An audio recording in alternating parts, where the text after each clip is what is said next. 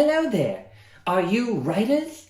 Well, I hope you have your pencils sharpened, your pens filled with ink, and you've stretched out your fingers so they're nimble on the keyboard. Because I Should Be Writing will be starting at noon Pacific Time sharp. See you there.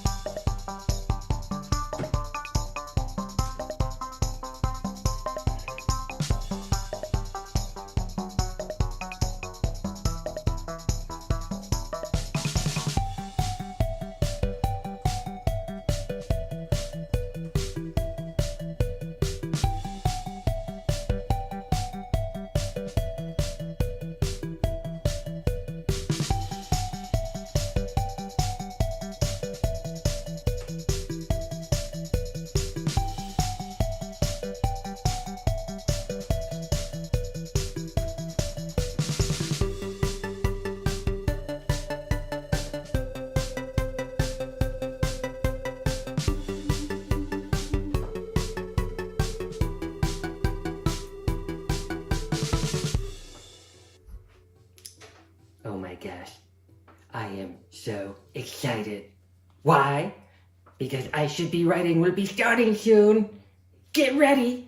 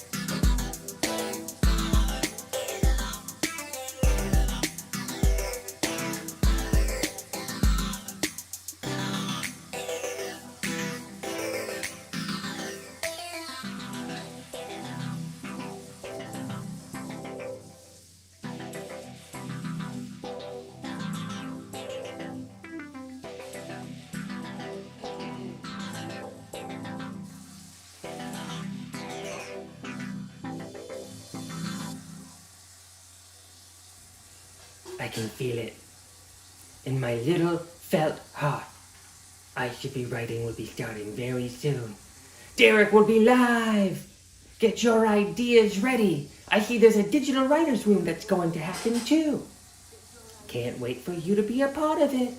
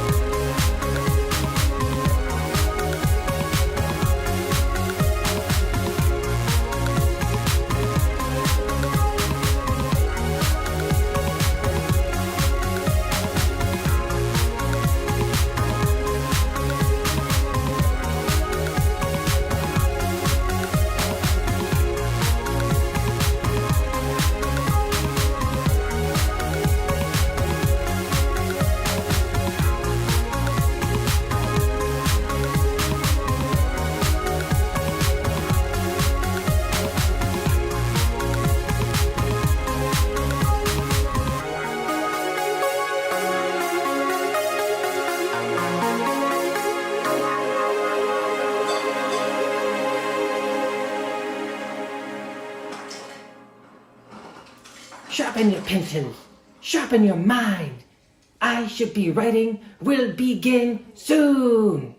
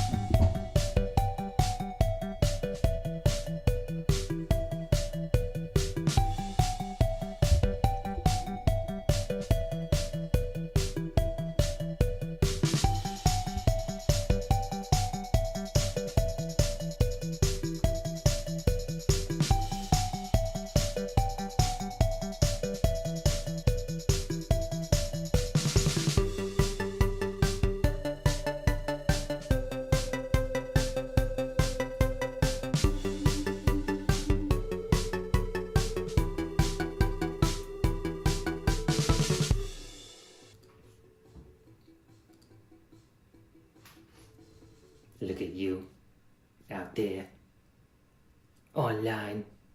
Being writers. I'm so excited for you. I hope you're ready for the rest of your writing day. I'm so excited. I'll see you on the stream. You're ready for the rest of your writing day.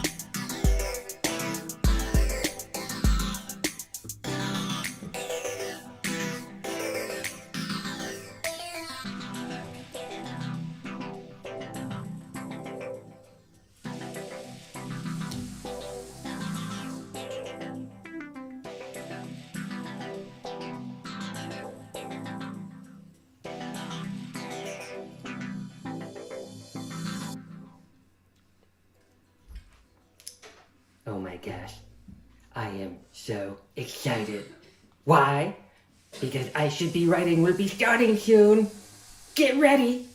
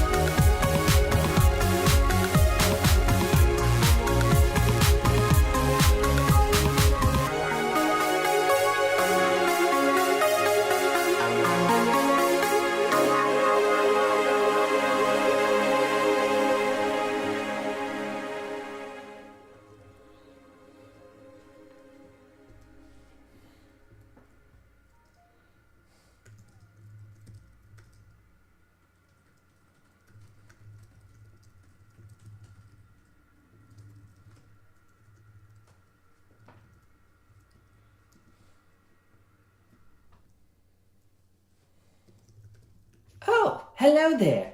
Are you writers?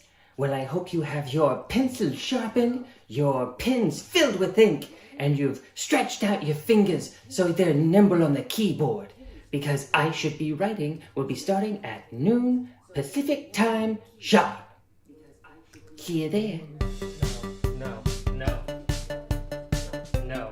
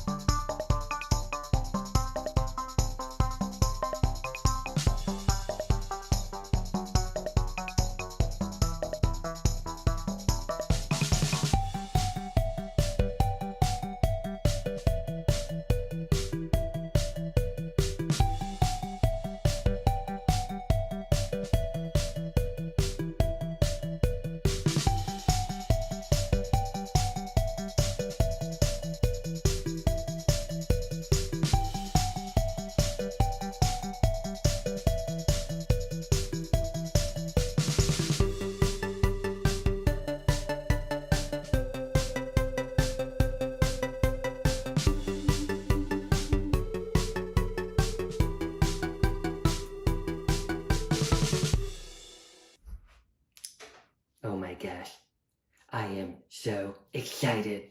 Why? Because I Should Be Writing will be starting soon. Get ready.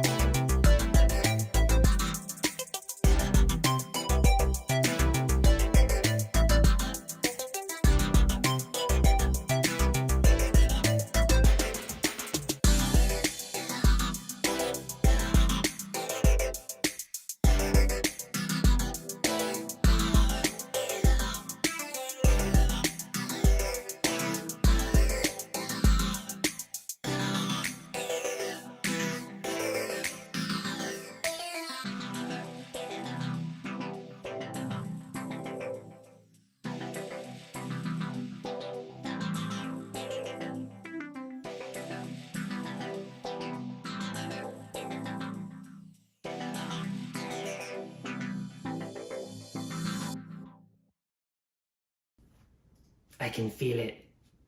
In my little felt heart. I Should Be Writing will be starting very soon. Derek will be live. Get your ideas ready. I see there's a digital writer's room that's going to happen too. Can't wait for you to be a part of it.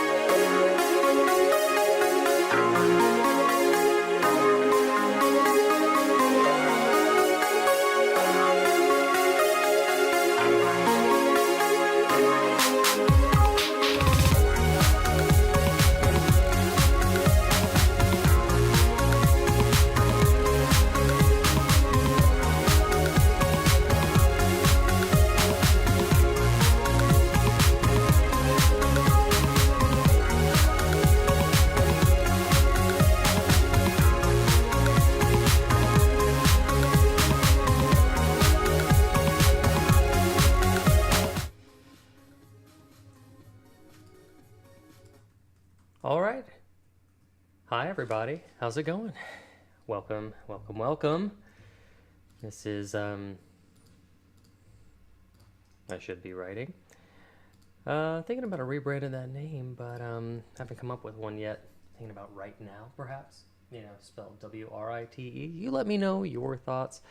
Welcome, welcome. So glad to have you. We have some people in the chat already and can play. Saying, hi, am I early? Early is on time, so you're always right on time. And let's see, we have Mealpha out there. Thanks for joining. I wanted to do something a little bit different today after we kind of like settle in and say hi to everybody, catch up, tell me how you're doing. We're going to do some creative free writing today, like a little bit of free association, a little bit of pantser, off the cuff, improv, writing, you know, following the tenets of drama still, and try and crank out a short story before we go and edit a Roseman's Tale a little later in the stream. But yeah, let's see who is here. You can play what's going on. Also, be sure to join the Discord. I'll go ahead and put a link in the Twitch TV chat and in the YouTube chat. Let me see here. Let me just grab a quick link.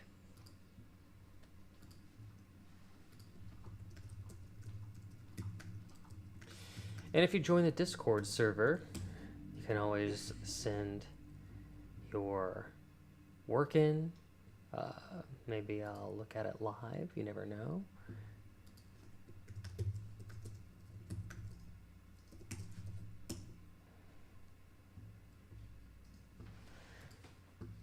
I know we have Carrie Ann Author out there who has been working on her pilot for quite some time and just got notes back on it. Wants to take a look at it today.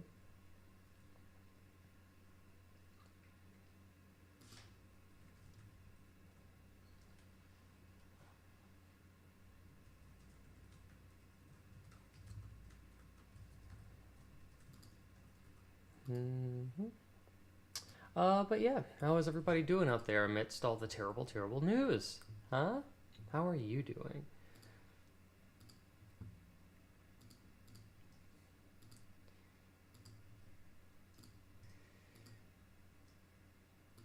Okay. Let's see. If you were also to join the Discord server, see some lovely artwork put under the Ink and Paint channel by our one and only Scrolls, and a wonderful cat series. What is this called?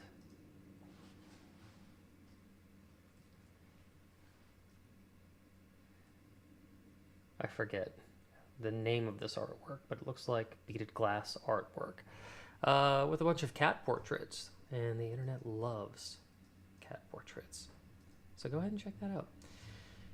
Let's see what else we have going on today. Okay, so I think I am going to maybe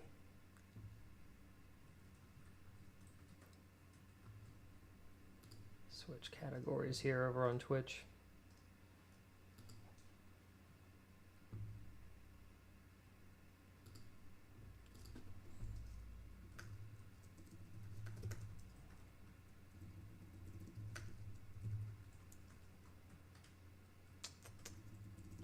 Let's go back to our good old reading and writing.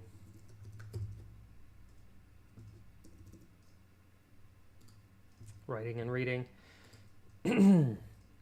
Make ourselves available over there. All right, because that's what we're about to do. We're about to do some creative free writing. Well, what does that mean? It means, one,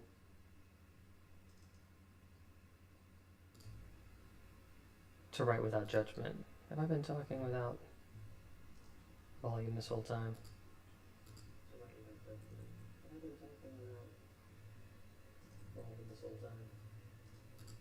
Okay, just testing.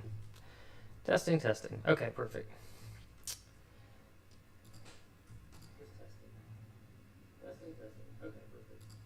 Does that feel a little echoey to you?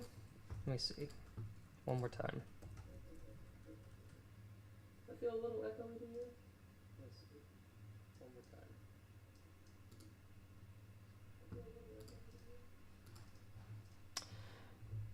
Okay. Either way, I can hear myself. Okay. All right. I think that one's better. Perfect. So we have free writing for today, February 3rd, 2026. Ink and Play says, I have my script up, but I have been gaming. Well, it's more important, Ink and Play. What are you gaming on? You don't have to always be writing, but you know, us writers are really good at procrastination. Also, check out my fun little mug. I'm gonna go back to full screen for this real fast. This is my book mug, gifted to me by my mother, hand painted. I don't know if you could tell on screen, but books stacked in mug form. My writer fuel. Okay, now where was I? Dead by Daylight Dead by Daylight. I haven't heard of that. Is that on the Steam Deck?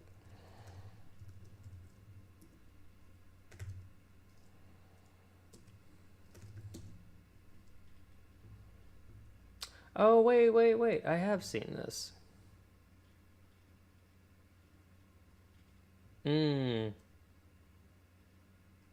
Interesting. And can play, do you play on Twitch? I mean, might as well, as as Uncle Rico would say, might as well do something while you're doing nothing. You do? Oh, excellent.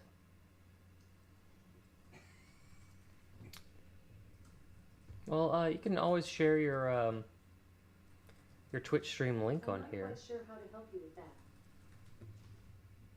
Okay. You stream gaming and writing. Okay, but mostly just gaming right now is what I'm hearing.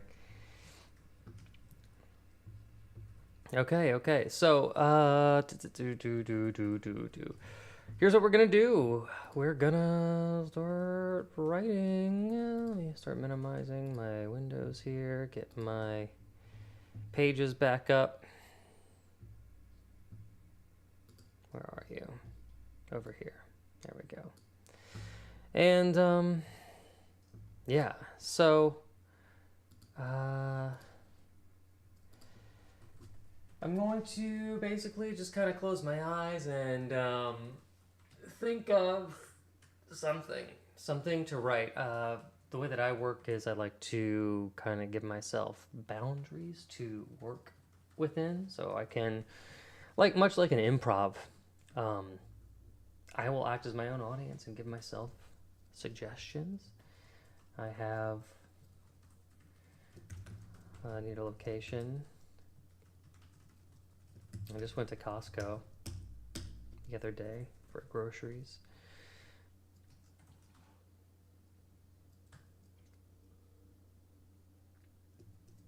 A title in mind. Maybe like a love story. If you need a love story, then maybe a couple. So let's do a characters. Character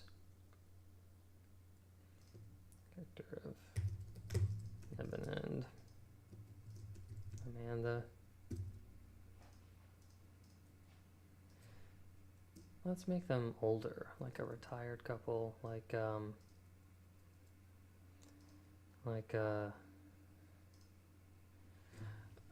Martin and Barbara, maybe. All right, let's give them a little age, like a retired married couple. If it's a love story, script math tells us like, ooh, I want to feel good at the end, so maybe we can feel a little drab at the beginning. So retirement couple that has fallen into their routine, lost their spark.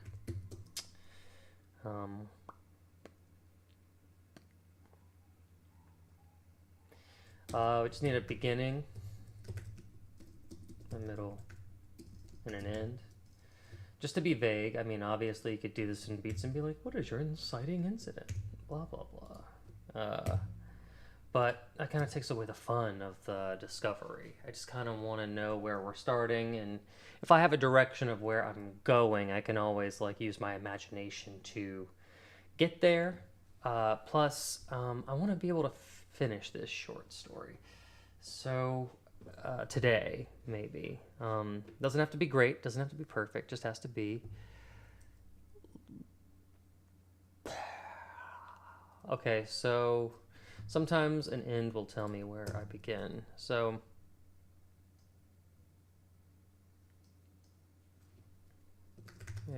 sit together. Having is where we want to end up.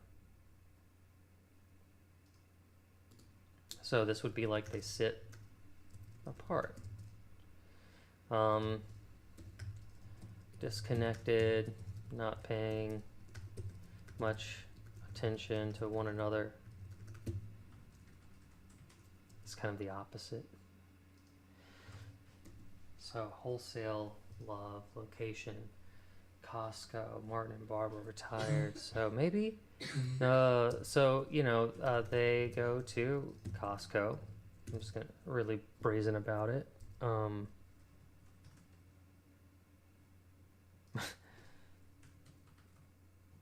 Costco members can purchase the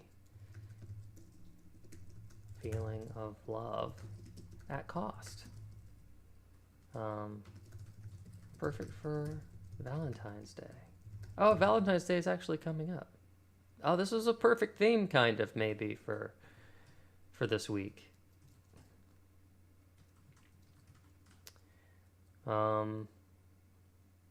Okay. Well, okay, I guess that's all we need. I just need to kind of start the story. Let me check the chat before we go in. See how people are doing. Okay, starting on page 15, bakers, wholesale. I think someone who works at a store. Oh, okay. Thank you for the suggestions, Ink and Play. I'm sorry I read this too late. I've already got my brain revved up. I'm not going to be looking at the chat. I'm just going to be kind of stream of consciousnessing this thing. But I appreciate you. Also, it'd be fun to see what you do on your stream. Like maybe if you were to tell the same story a different way, like what happens whenever somebody uses like the same prompts, but you're a completely different thinker, right? That would be kind of fun. So, Martin and Barbara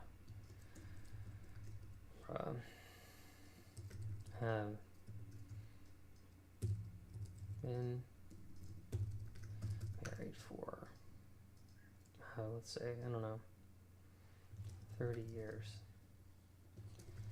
They have a quiet little life on a quiet little street in a quiet little suburb.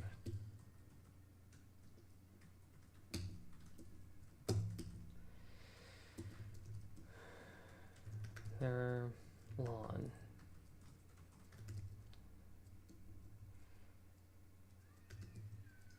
is routinely maintained.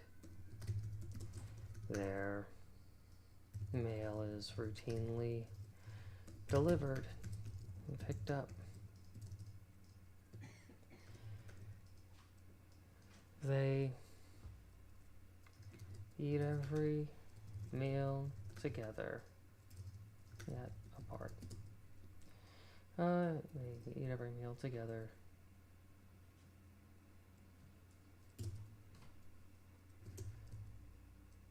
Take walks. No, not take walks. They meet up. They eat every meal together. They drive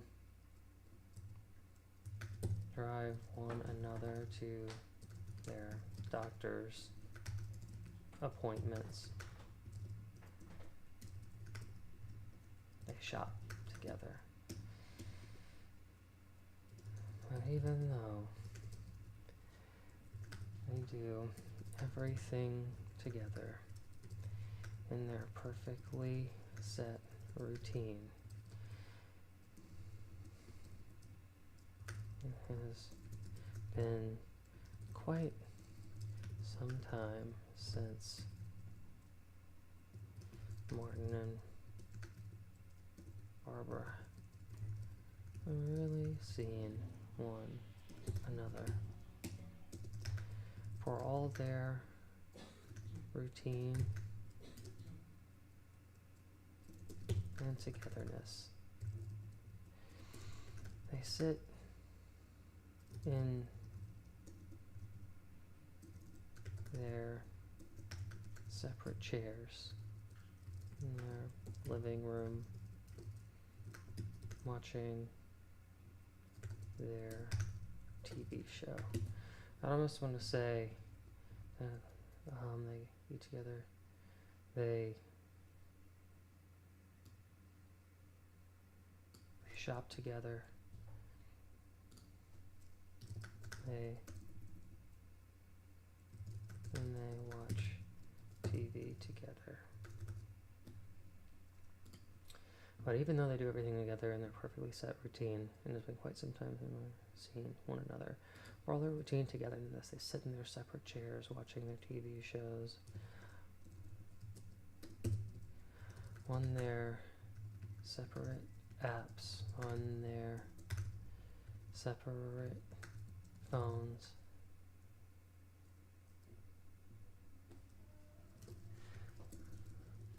Waiting for the next piece of routine to set in. One day, early February, Martin and Barbara set out on their routine shopping trip to Costco. They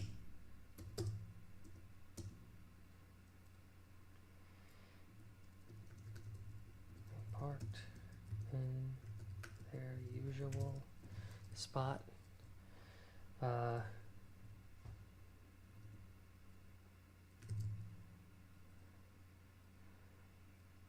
And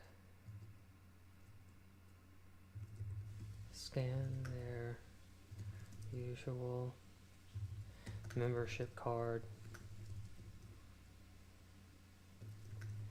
They combed the usual aisles,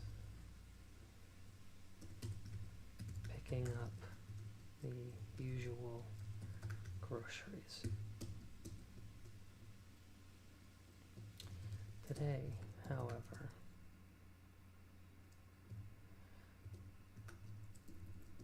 Martin and Barbara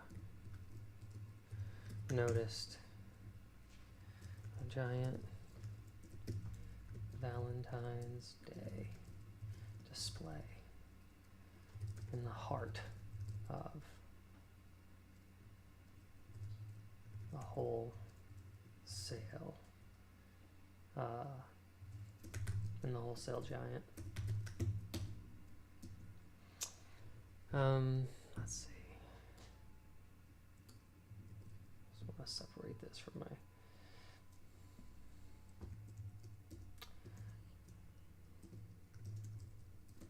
wholesale love. The advert read,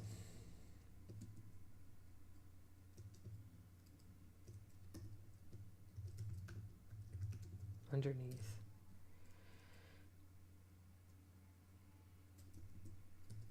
the display case of glowing pink vials. No, vials. Oh,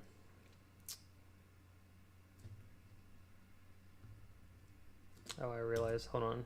If you guys want to see this, I have to kind of give some space and scroll down. There we go. Underneath the display case of glowing pink vials, a disclaimer.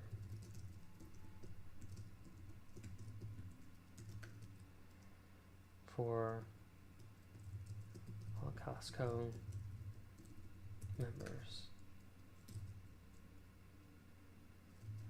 Recapture the love.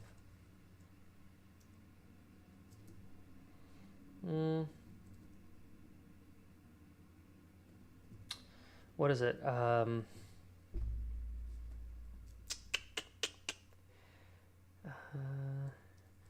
all members, purchase the feeling of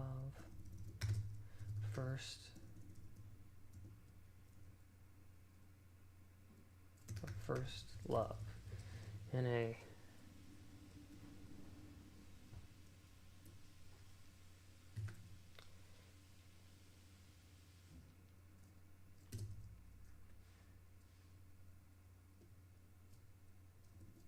this Valentine's Day.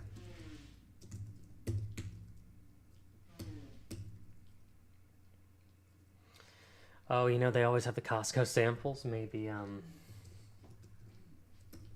Barbara, intrigued, wandered away from Martin and ventured over to the small sample table.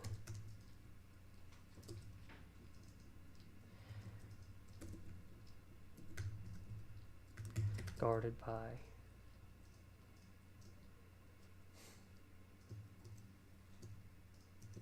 Deborah. We'll spell it like that for me. An elderly woman woman in a bright vest, handing out little paper cups of the bright pink liquid.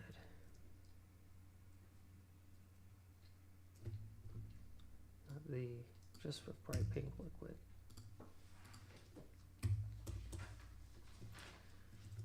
What is this? Barbara prodded.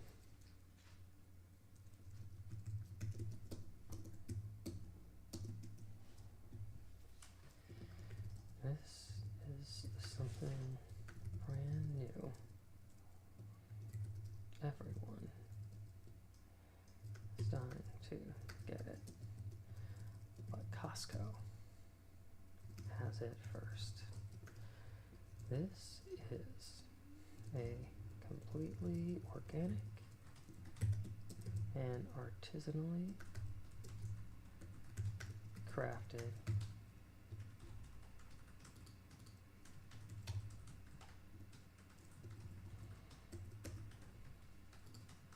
I don't know how to spell artisanally.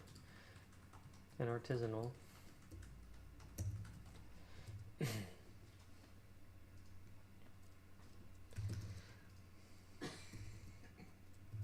Love extract. Love potion. Barbara raised her eyebrow in doubt. No, not a love potion.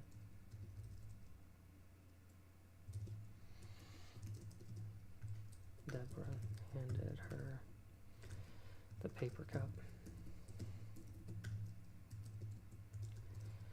Just the feeling, just something that helps you remember the feeling of your first love. Here, try it. It's completely safe.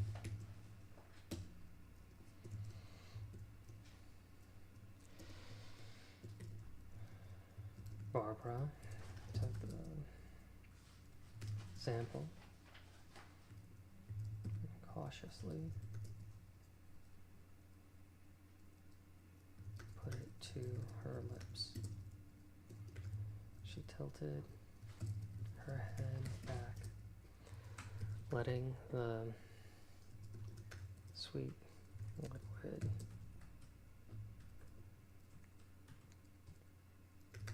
her tongue.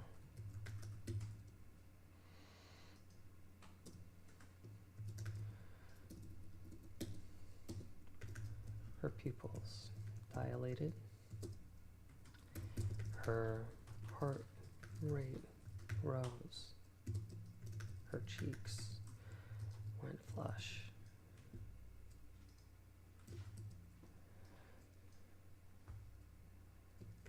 Her face warmed instantly.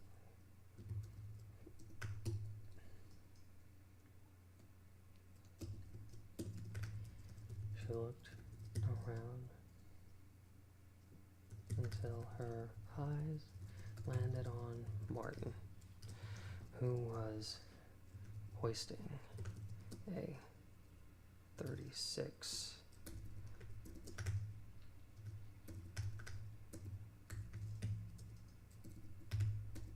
Freudian slip, maybe 36 pack of toilet paper into the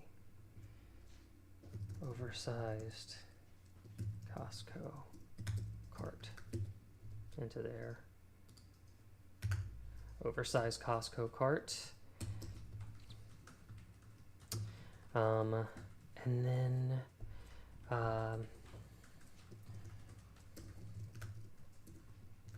Barbara's heart felt like it hadn't in a long time. A rush of emotion.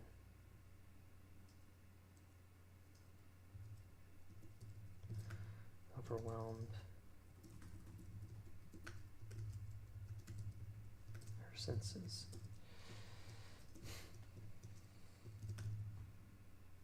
Longing, passion, intimacy, jealousy, lust, all of it. She felt compelled to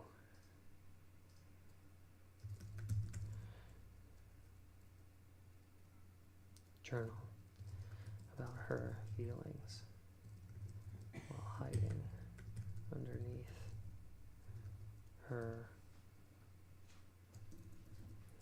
the blankets on her bed, just as she did when she was a teenage girl.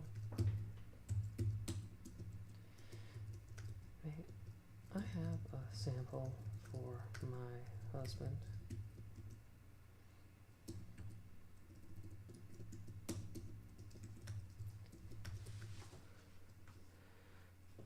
One sample for customer.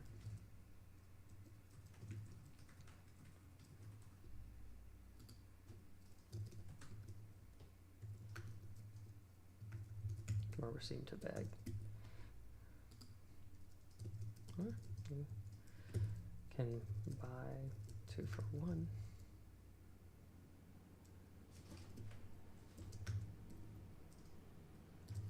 Right off the display.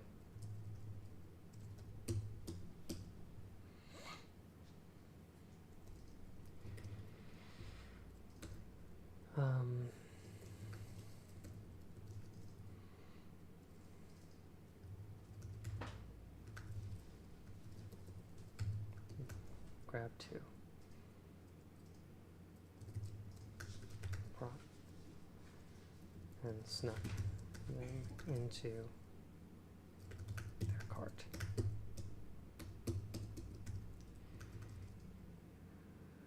Later that evening.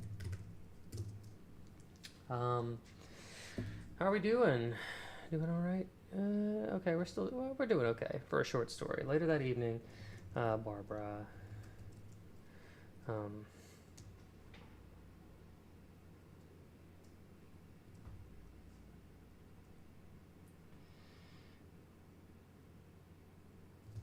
Martin had their cooked their routine meal and had their routine dinner.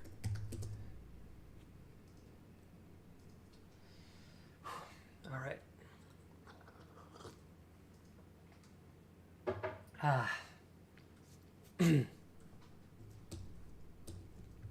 Except today, Barbara poured the pink liquid into 2 glass flutes. A toast to us.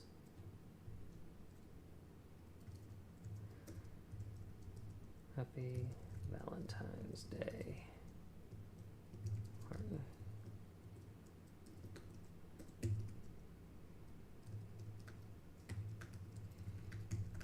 Barbara raised her glass. last Valentine's Day. Barb.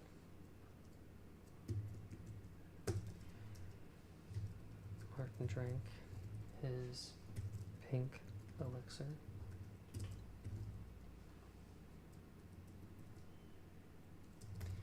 Without so much as a clue as to what it would do.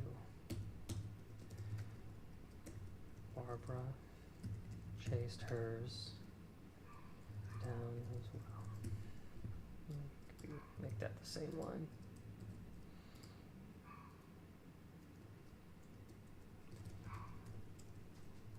Barbara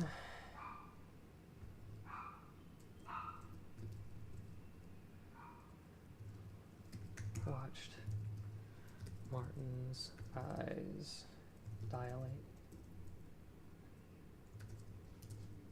Do I know how to spell dilate? There we go. Barbara watched Martin's eyes dilate, his face blush, and his back straighten.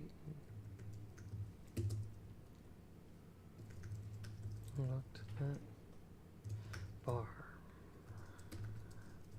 They renewed sense of emotion, just because I don't know what to say right there. Let's see what else can happen.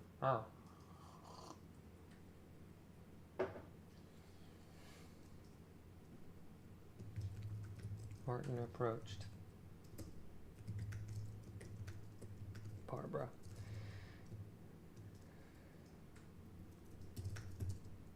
Took her in his arms and kissed her with passion of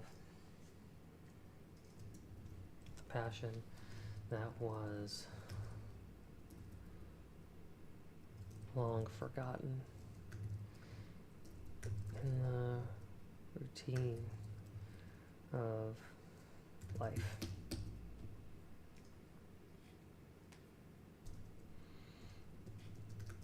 Their hearts raced together. Their fingers interlocked.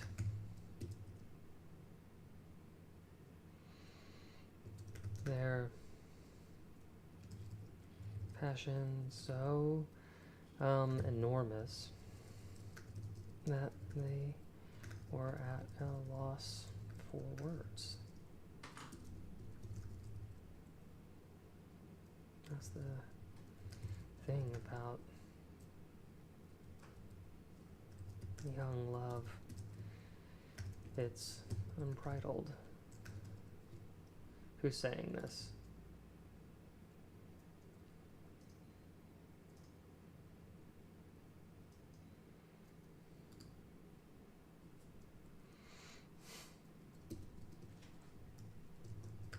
Let's just say after a joyous night together.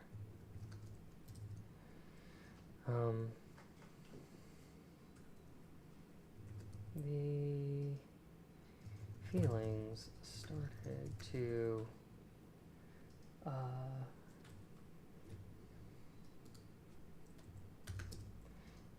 started to turn after Barbara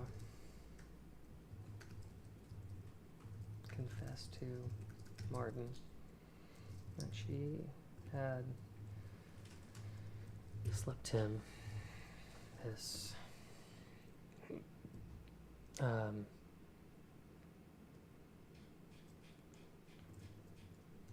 potion,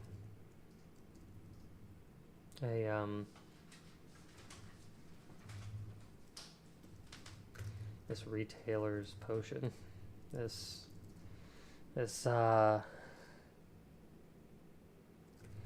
wholesale potion.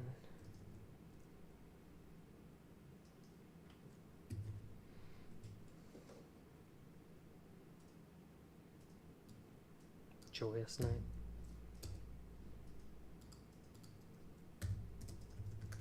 Their feelings began to turn on them, as young love does.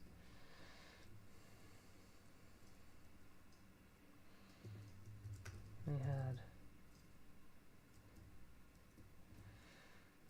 a feeling, passion.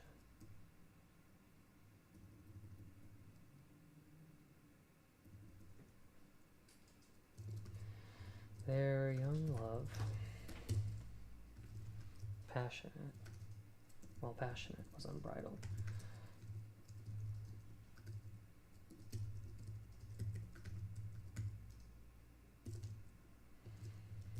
Soon their longing turned to feelings of anxiety, jealousy, and a fear that they both might leave one another.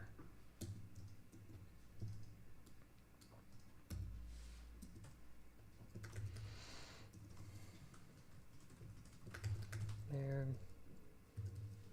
young love. I feel like I'm about to be repetitious right here, but this is kind of the lesson. And we also need to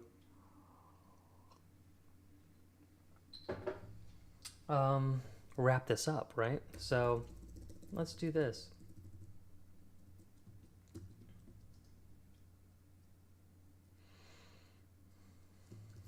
They sat on their bed together,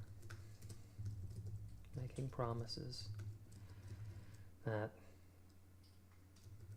they would always be together, no matter what. They reminded themselves of the promises they had made on their wedding day. They vowed that no matter how bad life got, how bad or boring or sad life became, they would always be there for one another.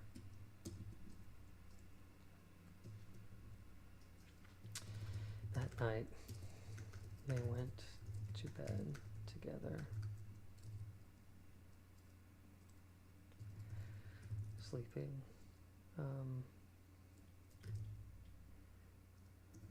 about sacrificing their own sides of their sleep number bed to hold one another in the center.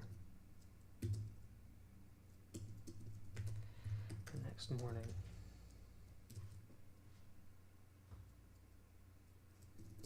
when they woke,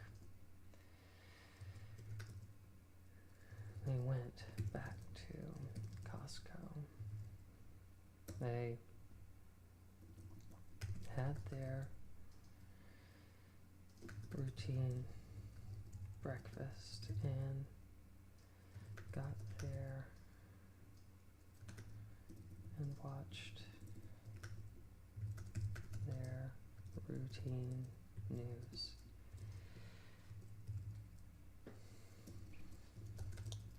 They took their routine, they filled their car with routine gas and made an unconventional stop. Marvin and Barbara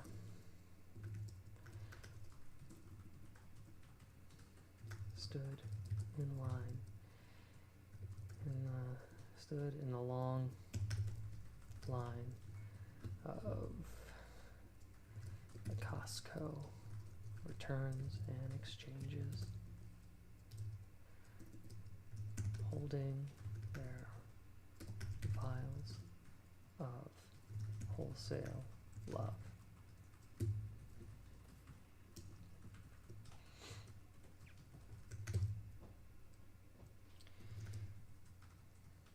When they got home, they unloaded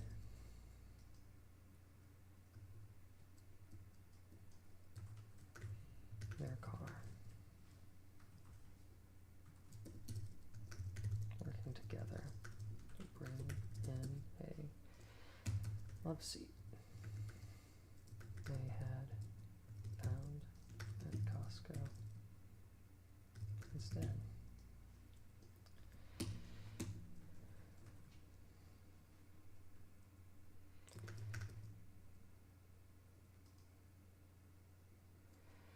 They tossed out their separate chairs and sat together in their routine living room, watching their routine news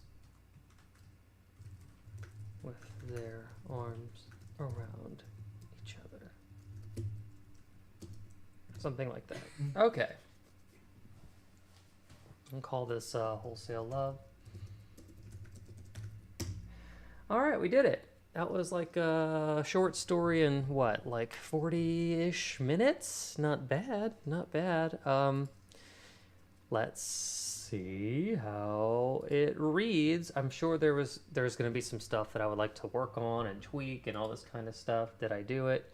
I use the location of Costco. I'll keep the title on the page here.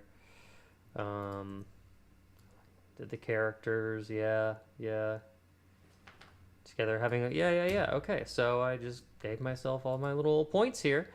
A little 2-pager. Let's just read through it real fast before we kind of reset and move along, shall we? Also, let me check the chat. Oh, me Alpha with my Dino Dance. Thank you so much. You know I love that Dino Dance. I know I was locked in. I know I was zoning out. I'm sorry. Also, I didn't realize that this is so weird. Why is that so weird? How long has that been like that? Okay, that's what it's supposed to look like. So. Let's read through this. Let me check the YouTube one. Nobody's ever on YouTube. Okay. Back to my pages. This is Wholesale Love. Martin and Barbara have been married for 30 years.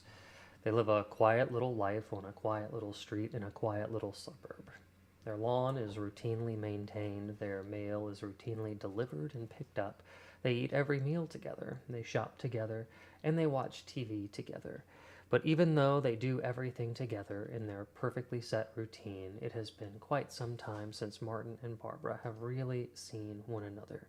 For all their routine and togetherness, they sit in their separate chairs in their living room watching their TV shows, on their separate apps, on their separate phones, waiting for the next piece of routine to set in. One day in early February, Martin and Barbara set out on their routine shopping trip to Costco. They parked in their usual spot and scanned their usual membership card. They combed the usual aisles, picking up the usual groceries. Today, however, Martin and Barbara noticed a giant Valentine's Day display in the heart of the wholesale giant. Wholesale Love, the advert read. Underneath the display case of glowing pink vials, a disclaimer: for all Costco members, purchase the feeling of first love this Valentine's Day. Barbara, intrigued, wandered away from Martin and ventured over to the small sample table, guarded by Deborah, an elderly woman in a bright vest handing out little paper cups of bright pink liquid. What is this? Barbara prodded. This is something brand new. Everyone is dying to get it, but Costco has it first. This is a completely organic and artisanal love extract. A love potion? Barbara raised her eyebrow in doubt. No, not a love potion, Deborah handed her the paper cup. Just something that helps you remember the feeling of your first love. Here, try it. It's completely safe. Barbara took the sample and cautiously put it to her lips. She tilted her head back, letting the sweet liquid hit her tongue. Her pupils dilated. Her heart rate rose. Her cheeks went flush. Her face warmed instantly. She looked around until her eyes landed on Martin, who was hoisting a 36-pack of toilet paper into their oversized Costco cart. Barbara's heart felt like it hadn't in a long time. A rush of emotion overwhelmed her senses. Longing, passion, intimacy. I'm going to take jealousy out just because I'd like it to go negative later. Lust, all of it. She felt compelled to journal about her feelings while hiding underneath the blankets on her bed, just as she did when she was a teenage girl. May I have a sample for my husband? Barbara seemed to beg. 1 sample per customer, or you can buy 2 for 1 right off the display. Barbara immediately grabbed 2 and stuck them into her cart. Later that evening, Barbara and Martin cooked their routine meal and had their routine dinner, except today Barbara poured the pink liquid into 2 glass flutes. A toast to us. Happy Valentine's Day, Martin. Barbara raised her glass. Happy Valentine's Day, Barb. Martin drank his pink elixir without so much as a clue as to what it would do. Barbara chased hers down as well. Barbara watched Martin's eyes dilate, his face blush, and his back straighten. He looked at Barbara with a renewed sense of emotion. Martin approached Barbara, took her in his arms, and kissed her with a passion that was long forgotten in the routine of life. Their hearts raced together, their fingers interlocked, their passion so enormous that they were at a loss for words. After Barbara confessed to Martin that she had slipped him the wholesale potion, their feelings began to turn on them. Their young love, while passionate, was unbridled.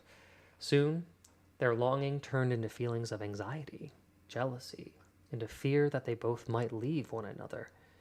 They sat on their bed together, making promises that they would always be together, no matter what. They reminded themselves of the promises they had made on their wedding day. The vow that they... I see.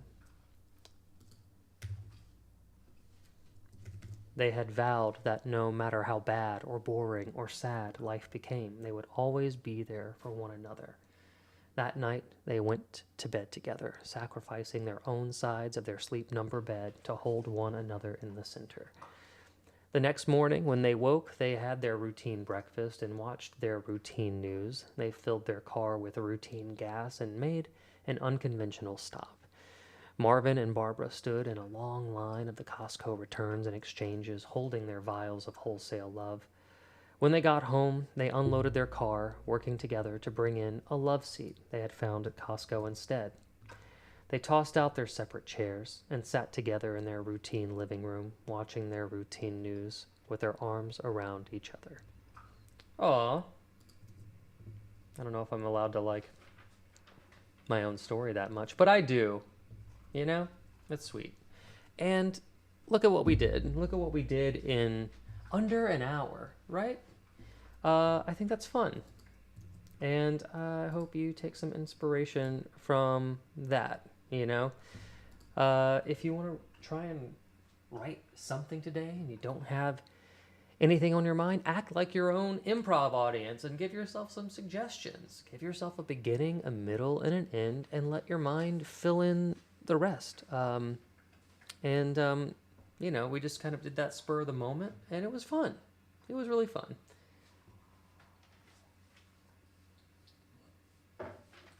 Okay.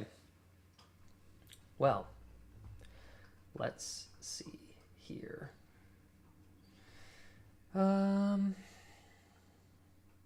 What's next on the schedule? We have quick reset, setup, and live writing The Ropesman's Tale. Okay, now I don't have to invent. Now I have to judge my old writing self.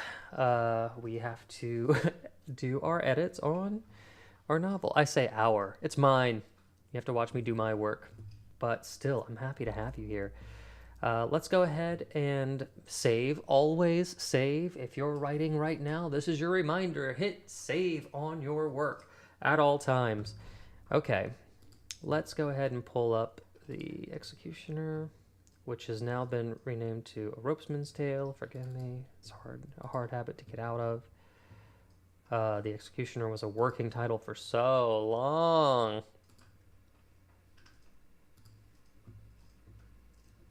There we go.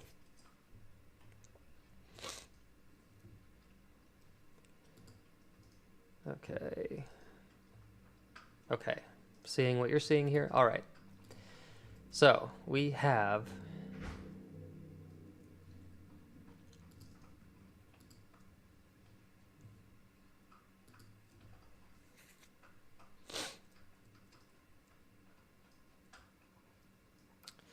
the top of the chapter, making amends. Woo! Okay.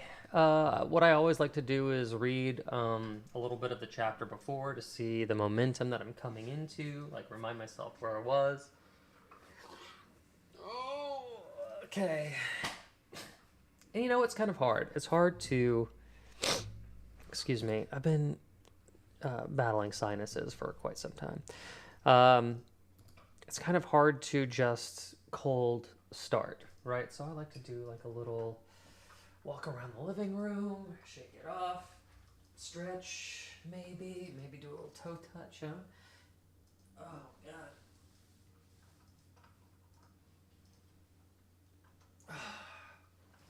You know, get a little physical reset, have a little drinky poo.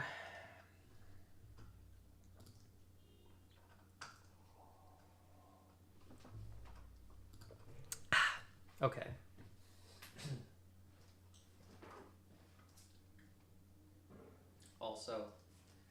Also finished my tea in my cool book mug. Thanks, Mom. She's one of the people who watch here. So, although I don't think she listens, I think she just has me on in the background.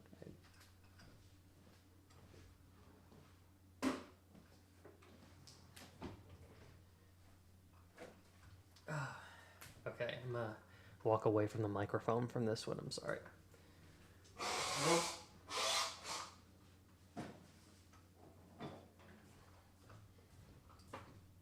It's live streaming, y'all.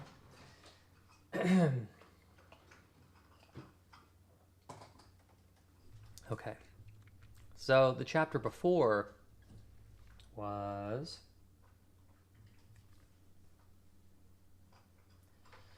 the cost of control, right? So Robert Devereux seems to be losing control of the important role of the town's executioner to the Queen.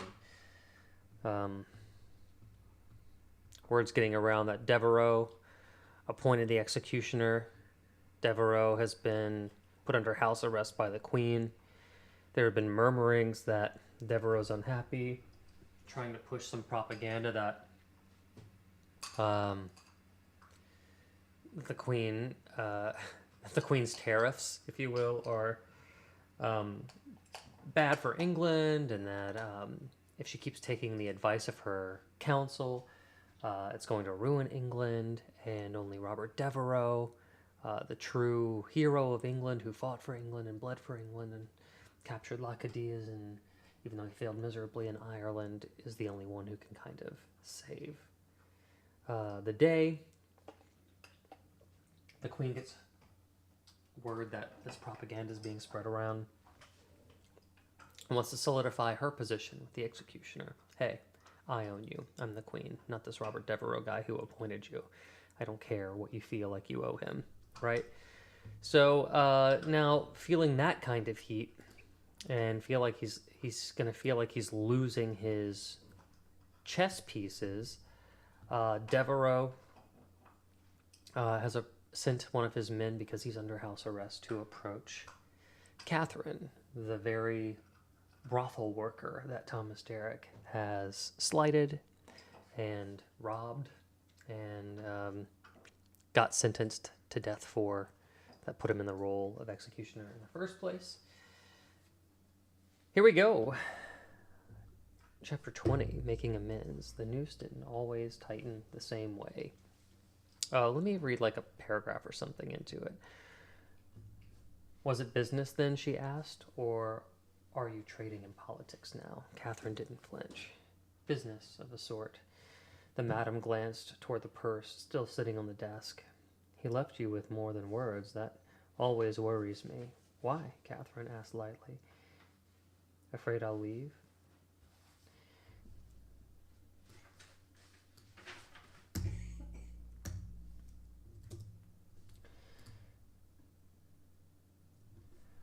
I missed the coin, not your disposition, the madam said, then softened.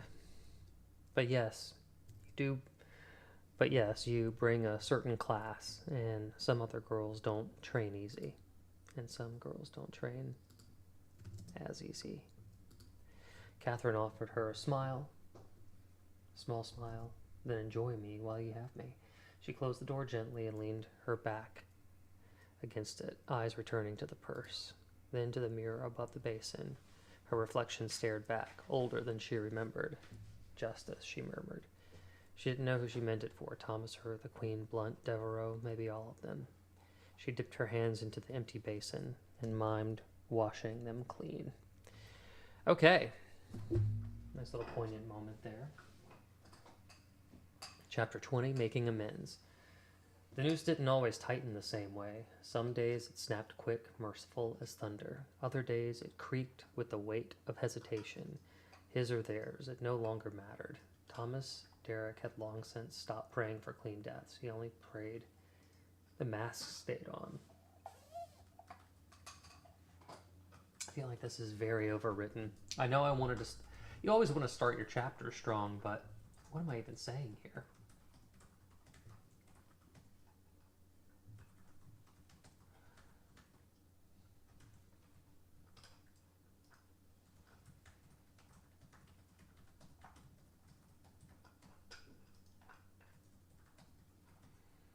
I'm almost thinking about cutting this. Imagine this chapter starting this way. It was late by the time he stepped away from the scaffold.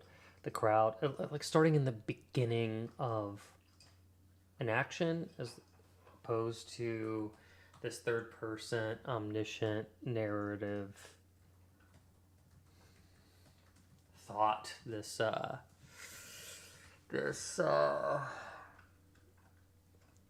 All my words flee my brain. This ponderance. I think this is better. The crowd had already dispersed, but their whispers lingered like a low morning fog. He felt them wherever he went now. That's him, they would say in a hush. The Queen's hangman. Some offered nods, others turned their eyes away. Some avoided walking the same path with him altogether. He wore the executioner's mask at the gallows even though he didn't need to, not to hide his identity, but to hide what his face might give away. It had been 3 days since the summons to Whitehall. 3 days since the Queen's seal had weighed down his pocket and her words had pinned him to his purpose, like a dagger through parchment. He had not slept soundly since.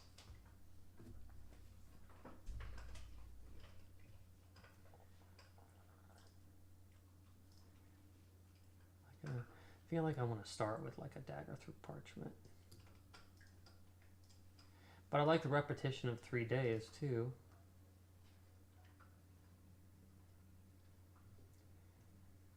I think maybe I just need to get rid of weighed down his pocket with her words. And just be like, 3 days since the Queen's seal had pinned him to his purpose like a dagger.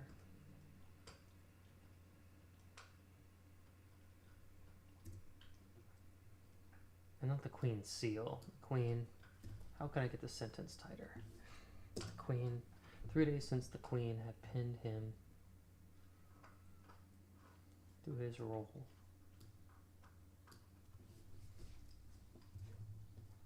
His destiny. Like a dagger.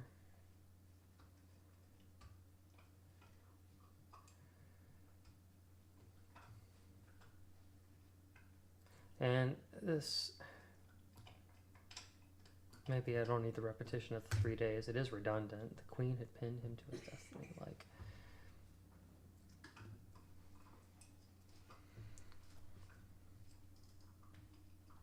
I just like that image, like a dagger through parchment, I guess. Like a dagger pierced. Like a dagger had pierced parchment. I think I said it right. That's fine. He had not slept soundly since. The medal she'd given him remained locked in the cupboard. Oh, okay. Typed too fast there. Beside his hearth.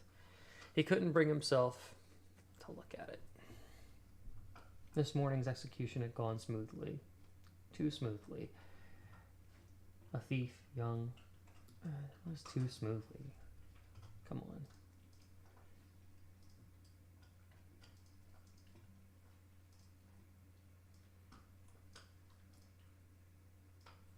A thief, young, barely more than a boy. Thomas had hesitated before pulling the lever.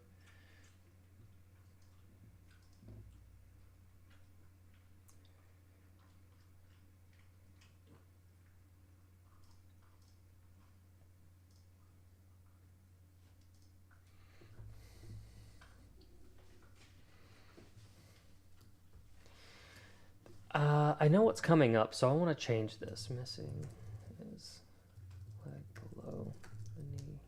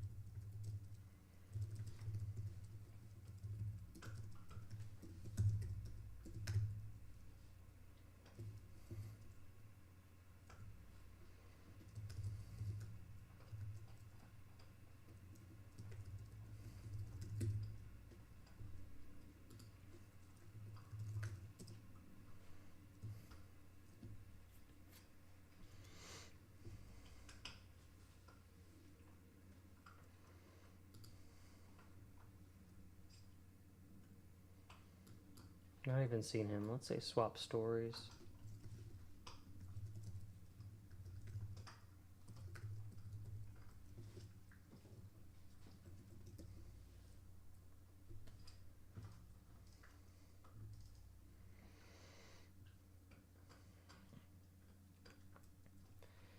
They'd always ask for mercy in the end, or their mothers, even the hardest ones, even the proud. A dusk fell over Tyburn.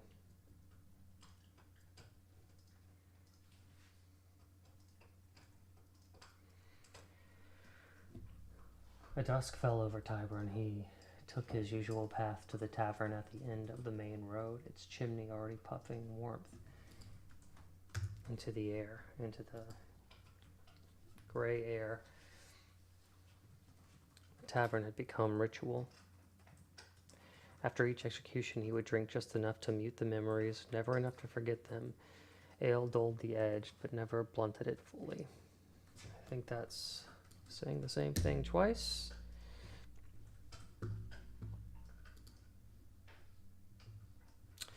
Pufferfish Twitch, what's up? Hello, are you a fan of Pokemon Mystery Dungeon? I am not. Only because I don't know what it is, not because I'm against it. I'll be honest with you. But maybe some other people in here in the chat are. Chat.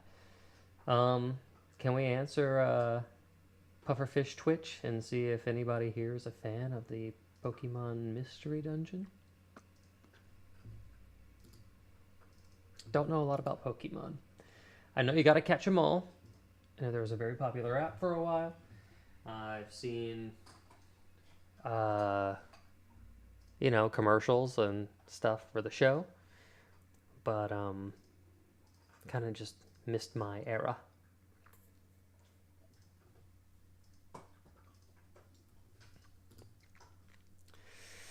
Okay. Let's keep editing. Inside, laughter rumbles. Laughter rumbled and tankards clinked. Townsfolk with loosened tongues and flushed cheeks shouted over each other in celebration of things he no longer understood. The light spilling from the windows armed the street. Armed the street. Wow, Derek, that's some choice words you made. But Thomas stayed outside, staring through the glass.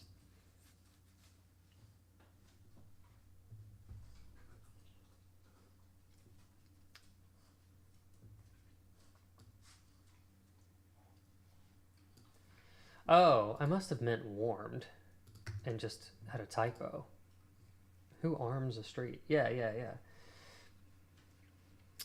Nevermore 21, hello, Mookie.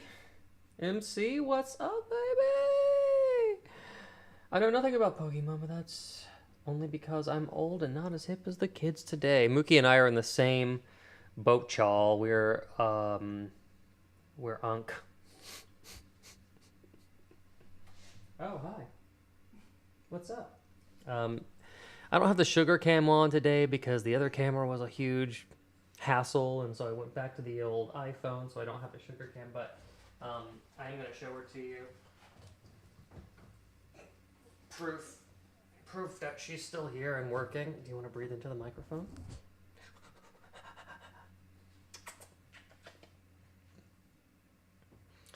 Nevermore. So I just finished one of my first drafts. 67,000 words. Excellent. So it looks like your first draft is a novella. Congratulations.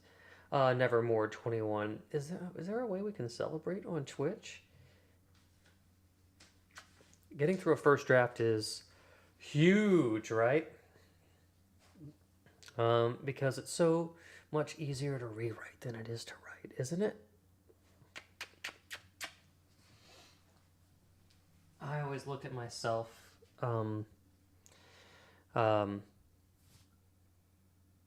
I always look at my first draft as another writer completely, and I just get to be like, you know how I would fix this, you dummy? And I treat my past writer self like they are such an idiot, and of course you can't do that. Of course, you know, like kind of put some distance between myself and the first draft, and I've done that with the Executioner too. Like, it's been a while since I finished my first draft, and then I had to set it down for weeks, maybe months, maybe something like that. You wanted it to be a novella, fantastic. Scrolls. Scrolls for the win. If you want it to be a really spicy novella, gotta hit 69K. Okay, Nevermore 21. I guess you have to do that. You just pump out a couple thousand more words so we can get to that 69,000 word count. I'm sure that won't mess with your story at all. Let's see. Who else do I need to go in? He, capital.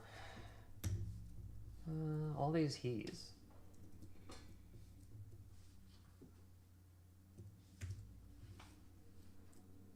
Steady, calloused, clean. And then at the scuff of dried blood on the side of his boot, he scraped it off against the cobblestone. He was still the hangman, but the mask was starting to fall. I don't need all this.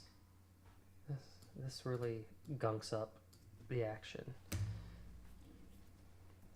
The sound of footsteps approached from behind, measured, light, familiar in the way one might know the footsteps of a parent. Thomas didn't turn at first. "Is that truly you?" came a voice, lilting with mockery, cold and smooth as river stone. "Or have the Queen's men taken to forging ghosts?" He turned.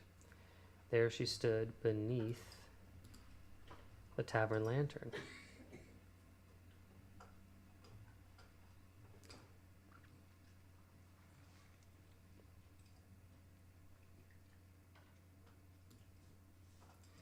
I don't get this line, to be honest with you. I don't know what I was trying to do with that. Yeah, Mookie's got to go do his budget meeting. Do it, Mook. Do it. We'll see you soon.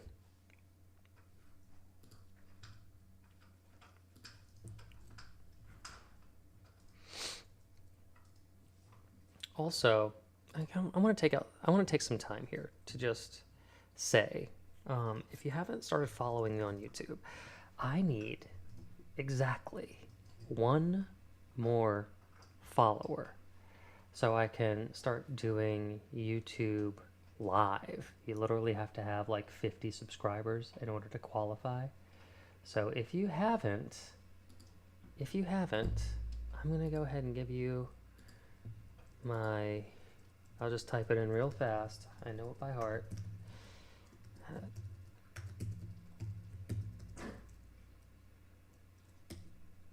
That's it. Go. Click follow.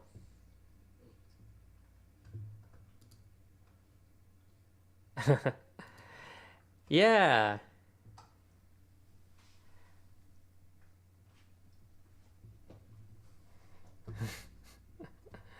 Just one more, literally, just one more, and I'll start. And in my next one, I'll start YouTube live streaming. It'll be fun. Vertically, I mean. I know I'm on YouTube live right now. But there we go. Scrolls is on the YouTube. Sup. Scrolls. Thanks so much for being on both. The best. Scrolls is just the best. And you've been here since the beginning. That's crazy, right? That's wild.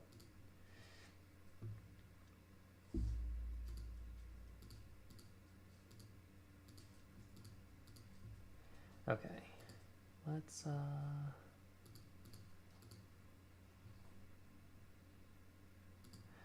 get back to it, I guess. I made the announcement. I just gotta wait for it to happen. Uno más, baby.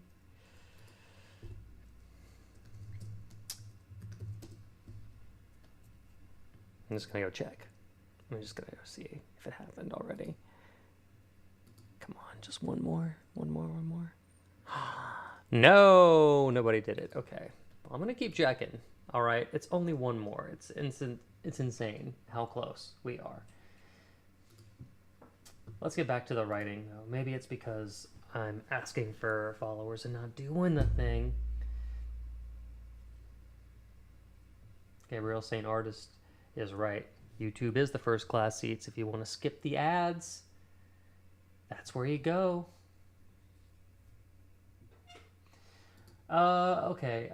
He turned. There she stood beneath the tavern lantern.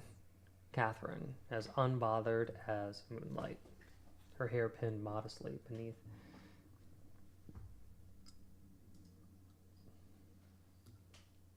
She's not unbothered.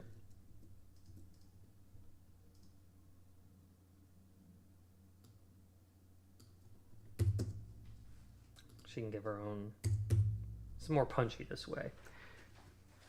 Catherine, her hair pinned modestly behind a linen cap, her dress plain but fitted just well enough to suggest she had not come by accident. Her eyes, sharp as ever, traced the curve of his jaw and the stiffness in his posture. "What ill fortune brings a knave such as you to this place?" she asked. Thomas blinked, breath catching just slightly. "Catherine, I..." His voice faltered. He tried again, quieter this time. "I bide my time." Oh, this is whenever I was doing Old English. I wait until night falls.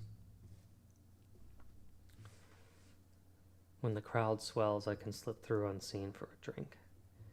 I suppose that makes you happy. This is my Old English. Gotta get rid of it. It would. It would make me happy to see you swing from your own device, she said flatly. But justice, as always, is cruel, so I'll take whatever sliver of your suffering I can observe. Her words landed like stones. I feel like I just called her River Stone up here.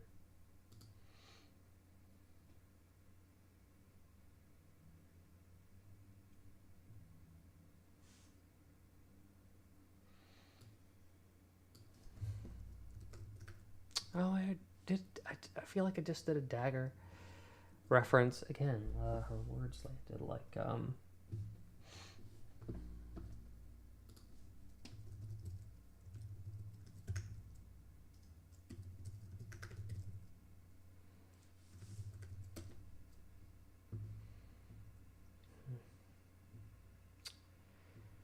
uh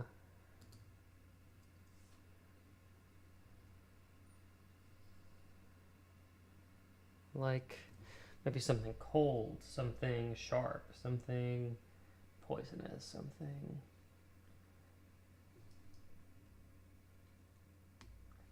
that needs to still. It just needs to be true in Elizabethan times, right? I can't be. Her words stung like a social media post, right? It doesn't fit. So let's just say let's just say stung. Her words stung because we did dagger, we did stone, something blunt, something sharp, and then something kind of like an insect, I guess, would be the way to go. Her words stung. Thomas looked down.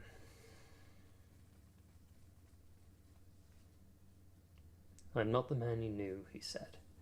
While I've escaped the noose, I've not escaped the cost. I find myself incapable of a normal life.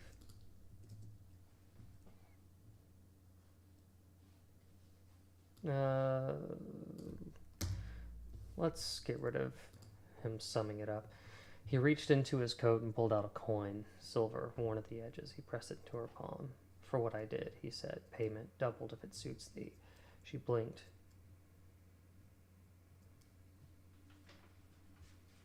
Just once, but the flicker of surprise passed quickly.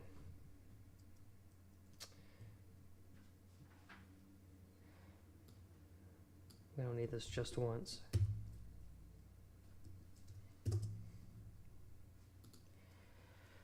A gallant gesture, she said, weighing the coin. Now when it serves you least, but better late than never, as they say. He took a breath. Will you strike me? Say again? I deserve it. Worse, in fact, it might ease me to hurt for you. Without warning, she struck him. The slap echoed against the tavern wall. Then another, and a third. Her hand found his chest, and with a final shove, he stumbled back with his breath knocked clean from his lungs. A few onlookers passed, uncertain whether to intervene. Thomas raised a hand, still gasping. "'Tis fine," he rasped. "Carry on." The crowd obeyed. Catherine, unfazed, smoothed her skirt. Thomas looked up at her, cheeks flushed, but calm. "My thanks." "Thou art not forgiven," she said. He nodded. A silence passed between them. "Perchance," she said, eyes flicking toward the door, "I could ease your way inside, smooth tempers within, so that you may buy me a drink." Thomas, still catching his breath, narrowed his eyes. "Why would you help a man you do not forgive?" "Because, Derek, I'm a better soul," she replied, "and fate has dealt us both a cruel hand. Give me your coin and wait." Suspicion flickered in Thomas's gaze. "Place your coin in trust," she said, "and bear witness to my word kept."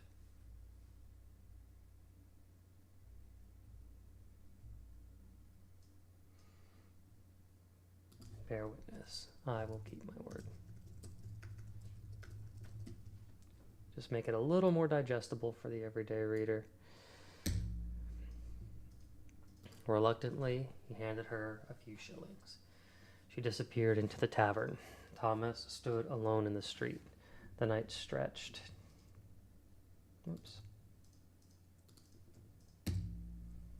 Full of smoke and noise and waiting. He watched as a father rode past with his son curled against his chest. I say this, but back in the day, I feel like a mother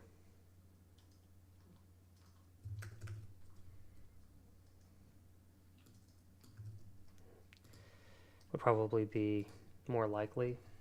I don't know. It feels like a modern feels anachronistic, I guess. Avenger swept away the last of his bruised produce. A couple kissed just beyond the glow of the next lantern. The laughter from the tavern grew louder. He shifted on his feet. Part of him was sure she wouldn't return. Then the tavern door creaked open. Catherine stepped out, cheeks flushed, smiling slightly. Come on, Derek.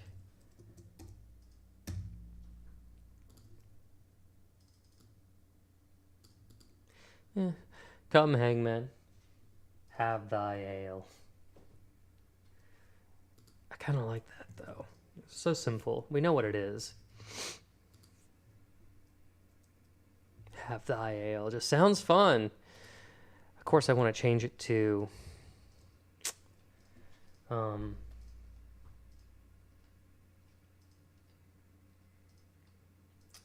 have your ale. Come, hangman, have your ale. I just like it. And I'm the writer, so I keep it.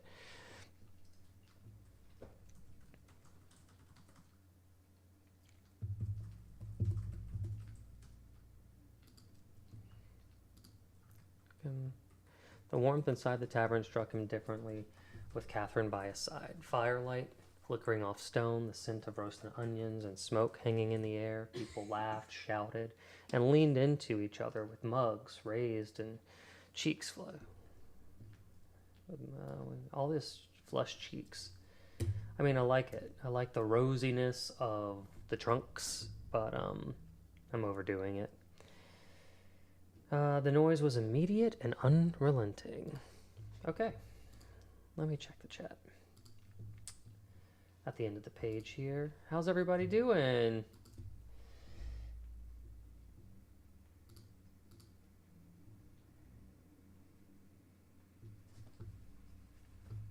And why does this keep happening? Why does my... I don't understand how that keeps happening.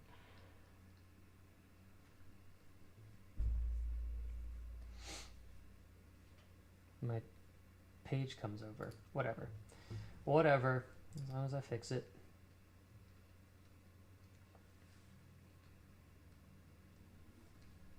Maybe you could do a subathon.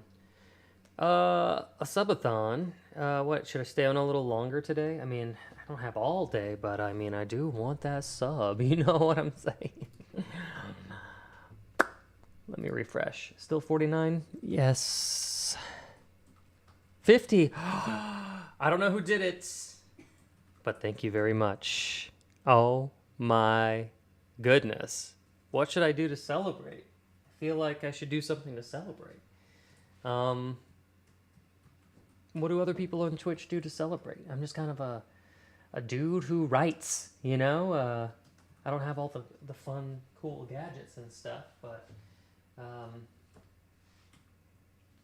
thank you. That's awesome. Fantastic. I can't wait. So at some point next stream, I'm going to be vertically streaming live from YouTube. So please don't unsubscribe because that's the goal. And I appreciate you guys. Thank you so much. That's fantastic. You left a sneaky sub on my alt account. Nice. Thank you. Scrolls, you dominate. You're amazing. I don't know how you keep coming through no matter what the sitch. 24-hour writing. Oh my god. I would die. Co-writing with the chat. I mean, I could do that. I mean, we do that with the digital writers room, which we're going to be doing a little later. Y'all, thank you so much. That means a lot. I appreciate it. I wonder how it's gonna be so cool. It's gonna be so cool. Okay. All right. If everybody in the chat has an idea for how I should celebrate 50 subs on YouTube, let me know, and I will do that because I don't have ideas when it comes to being an online personality. I'm just a personality who happens to be online. You know what I mean?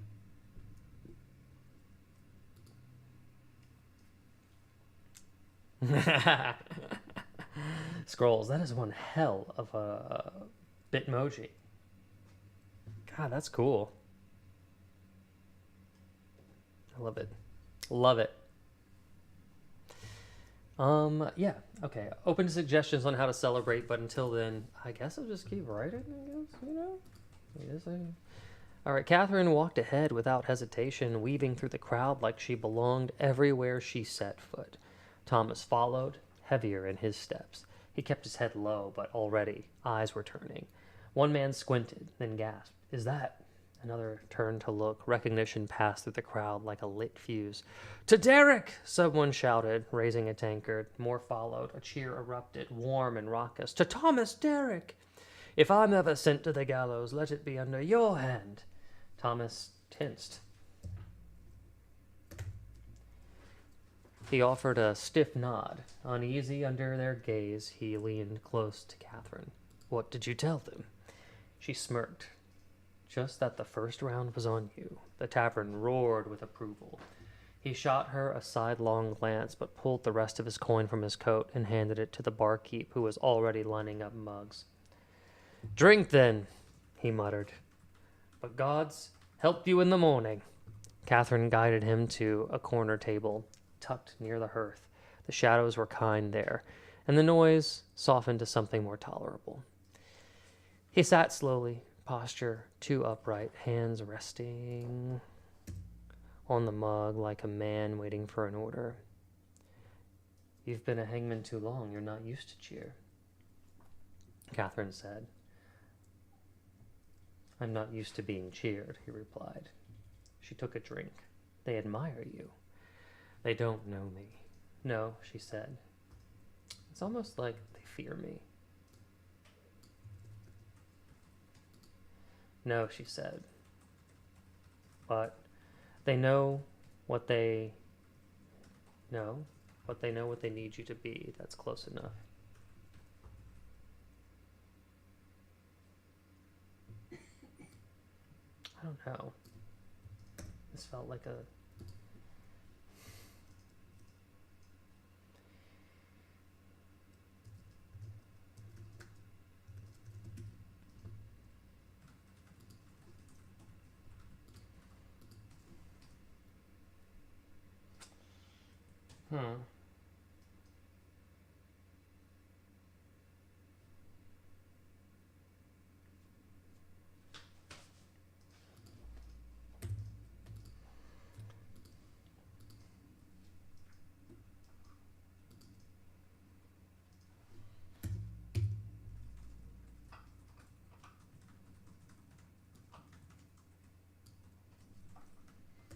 And it's kind of weird here, right? Like, you still don't trust me? Like, well, it's more like you don't trust me.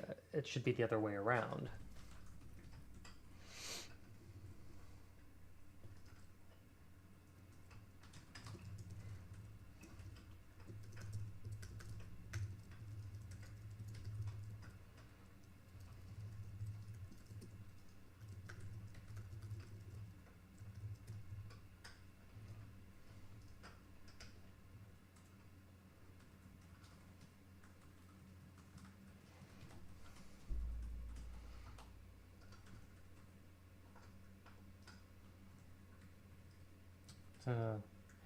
Maybe it's like to look a gift horse in the mouth, almost.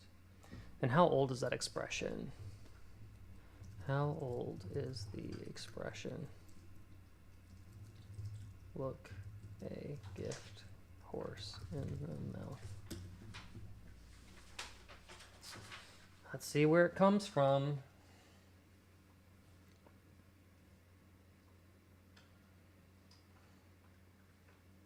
Ooh. Wow. 400 AD. I think we're okay. Wow.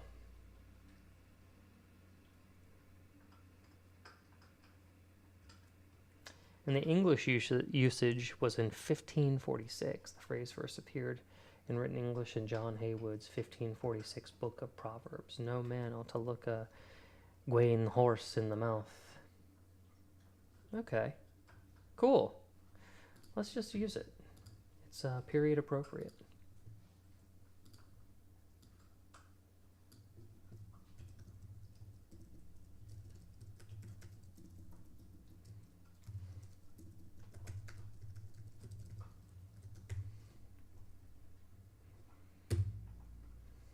You don't trust me. You must be a fool. And then maybe I could do a little italices here for a little. You don't trust me? You must be a fool to look a gift horse in the mouth. He looked at her. No. Should I trust you? No, she said. Probably no. They fell quiet for a moment. The fire cracked in the hearth, throwing soft light across the edge of her cheekbone. I've been thinking about amends, she said finally. Not forgiveness, but something close enough to start from. He studied her carefully. You're saying you want a fresh start. I'm saying I don't want to carry every grudge for the rest of my life. Some of them are too heavy. He nodded slowly. I don't know that I've ever had a real friend, not the kind that lasts. Well, she said, leaning back, that makes two of us. Thomas traced the rim of his tankard. What would friendship even look like for people like us? She smirked. Probably tense, probably short-lived. He let out a breath that almost passed for a laugh. The silence settled between them, heavy, but not uncomfortable. After a long pause, he asked, do you remember that night? Catherine didn't pretend not to know which one. The night before you stole from me, she said, voice cool and clear. He gave a slow nod. I do. She looked away. I remember what came after. He didn't press, but his eyes searched her face. I sometimes wonder, he said, quieter now, if you remember what came before. Catherine rolled the mug between her hands, eyes fixed on the dark liquid. Then, without looking at him, she said, you were better than most. Thomas blinked. He hadn't expected any honesty. Gentle, she added, then took another drink. Unnecessary, really, but not unwelcome. Something warm flickered in his chest, a fragile thing. He looked down, then back at her. I should have never taken that coin, he said. I had nothing. No food, no name, but that's no excuse. No, she agreed. It's not. I'm liking this dialogue. It's moving pretty fast. I feel like we're kind of bridging their gap well for what needs to come. Another page down. Let me check the chat.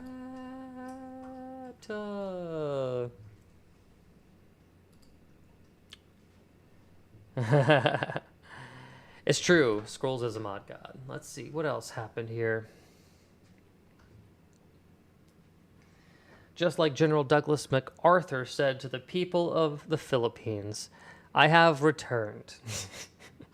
Maybe not quite as important as helping end a world war, but I am here nevertheless. I beg to differ, Mook. Your presence means the world to me.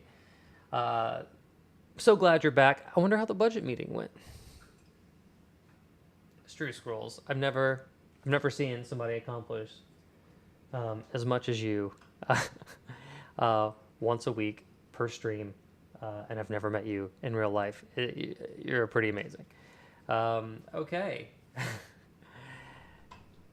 Let's see. What else? Nobody has a suggestion to celebrate?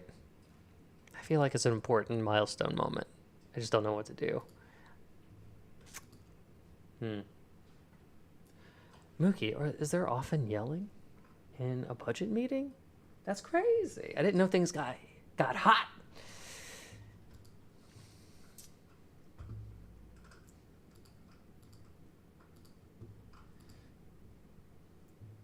Okay. I'm gonna read through this page and then I want to just check the chat again because I really want to celebrate some sort of way. Just haven't figured out how.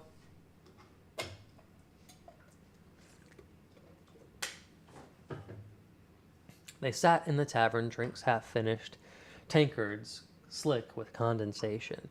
Around them, the mood had turned more raucous. Dice games, singing, the stench of spilled ale drying on floorboards. But here, in their corner, it was still. Oh, shit. No. Catherine absently adjusted the lace at her sleeve, then reached for her coin purse. As she moved, the firelight highlighted a ripped seam on her bodice, a loose thread standing out from the cream fabric. Thomas noticed. His gaze lingered a beat too long. She noticed him noticing. "What?" she asked. He sat up. "Let me fix your dress." She raised an eyebrow. "You sew now?" He shook his head. "No, but I know someone who does. A dressmaker." Her skepticism didn't waver. "He's honest," he added. "I put a thief who stole from him to death a while ago." Catherine gave a low, involuntary laugh. "That's one way to earn loyalty." "I've bought from him since. He works fast and well." Catherine glanced toward the door. "It's too late. Shops are shut." "Not for me," he said. "He'll open. Fear does that. So does coin." She studied him. Not just his face, but his coat, his boots, the quiet confidence he hadn't worn before. "You've changed," she said.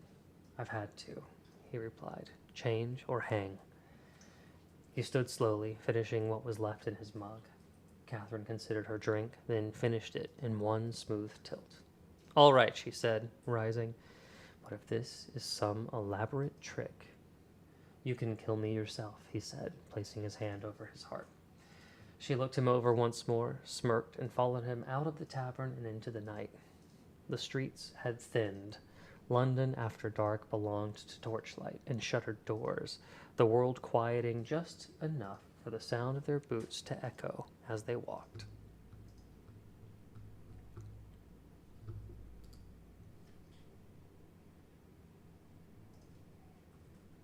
Scrolls. I don't feel like I do much. Well, your feelings are wrong. Scrolls. I don't like to normally tell people that, but you're wrong. You're wrong. In a good way.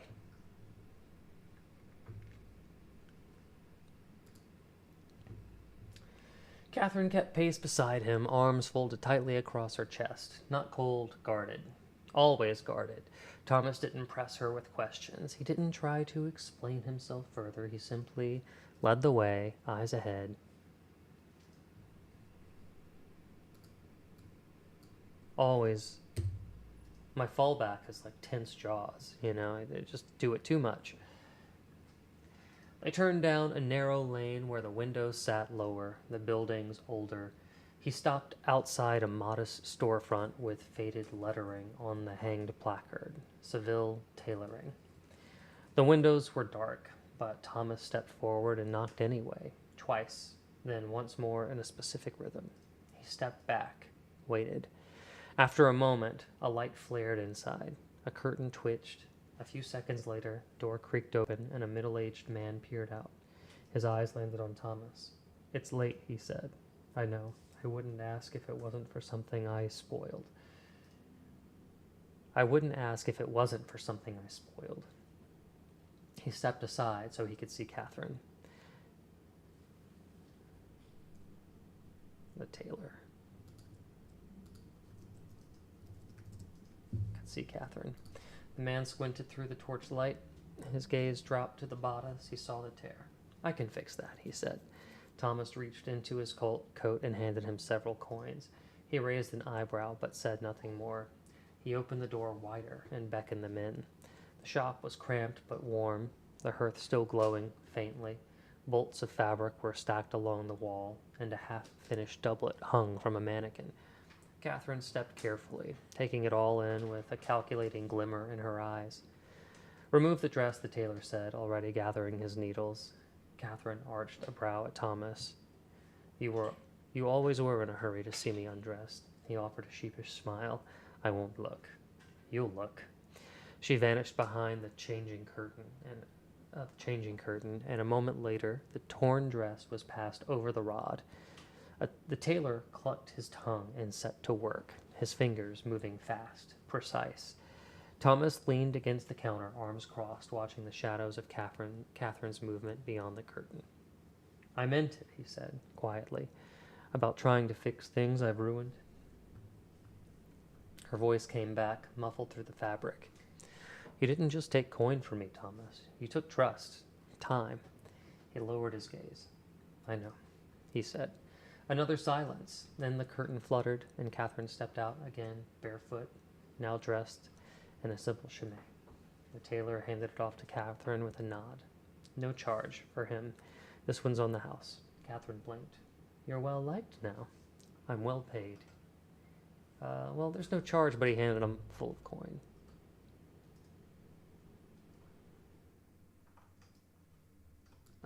That's a plot inconsistency.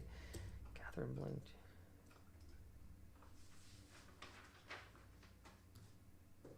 Don't need this.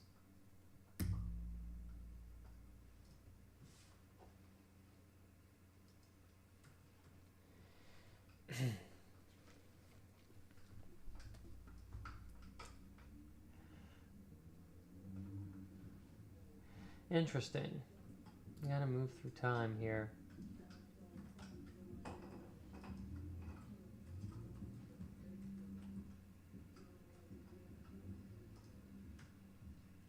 Oh, the torn dress was passed over. Yeah, okay.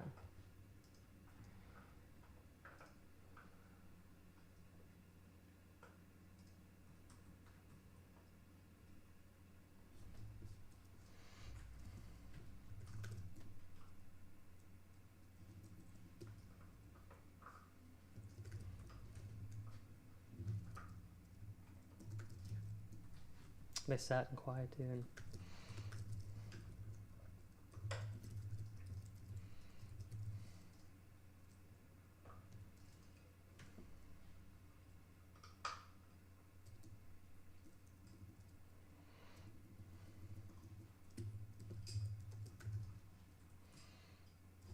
What's a good onomatopoeia for a needle passing through thread?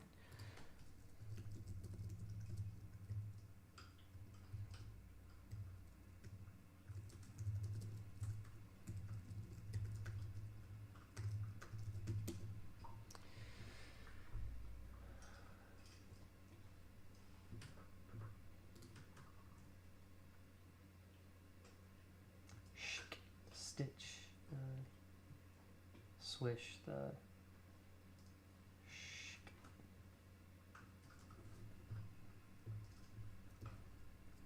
yeah.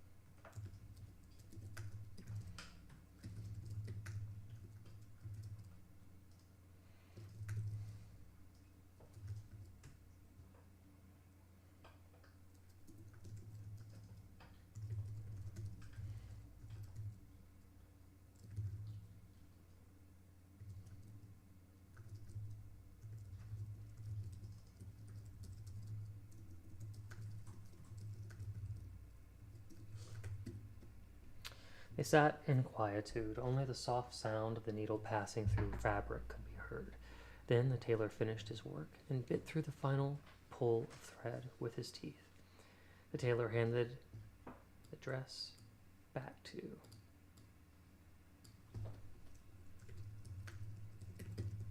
Catherine with a nod. She turned the dress over in her hands, inspecting the repair. It's good work, she admitted. She glanced around, her eye caught on something, a deep burgundy dress displayed on a mannequin in the corner. It was simple but elegant, the fabric finer than what she wore, cut to flatter the body without announcing itself loudly. She looked at it for only a second, but it was long enough for Thomas to notice. Would you like that one? He asked. She scoffed, almost embarrassed. Don't be ridiculous. But the tailor didn't hesitate. He pays on time, and well. If you like it, you can wear it out of here. Thomas glanced at the tailor, then back at Catherine. I'll cover it. Catherine raised an eyebrow. You don't have to. I want to. A long moment passed. Then she gave the mannequin a look that was almost wistful. I suppose trying it can't hurt. The tailor pulled the dress off the mannequin and placed it behind the curtain for her. Catherine stepped into the burgundy dress, but struggled with the bodice. The fabric was snug, laced tightly up the back. She hesitated, then pulled the curtain back slightly. Help me, she said. Thomas froze where he stood. Catherine arched a brow. Unless your courage is only for gallows and spending coin. He stepped inside. The curtain fell shut behind him. Catherine turned, sweeping her hair to one side to reveal the intricate lacing. Thomas reached up to untie it, his hands deliberate, slower than they needed to be. His fingers grazed her spine. Her voice low now. You're gentle for a thief.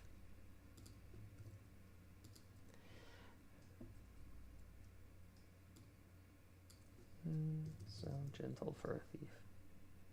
Thomas didn't respond. His eyes drifted downward. She turned her head slightly and caught him staring at her breasts. She lifted a single finger and placed it under his chin. Well, that's from the back, right?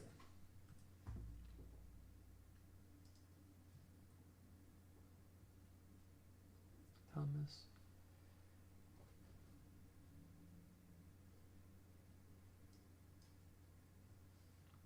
I guess when I wrote this, I was kind of picturing a mirror there.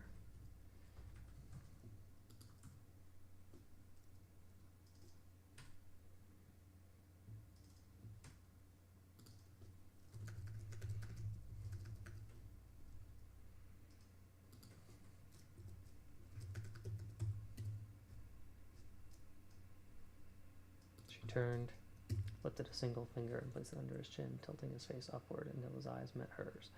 Look at me, she said softly. He did for a moment, then unbidden his gaze, then this.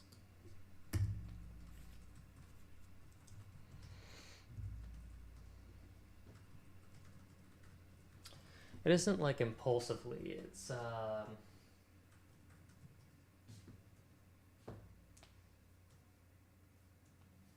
flirtatiously.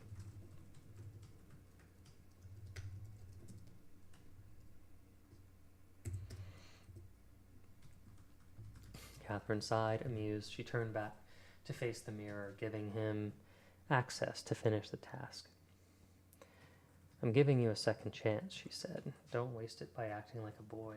He nodded, silent. As he loosened the last tie, the dress slid over her shoulders like water. She caught it mid-fall, gathering it with practiced ease.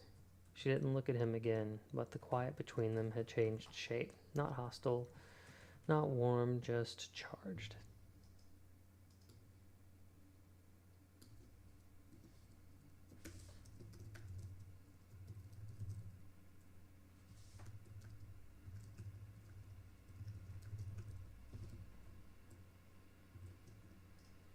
Something like that. I would rather it be like that. She didn't look at him again, but the quiet... I don't know if that's true. It seems like forever. The quiet between them had changed shape from... What is this? From something cautious to something charged. When they emerged from the fitting room, the tailor gave a slight nod of approval. Catherine looked radiant. Radiant. Thomas paid without a word. How much money does this guy have on him? They just stepped out into the quiet of the night, the shop door closing behind them. They didn't touch, but they walked closer than they had before. Okay, cool. Got to the end of that chapter. How's the chat doing? How's everybody? Oh!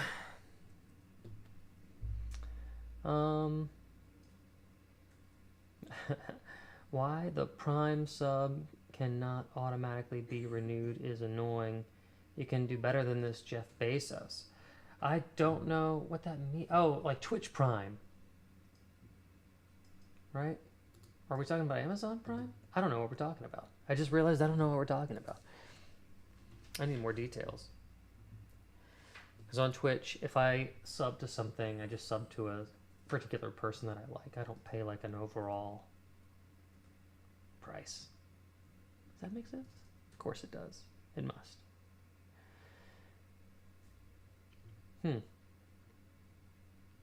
I love these Bitmoji scrolls.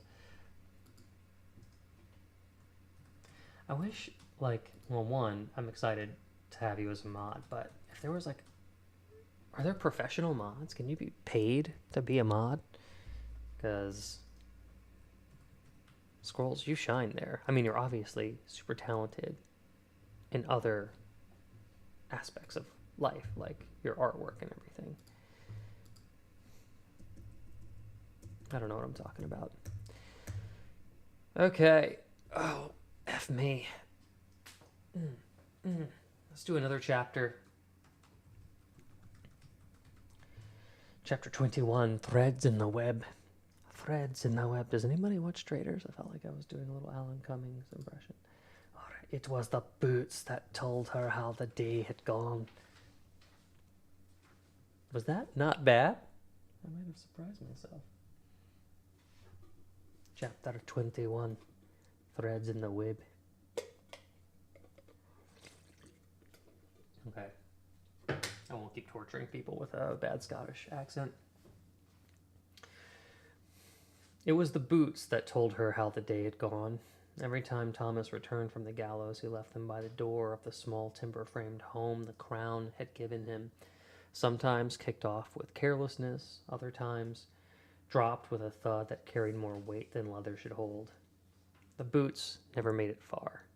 Just inside, by the wall where the boards bowed inward and a faint smell of rot crept up from beneath the floor.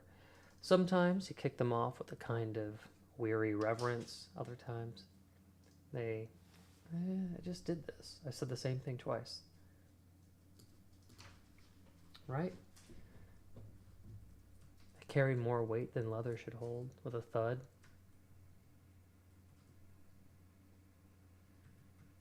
So let's get rid of these. I feel like I already said that. And I think this needs to be here.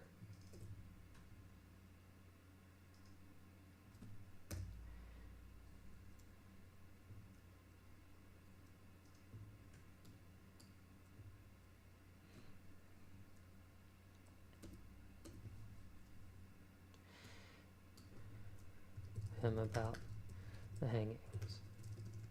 She didn't need to. The residence wasn't much, just 2 rooms, a hearth that smoked when the wind came from the east, and windows too small to let in much light. But it was away from the brothel, away from the eyes that watched too closely and the mouths that whispered too easily.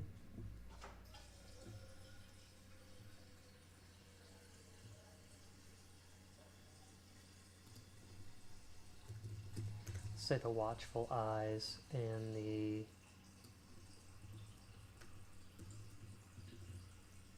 whispering mouths. That's what we need. Get rid of those LYs. It was Thomas's place, and now, without ceremony or claim, hers too. They hadn't spoken about it. There had been no invitation, no discussion. She had simply stayed. Once, then again, brought her sewing, left a brush on the shelf, cooked something warm without being asked. The silence between them was never empty. It just didn't need filling. Outside, the city grew used to him. There were more of them now, hanged men. A string of executions like beads on a priest's rosary. I don't think it needed to be a priest's rosary, just a rosary. Like beads on a rosary, each one ticking the days forward with a muffled snap. the snap of the rope.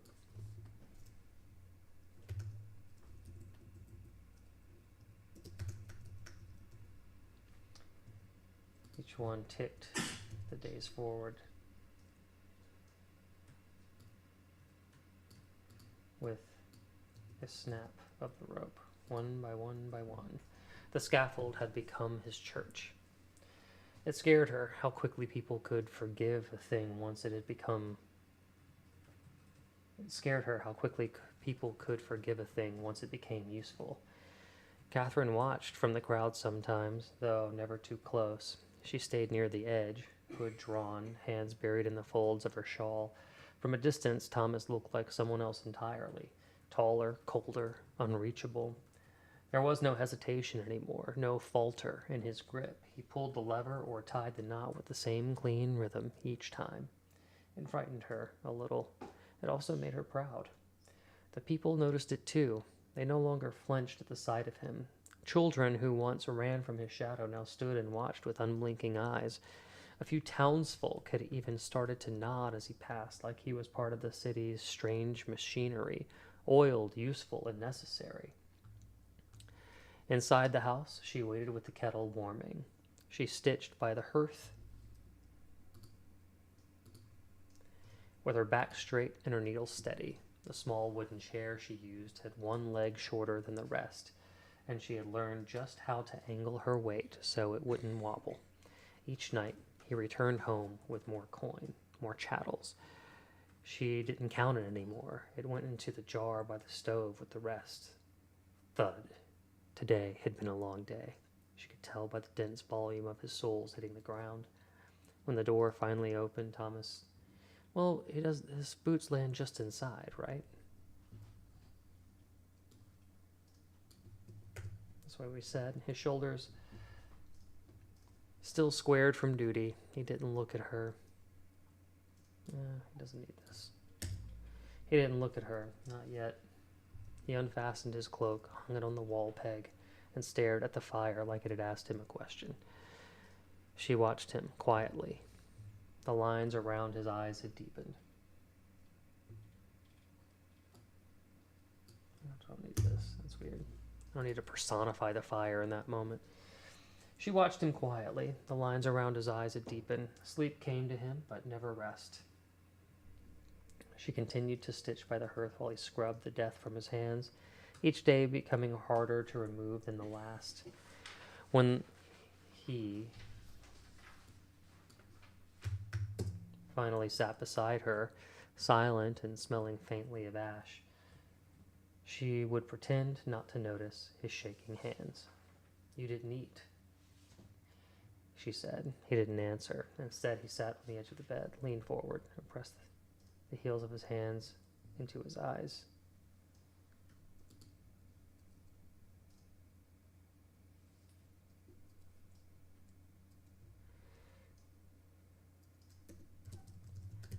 Letting his hands down to massage his neck. Right, he has a little tick where he grips his own throat. He's always kind of holding onto his own neck after seeing what he does. The silence grew thick. Don't need that. Catherine stood, crossed to the pot, and ladled stew into a wooden bowl. She brought it to him, placing it on the small table beside the bed. Then she crouched to untie his boots, which were already off.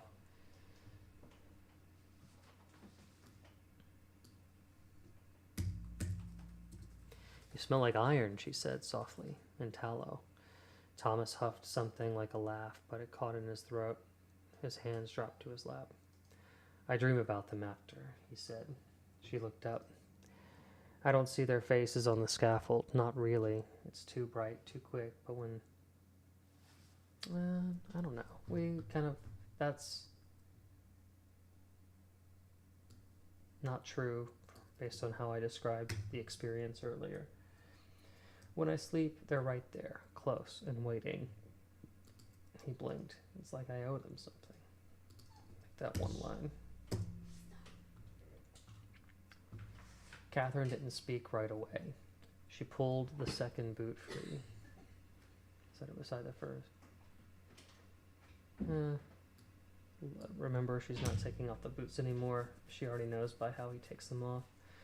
You owe them a clean death, she said. You give them that every time. She stood, crossed to her sewing basket, and retrieved something small. Folded linen, a square of cream-colored cloth. A square of cream-colored cloth with careful stitching along the edges. Just a touch of blue thread at the corners. She offered it to him. A handkerchief, he asked, taking it like it might crumble in his hands. A kindness, she said, for your pocket, or your guilt, whichever leaks more. That's weird.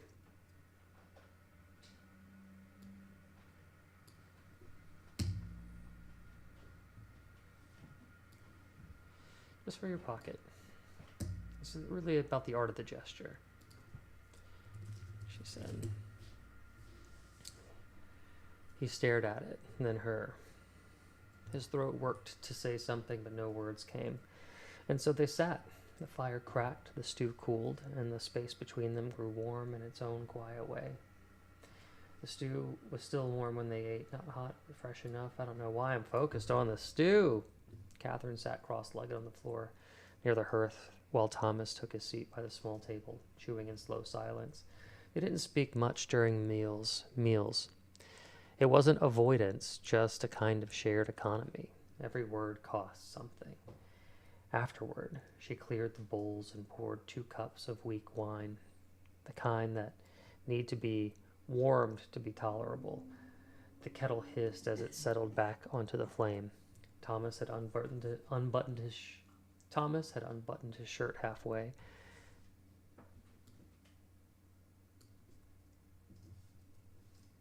She caught glimpses of old bruises on his ribs, a few pink marks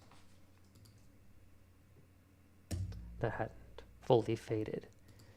Rope burns.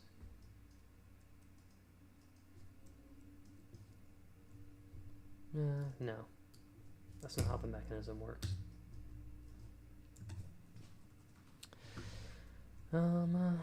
She returned to her chair and resumed stitching. The needle pierced the linen with soft rhythm. In, pull, tie, tug. She wasn't sewing for coin, not anymore. The brothel didn't expect her back, not since the madam had caught sight of her around town and decided Catherine's future had outgrown the establishment. Still, her hands needed something to do. Stillness was dangerous. I don't fear the hanging, Thomas said suddenly. She didn't look up. I fear afterwards, the stillness, the sound of it leaving. Catherine paused in her stitch. When it's done, he continued, voice low, there's a moment right after. I think I want to cut this.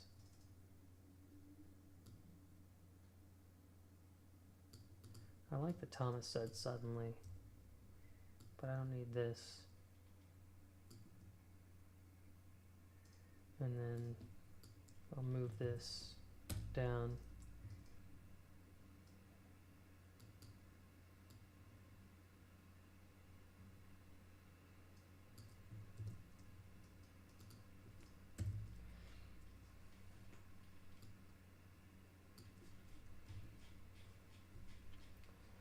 There's a moment.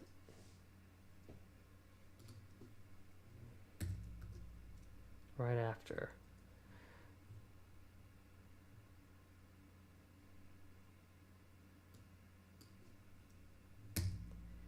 The silence rushes in. That's the part that eats me, not the fall. Not the snap, not the fall, not the snap.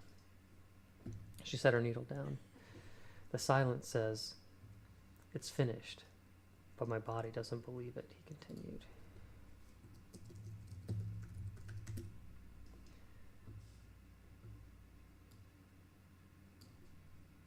The fire popped. And the long, quiet moment between them. Then, without looking up, Catherine said, I learned to sew when I was 12. The lady I served had 6 daughters. Their stitching was for vanity. Mine was for service. Thomas glanced at her. Not a quote. She said the only thing more dangerous than a woman who couldn't stitch was a woman who could. One makes herself useless, the other makes herself indispensable. He smiled, barely. She sounds charming.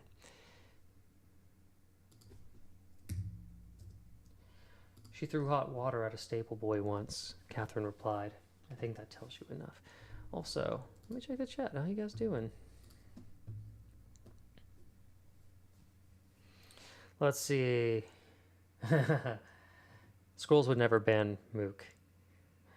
I think some mods do get a salary, but that's for huge streamers like Amaranth, who makes like 3 mil a month. My god. And they mod like 5 days a week, 8 hours plus. Jeez. That's crazy. It's crazy because as much as I love you as a mod, like I feel like that would, if you were to just do that 5 days a week, 8 hours plus, that would be such a waste of your time because you're so talented at other things too. Here we are. Let's just glaze scrolls today.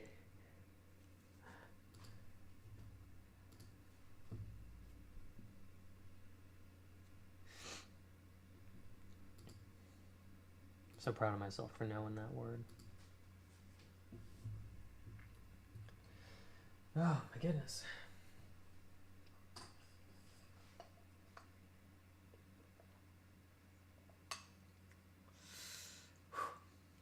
Man, we're cruising today. Okay, let's keep going.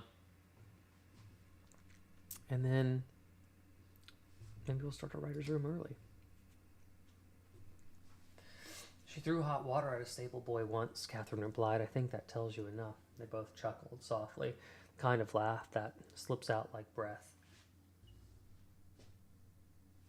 Not joy exactly, but recognition.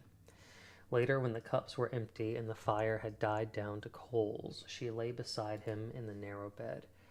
There was no ritual to it anymore, no negotiation, no transaction. She just stayed, and he didn't ask her to leave. The first time someone called her Mistress Derek, she didn't flinch. She didn't correct them either. It was an old man at the butcher's stall handing her the better cut without charge. He winked like it was a favor between friends. One tradesman's woman to another.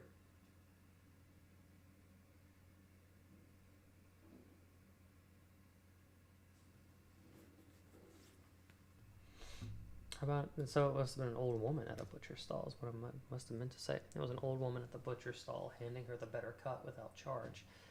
She winked like it was a favor between friends, one tradesman's woman to another.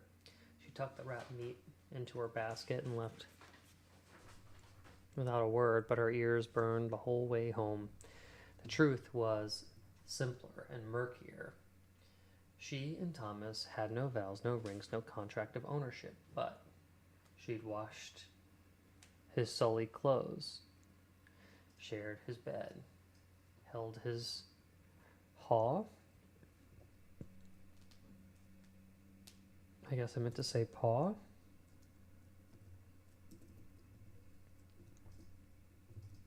I'll just say hand in hers as he shook from nightmares. If that didn't count for something, what did? The town had begun to notice the difference. Thomas wore better coats now, still plain but mended well and tailored to fit. Catherine's shoes no longer soaked through in the rain. She wore earrings, small, modest pearls, and a brooch she had never owned before. Once, that would have been dangerous, a brothel girl dressing above her station, invitation for cruelty. But now,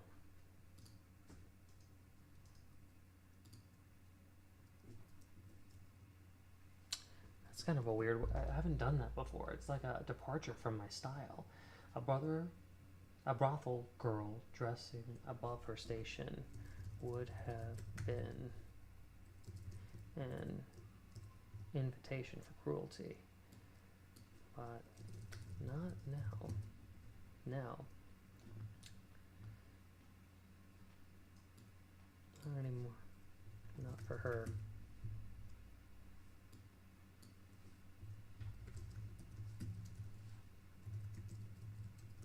But not for the executioner's mistress. Now they whispered instead. In the marketplace, they said, "He lets her keep his coin. He's not just betting her, he trusts her." That's weird. She's calmed him. In the taverns, it turned into folklore. He returns the jewelry to the families, pays for the funeral wine.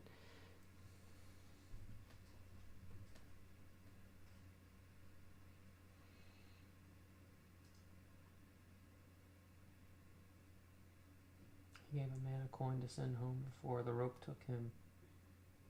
Said dying poor was worse than dying.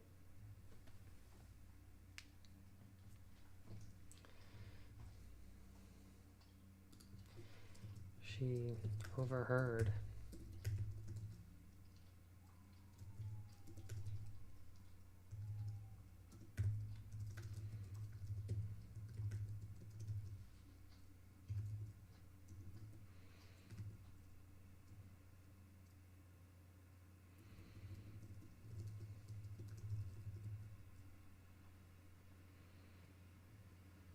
She overheard the deeds of this new version of Thomas.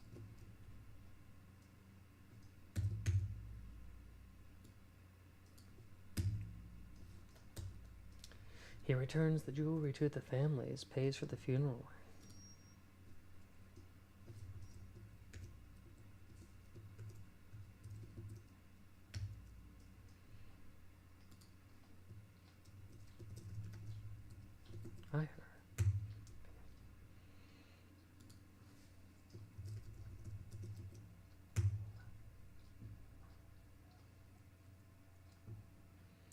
I heard. Okay, in the tavern she overheard the deeds of this new version of Thomas. He returns the jewelry to the families. I heard he pays for the funeral wine. I heard he gave a man coin to send home before the rope took him. Said dying poor was worse than dying. None of it was strictly true, but none of it was false either. People reshaped men like clay once they became stories. And Thomas Derrick was becoming a story. It didn't bother him, not out loud, but Catherine noticed how his brow furrowed deeper when children pointed, how he stayed quiet in taverns even when drink was flowing. He'd take one look at a raucous table and quietly place enough coin to cover their night, then leave before the first toast was raised. Once he walked into a chapel with his hood tucked under his arm, sat in the back, said nothing. On the way out, he dropped 3 shillings in the alms box and walked home without speaking. The streets still looked the same, mud, soot, smoke, but people moved differently around them now. Respect was a new kind of isolation. That seems less about Derrick. She hadn't meant to linger in the market. The bread was bought, the salt wrapped, the thread bundled and paid for, but the butcher's wife had asked after her shawl. Was it stitched by... Was it stitched by hand or bought? And by the time Catherine answered, their son had shipped it. That's so dumb.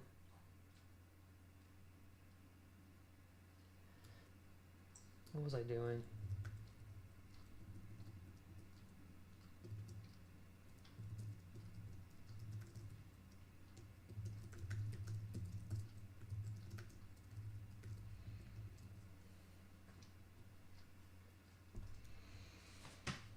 Well, Devereaux's not supposed to be in public.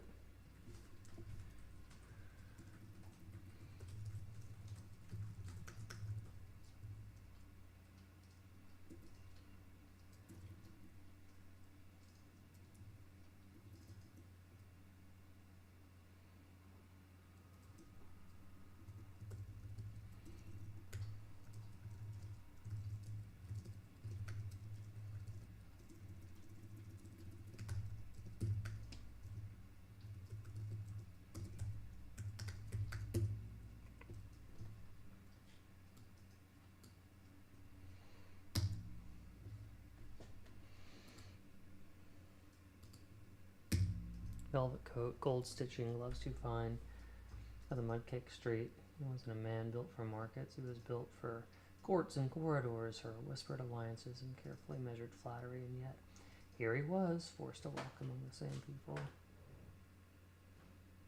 He ruled from a distance.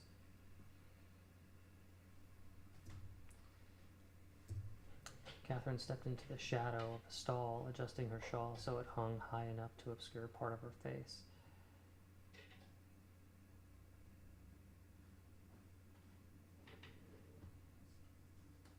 Oh, you know what? Maybe it could be Devereaux.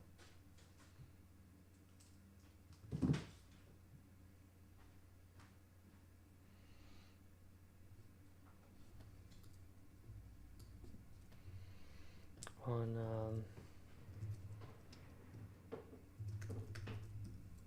Lord Devereaux.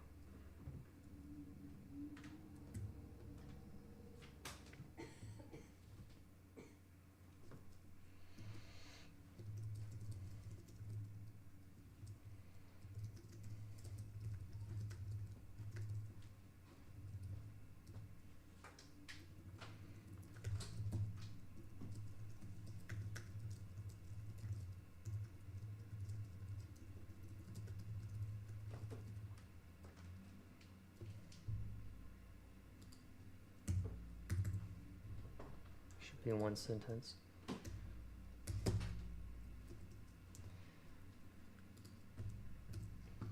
We'll do that, and then we'll keep punching that up. Let me just check the chat. How's everybody doing? I know. It's writing. It's a lot, huh? Always something to fix.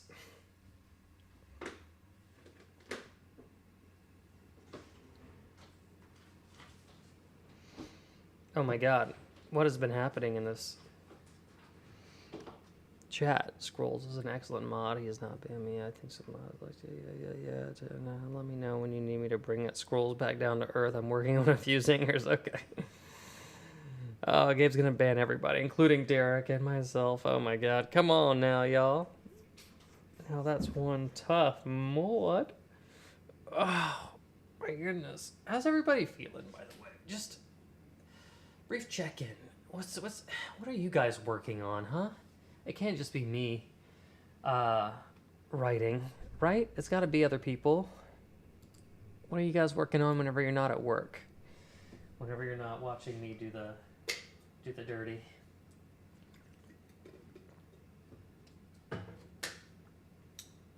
Mook, tell us how that budget meeting is going.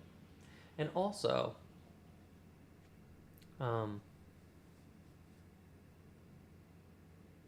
how do you budget for like American politics these days? How do you decide?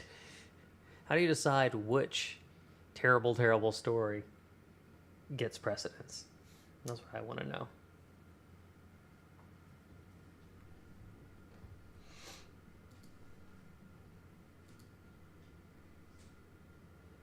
How do you choose between a thermonuclear and an atomic bomb? Thermonuclear is worse, by the way. But you know what I mean. Starting to feel like I need something. Like, I'm starting to feel hungry or something? I don't know. All right.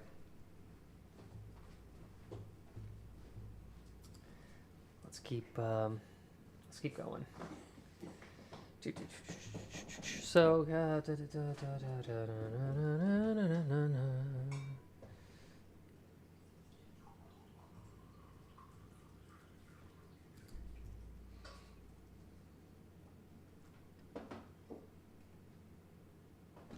velvet coat, gold stitching, gloves too fine for the mud-caked street. He wasn't a man built for markets. He was built for courts and corridors, for whispered alliances, careful to measure flattery. Now he was surrounded by the very... Now he was guarded by the very men he used to command.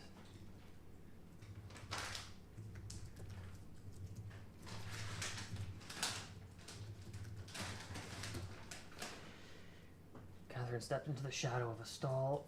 Excuse me. Adjusting her shawl so it hung high enough to obscure part of her face. She needn't have worried. Still in my old English kick.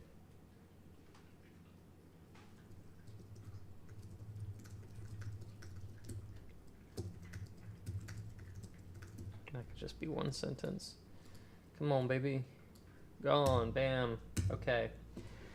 He didn't see her, but she saw everything. The way people looked past him, not at him. Period. Like he was a wooden post in the road, a nuisance to step around, a shadow to avoid. A nuisance to step around. He paused by a wine merchant's stall. A small barrel stood out front, untouched. A carved placard read, "Sweet wine of Essex, 6 pence a cup." Catherine knew that wine. She tasted it once on a silvered evening, in the brothel's parlor.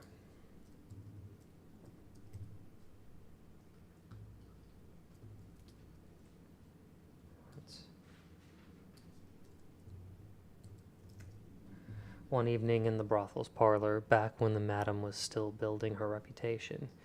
It had been syrupy and floral, and far too proud of itself. It hadn't aged well.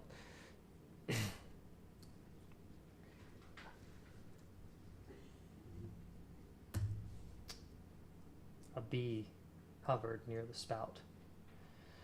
Devereaux stood there a moment too long. Stood there a moment. Like he expected someone to greet him. No one did. Instead, 2 men passed behind him. Simple tradesmen's sleeves rolled, dirt under their nails. "Too sweet," one muttered. "Clings to the throat."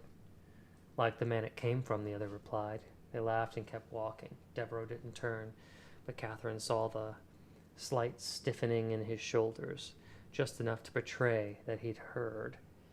Across the square, a commotion stirred. Children, rough-voiced and shrieking with glee. One of them held a crude wooden puppet with a hood painted black and a flopping bit of string tied like a noose. The child's voice rang out.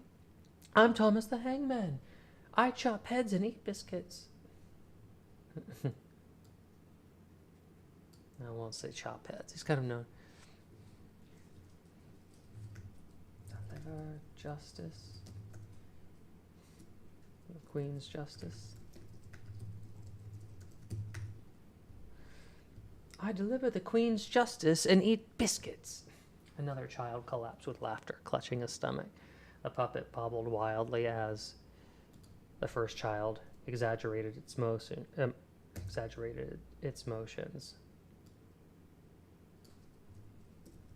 pretending to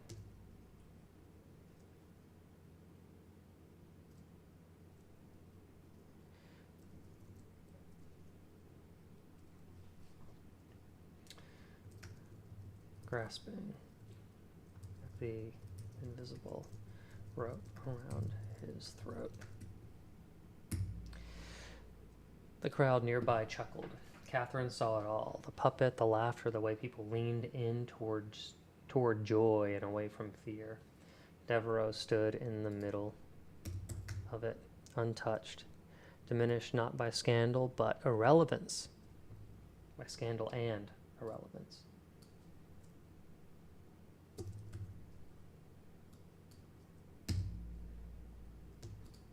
She watched him turn, stiff and sharp, and walk.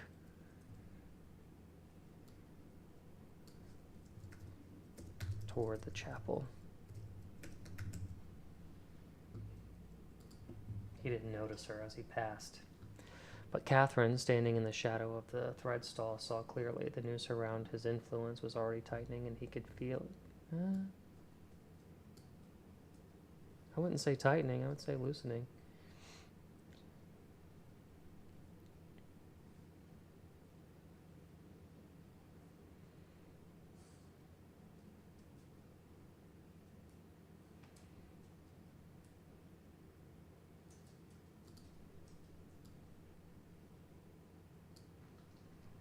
Don't need any of that.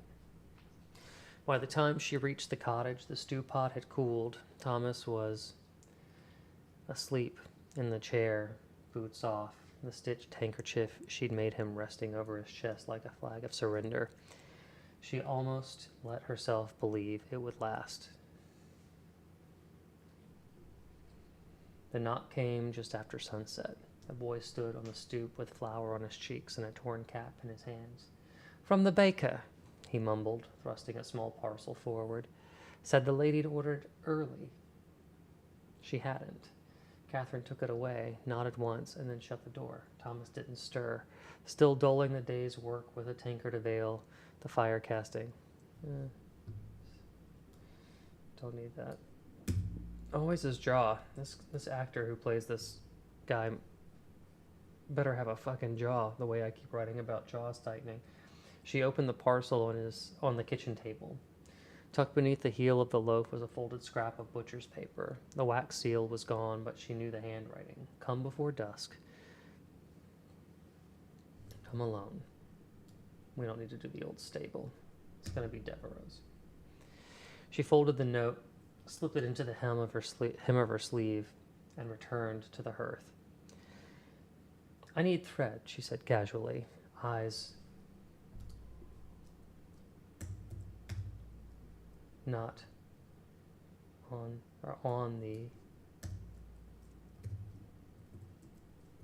the empty stew pot. For the new shirts. Thomas didn't look up. He only nodded, lost in thought. She was out the door before he could change his mind. The stable behind the priory had long since emptied.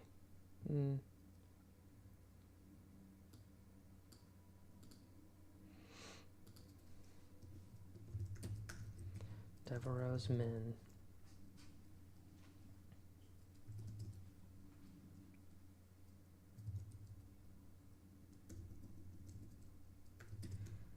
Tucked her into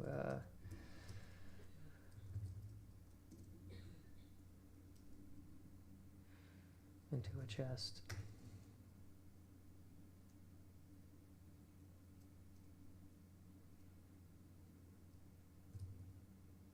In order to get her into Essex house undetected.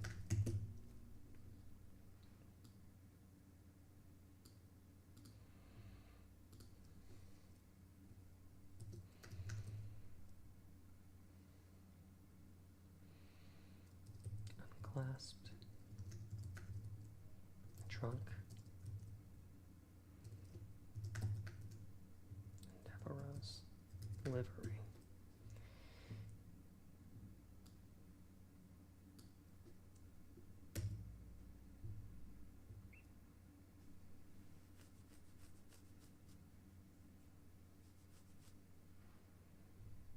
Okay, cool.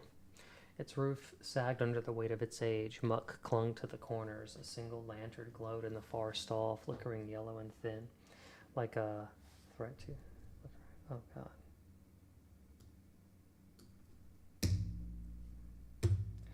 He was already there, Robert Devereux, Earl of Essex, leaning against a half-rotting door.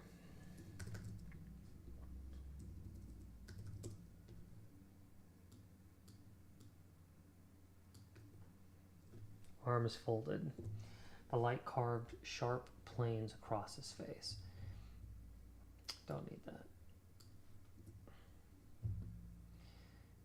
He looked less like a lord, more like a statue someone had tried to polish too many times. I don't know what I'm trying to say there. He didn't greet her. He just said, he's gotten comfortable.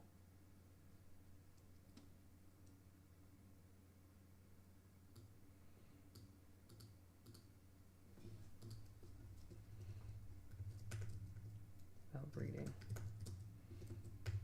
he simply said,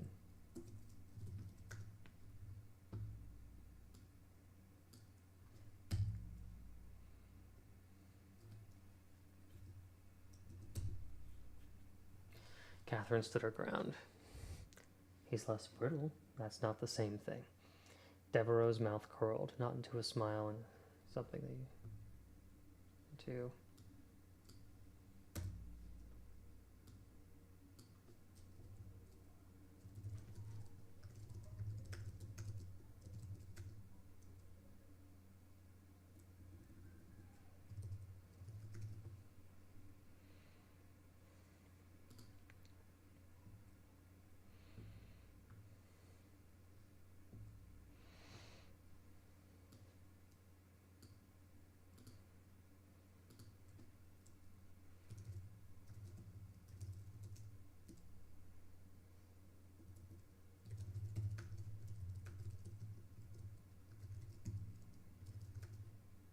Devereaux's mouth curled into an expression that was tired yet sinister. You were meant to temper him, not take up house. The plan was influence, not infatuation. I'm not infatuated. No, he said, you're compromised. She didn't respond. There was no use pretending, not with him. Devereaux reached into his coat and produced a small glass vial, amber liquid catching the lantern light, like honey made of sin. He held it between two fingers, gently swinging it like a pendulum. Laudanum, she said softly. He said softly.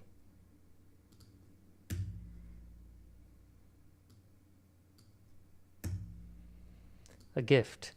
He needn't die, just drift, just obey. Catherine said nothing. Devereaux stepped closer, offering the vial. The next phase of this plan, he murmured, will require his full compliance. And by that, I don't mean loyalty. I mean pliancy. He must do something unthinkable, without thinking. She looked at the vial, then back at him. What do you mean? He smiled. His smile finally landed. A real one, awful in its certainty. I don't care. You'll see. He'll act or he'll fall. Both of you will. Silence settled between them. The stable creaked.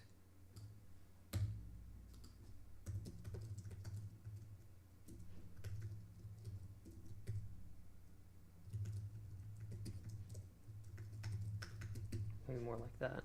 The stable creaked in the threatening silence between them. Catherine reached out and took the vial. Her hand trembled as her fingers closed around it. Devereaux noticed, said nothing. She turned to go. At the door,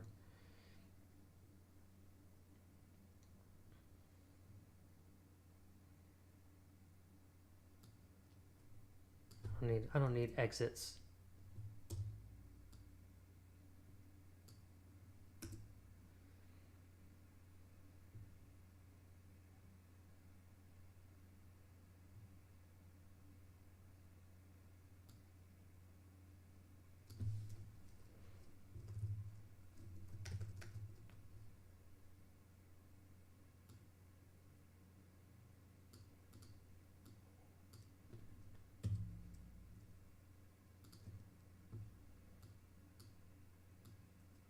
I don't need this.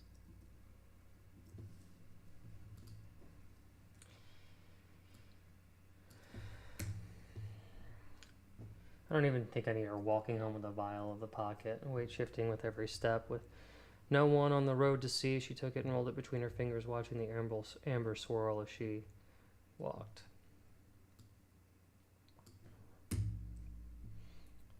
He won't ask for it. He thought, but what if he takes it? What if he thanks me?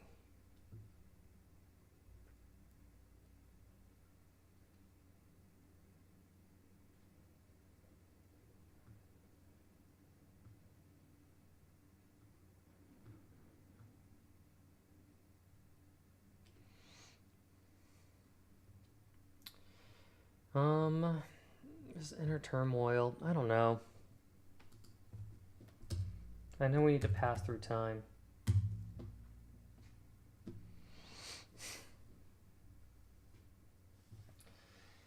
Let's see.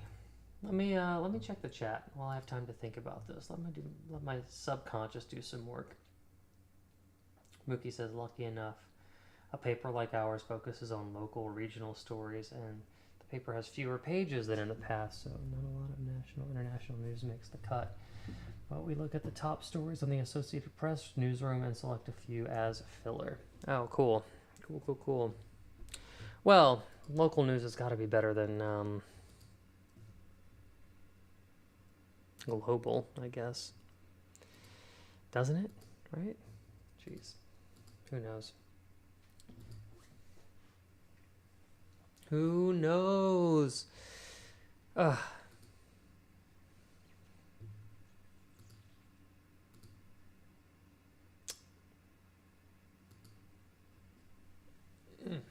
Y'all.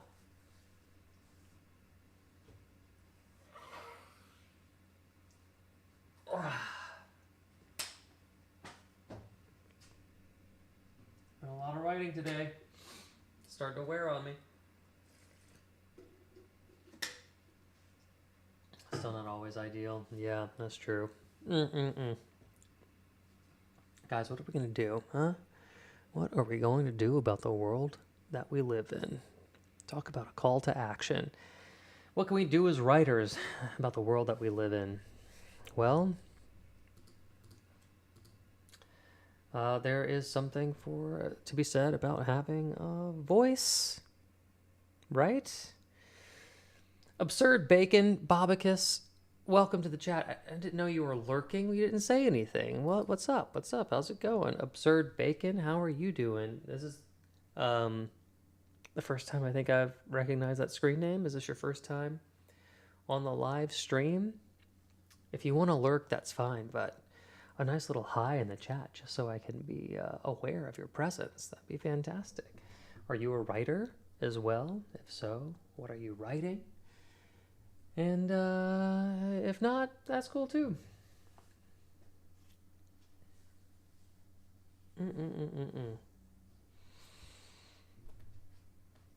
Okay. All right. 20 more minutes of editing. Guys, sometimes I don't want to do it either, but here we are, and we're making progress, and we're really close. We're really close. We're really close. All right, for a 30-chapter book.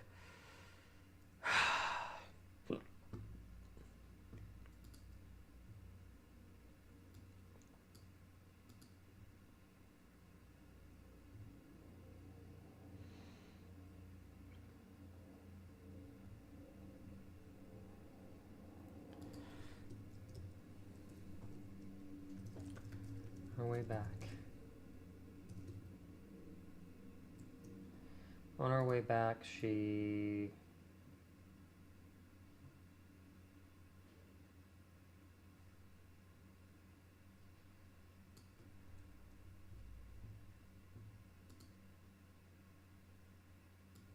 rolled it.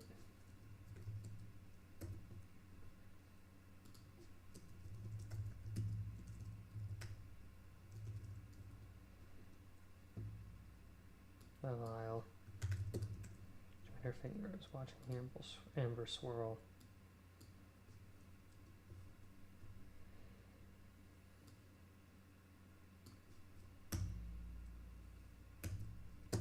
She passed a shuttered bakery, a dog asleep in the dirt, a patch of frost that hadn't yet melted. He trusts me now. He trusts me now. Her hand closed around the vial hard. What does that make me?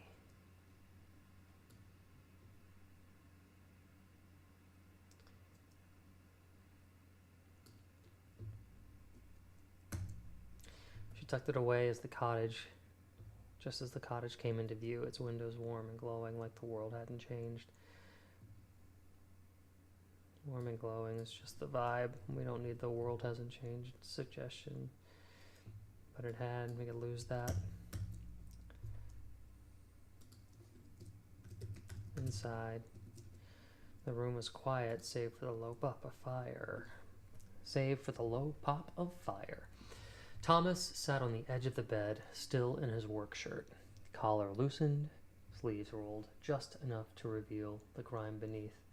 His boots were off, his hands scarred, shaking, cracked with cold, rested on his thighs like they no longer belonged to him. I've got to start cutting it out with the likes. Just you start to notice patterns in your own voice and writing. Stuff that I don't like.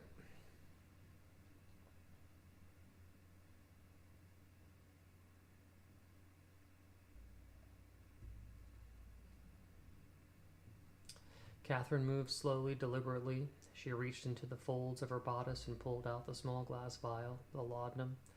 It caught the firelight just enough to look harmless. I brought you something, she said softly. Thomas looked at it without reaching. What is it? A tincture, she said, from the East. Doctors in the Orient use it to quiet thoughts, to soften nightmares. His eyes narrowed. To forget? No, she said, crossing the room. Not to forget, just to rest. She knelt in front of him, the vial still cradled in her palm. You haven't slept well in days. You talk in your sleep. You grind your teeth. You pace the floor until dawn. I need a clear mind, he muttered. You need a whole one, she replied. And this helps. He took the vial from her, turned it between his fingers. Then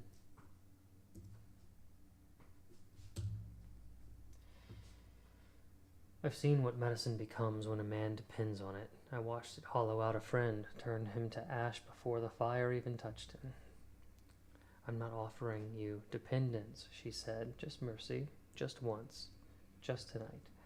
He looked at her, truly looked at her, not with suspicion, not with guilt, but something quiet or something raw. Boo. You think it'll help? I know it will. Still kneeling, she took the vial back from him, uncorked it, and poured a small measure into the bottom of his cup. She added a little warm wine from the kettle, stirred it gently with a spoon, and handed it back. He didn't protest. The first sip went down slow, the second faster. By the third, the edge had already started to dull. His body relaxed into the mattress. Shoulders fell, jaw softened. That's the body relaxing into the mattress. He blinked slowly, then looked at her like she was the last thing tethering him to the earth. You always know what I need, he murmured. His voice thickened, nearly gone. If there's any good left in me, it's what you pull out. His eyes fluttered closed. Catherine sat beside the bed, the fire warming her side. She touched the handkerchief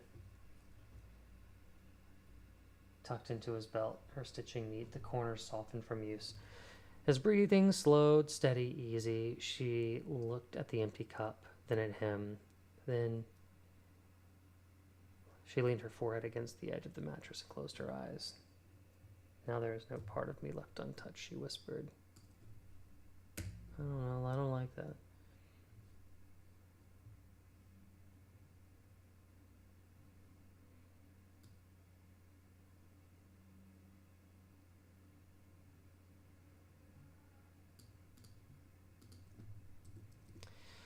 Also, I think this needs to be broken up.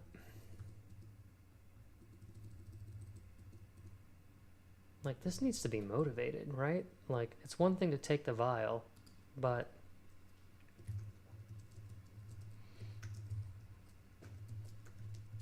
I feel like there's a summons where going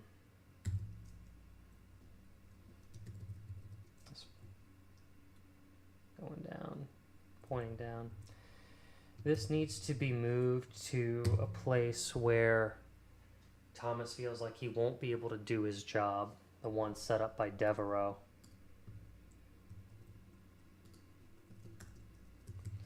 Move to after Thomas receives the order to hang Edward Marlowe. Is my note. I just have to find it. Ooh, okay. So, that's the end of that chapter. 22. Oh my god. Oh. Okay, I can't do another one. I can't. We edited 2 chapters today. It's a lot. Plus, I wrote a short story earlier. I hate to tell you this, but I am killing it. But I also need a little break. So I'm just going to take the break early. And then we'll have more time to do the writer's room, I think. Won't that be fun?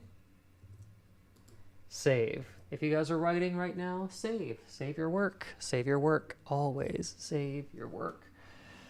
Okay.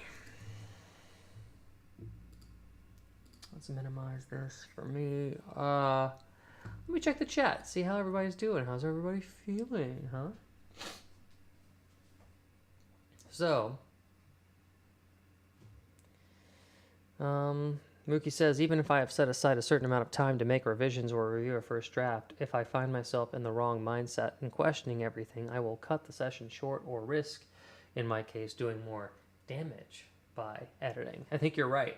Yeah. And also, I think there is a certain amount of creative juice that we have. I don't think we can be creative 24 hours a day. At some point, the work does suffer if you suffer, right? And your mind is a muscle. It gets fatigued. It needs rest. It needs fuel. At some point, yeah, you're doing more harm than good. I think you're right, Mook. So, let's take a break, right, guys? I think no. What's going on? Actually, I want to talk to some of the new people in here. The Terrible Novelist. You've been in here before. Welcome back. Bobicus, you haven't said anything. Awa-O and Omazi, what's up? Welcome to the live stream. How's it going? It'd be interesting to talk to you, see how you're doing. Also, if you want to watch this without ads, I've pinned my YouTube channel link to the top of this chat. Go on the YouTube. Be sure to like and subscribe. It always helps me out and costs you nothing, by the way. And yeah, just wanted to say hello to you because you're here. So what's up? What are you doing? What are you doing with your time? What are you writing? What are you thinking about? Are you here for the digital writers room that's going to happen? Because that's the next step. I'm running out of liquids to drink.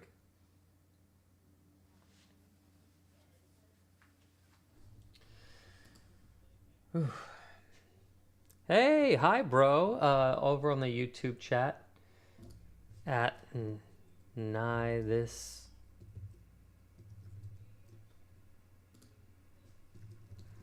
What's up? How you doing, huh?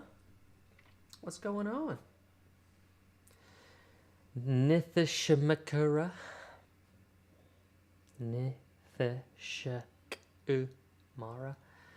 I think that's correct. I think I pretty much nailed your name.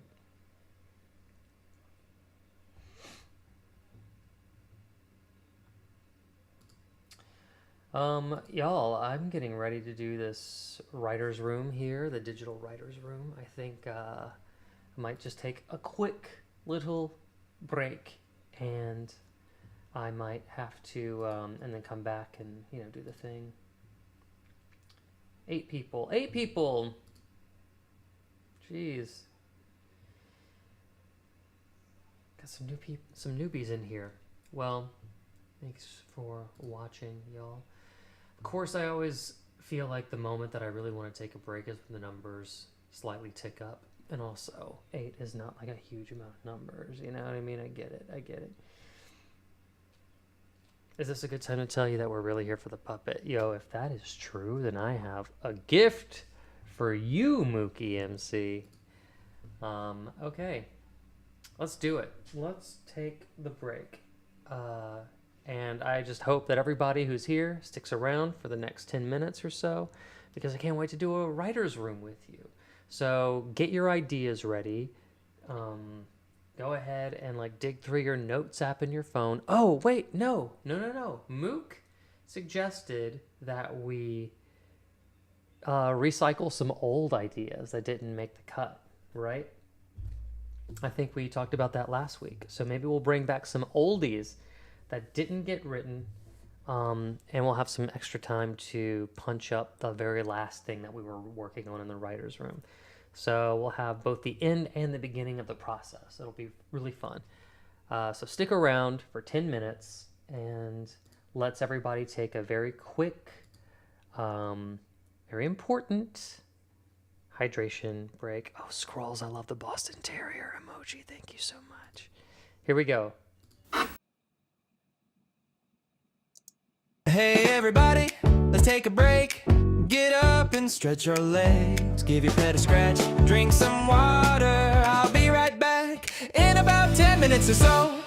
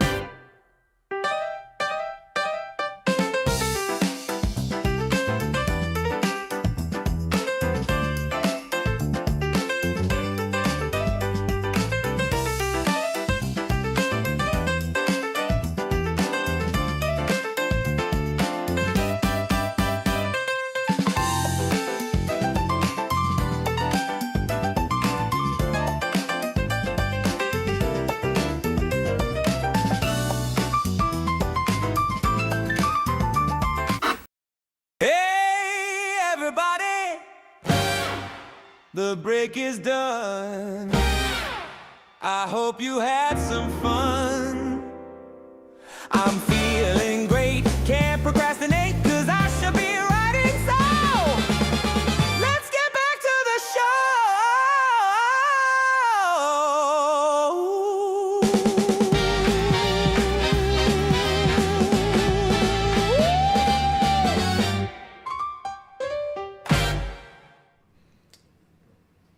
Break's over, y'all. Break is over. All right. It's time for some writer's room shit. I got my GT's Alive kombucha that tastes like cola.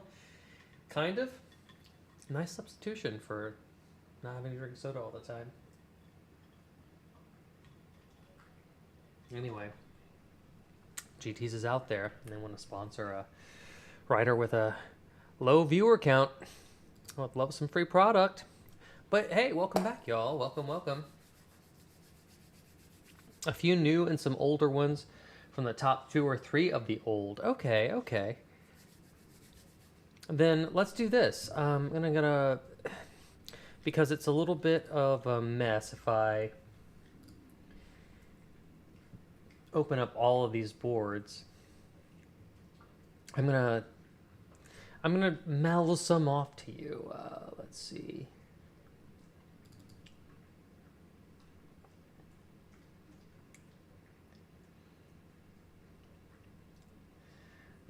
Here's some old ones. Just kind of keep this in the queue, and maybe we'll you have your Pepsi standing by. All right, excellent. Maybe if everybody properly went on their hydration break, let's do a little hydration break. Cheers. Cheers to everybody. Cheers to the writers. Cheers to everyone out there doing their thing and for some reason decided to like watch me today. Thank you so much.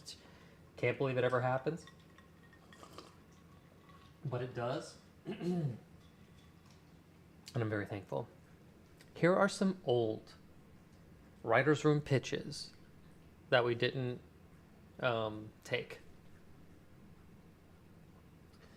Making of a sexual harassment video with Gen Alpha terms. Nobody knows what's offensive or not because no one knows what the term means. Cookie Cutters Baking Show, which is actually just a vehicle for character work or impressions, and is a parody of like a Great British Bake Off. A sketch based off of the Jim Downey style. Unnecessary things that already exist. 4 stage actors. What if we just recorded your performance once so people don't have to keep performing live every week? We could put it on a screen in a big theater just like yours and show the live performance, which is basically a movie. We're just trying to redefine what movies are. A refined / professional thespian is forced to play the lead role in a really bad sitcom. Absurd. An absurd idea. 2 AIs talking to one another, slave-master relationship, develop their own language thing. But they're actually androids at a restaurant where a manager is attempting to throw out the campers. Parody commercial idea. The clothes you don't wear as much are basically just new clothes. We wrote that one. That's what it ended up being. Friendship breaks down. Then 2 retired senior citizens at nursing home enter a bird-watching competition. Also, POV, switch conflict, janitor versus litterer, Warzone versus All-Star. Okay. No, Moog, I didn't write it down. I didn't know I'd be going back in the past. Otherwise, I would have like tried to keep score. So you just kind of have to go through these and kind of think about like which ones made an impact on you.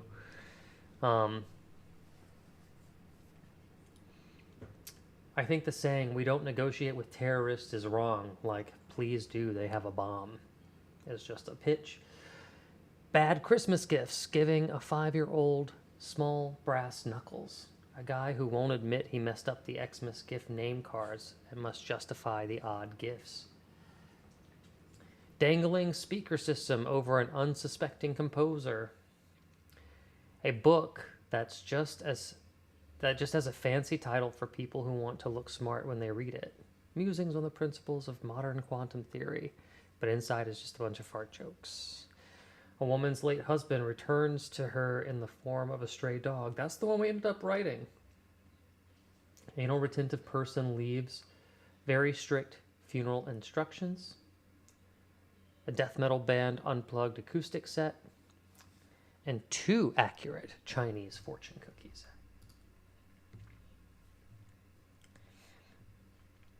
And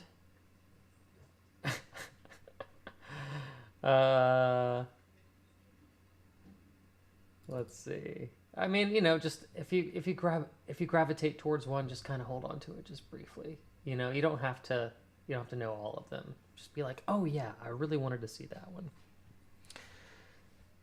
When the Disney movie / rom-com ends. A writer in a writer's room who won't share ideas. Alts to Shark Week. Worst animal to have a week. A la Hamster Week. Brothers cycling drama. Inane dialogue by pretentious people goes nowhere. I can see why some of these, like, maybe didn't make it. Thumb puppets. People's personalities and their thumbs. Obsolete consumerism. And what do humans do now? See, that sounds like a think piece. And then 20 years in the future time capsule. That was the one we ended up writing. I remember that.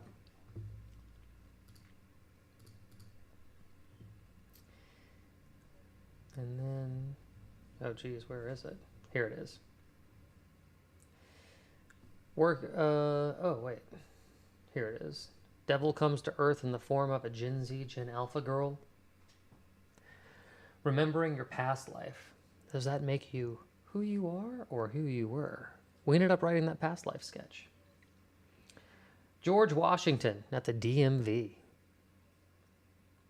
A story about how brown eyes are jealous of blue eyes, told in voiceover and in close-ups of eyes. Henchmen who want to unionize. There's some juice in that, right? Because that's still kind of modern. Monkey masterpieces. Man's pet monkey inexplicably churns out amazing work.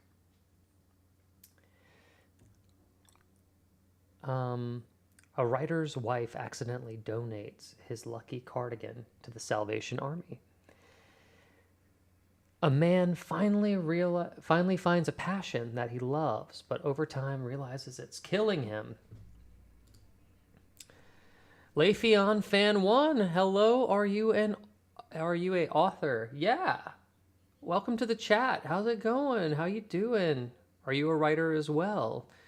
You have come to the section of the stream where we are in a digital writer's room. So feel free to be active, get some ideas together. We're going to, pitch ideas, whittle it down, shape it into something cool, new.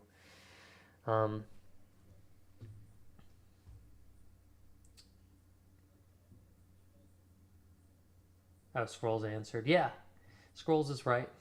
That is right. I write novels, I write screenplays, short stories.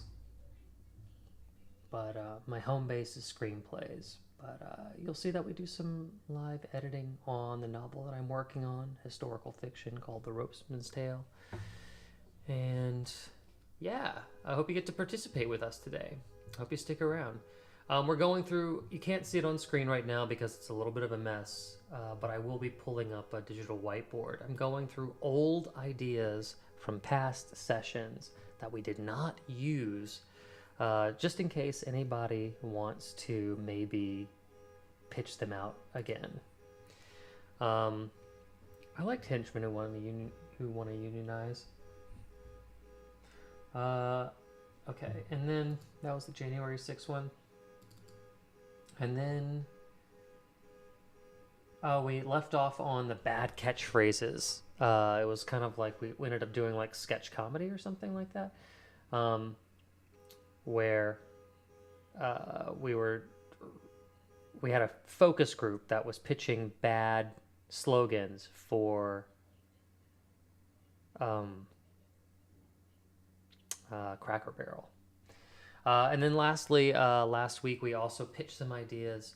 A girl goes home with her boyfriend from college and finds out he was adopted and debates whether or not to tell him. When she does, the parents unravel, revealing that he wasn't adopted. He was abducted by them. A search is on for a dog's missing toy, and the married couple blame each other for its disappearance. Rabbit that wants to have sex but not have kids. That was an interesting one. I remember that one getting pretty far, but we didn't actually do it. It'd be funny to put like a grown man in a rabbit outfit talking to another woman dressed up in a rabbit outfit and like see this kind of play out. A sketch in the defense of the man purse stranded on an island, survival gear. The world's most famous actor meets the world's most famous reenactor at the Oscars roundtable. A divorce ceremony, which would just be a wedding in reverse. Driving back to the church, giving back the gifts, unannouncing your vows, trying to get people their time back. I don't know. Smart cars turn into a matchmaking service. And person keeps trying to develop their own catchphrase goes poorly, which led us to the Cracker Barrel new slogan vehicle for this. Okay, now going through all of that, if any of those caught your fancy, go ahead and put them in the chat now, and I'll put them into the new pitches. But we'll start a new one today. Let me go ahead and open it up. Get a new board going.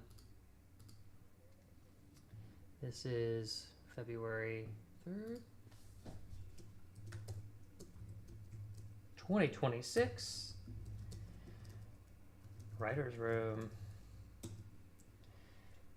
Okay, let's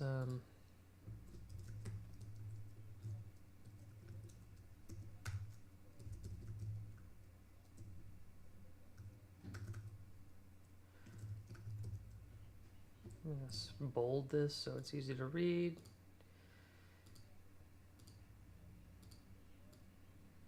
Put this at the top. Okay, let me go ahead and get this up.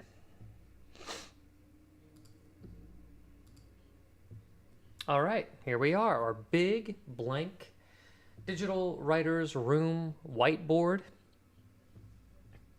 We are going to start, I'll start right here. Make sure it's left justified all this time, always struggling with the left justified stuff. We'll do 8 ideas and then we'll pull 4 at a time and do like a round robin tournament based on what people are finding to be the most popular. Let me go back into the chat here, and also got to check the YouTube chat, see if anybody's participating there. Hello, Emma James. How are you?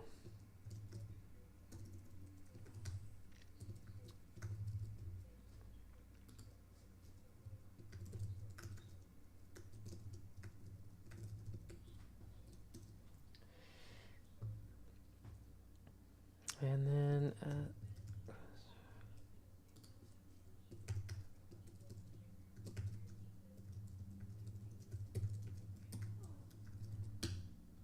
all right, I don't know how to say Quiser F1, but also hi. Okay. Let me check the chat here. What are people talking about? Someone just died in a car crash. Make movie from that. Oh yeah, what's up? I forget about you.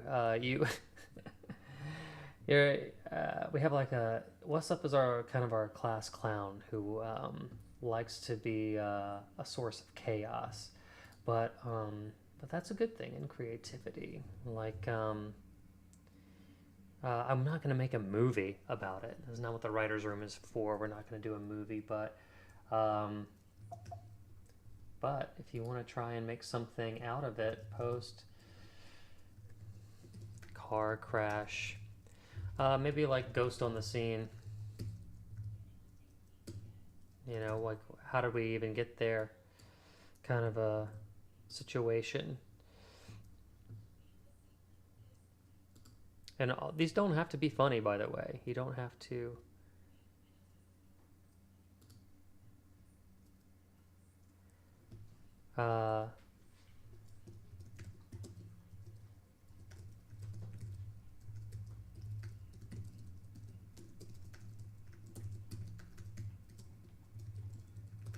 Sorry.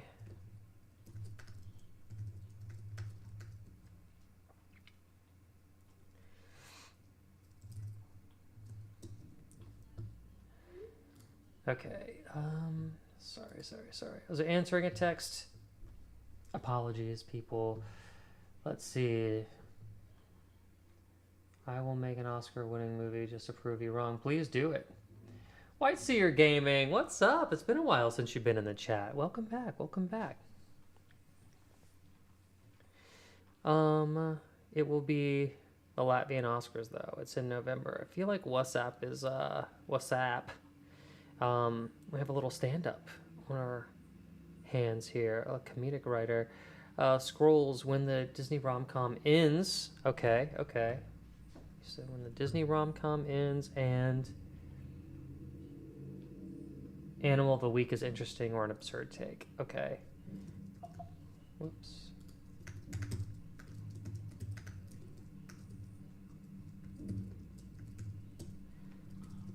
Absurd Animal Week. A la Shark Week.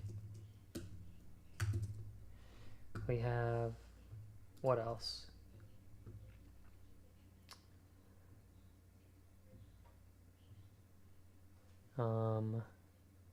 Henchmen? Oh, henchmen want to unionize? Okay.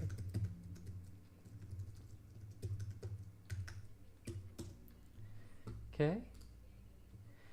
We have it's not that it isn't a good concept, it's just what else is going on in the story. Well, a car crash important, yeah. Happens in the fire. Why were they mafia of a law interest? More important. Yeah, I mean it's probably not gonna make it, but unless we give a little time and attention to it, and we pitch why we want to write something about a post-car crash. But then, let's see. White Seer Gaming, it has finished my book. Then, oh yeah! Everybody, round of applause to White Seer Gaming. Finishing a book is a big deal. Sometimes starting a book is a big deal, but if you can make it to the finish line, oh my god, what a great feeling. Congratulations, White Seer Gaming. Been through the beta read process now, getting ready for the edit, also cover art commissioned and received. Very cool, very, very cool, White Seer Gaming. Excellent progress. I'm going to share you in the art. Oh, that's of course right. If you want to join the Discord and share stuff, please do. Let me go ahead and put a link to the Discord in the chat. One more time. I did it earlier, but I know I got lost in the sauce. So, uno momento.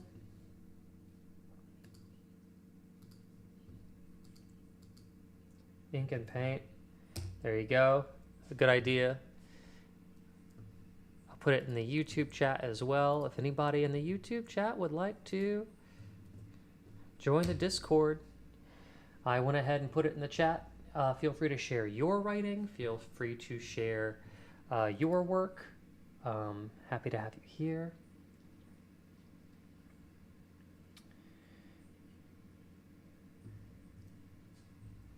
Okay. So let's get back to the suggestions. We have, so that's 4. We normally do 8 because the polls allow 4 options. So we could do the smallest amount of like a round robin tournament, if you will. Excusez-moi. It's done. Awesome. Let's take a look. I'm not going to share this on the chat because I want to encourage people to have to go and log in on the Discord and see this. But oh my god, what a beautiful cover. Wow, fantastic. That looks so cool. A phase bounty. Wow. That's dope. And I remember reading about, you gave us a few chapters, right? And we read some of it on here. Let me add a reaction. I want to pick something. It's fire. And also... Oh, that's LTX, I see. Man.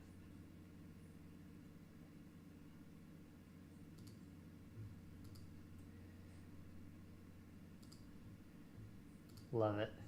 Absolutely love it.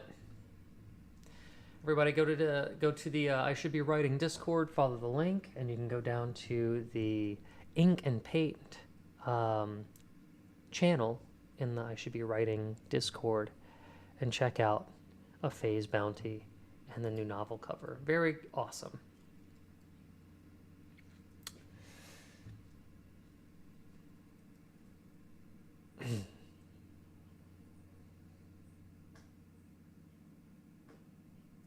Oh yeah, it almost makes me feel like the title of that movie, What's Up, would be like If I Had Legs, I'd Kick You, perhaps?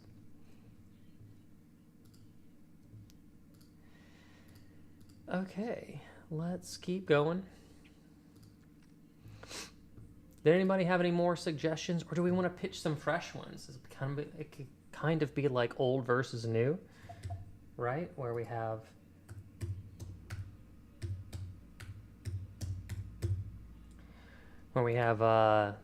some oldies from the last one versus some new guys. Does anybody else have any? I'll pull up my notes and see if I have anything.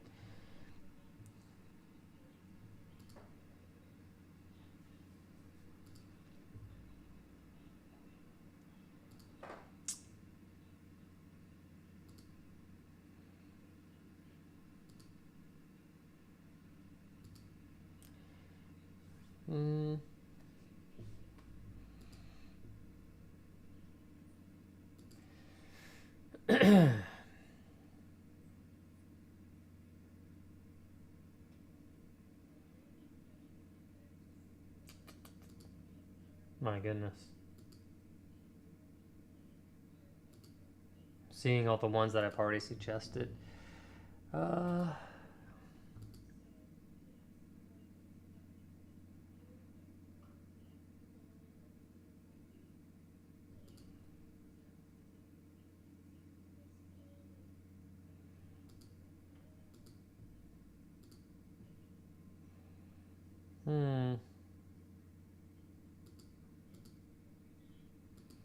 Songs I'm supposed to listen to. My notes are wild.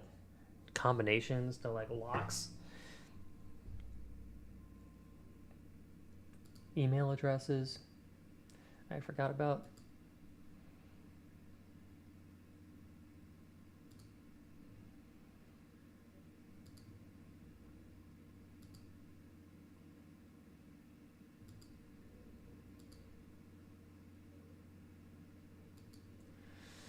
Oh my goodness.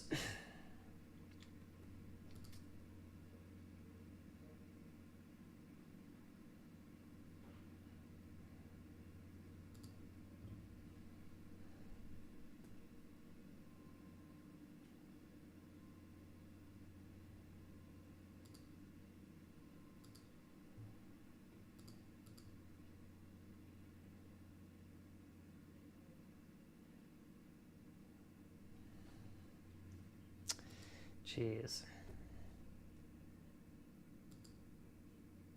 What is now?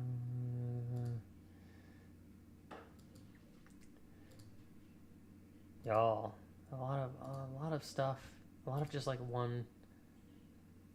lot of random sentences. Demanding existence is one, but I don't know what that means. This is like It's like reading a dream.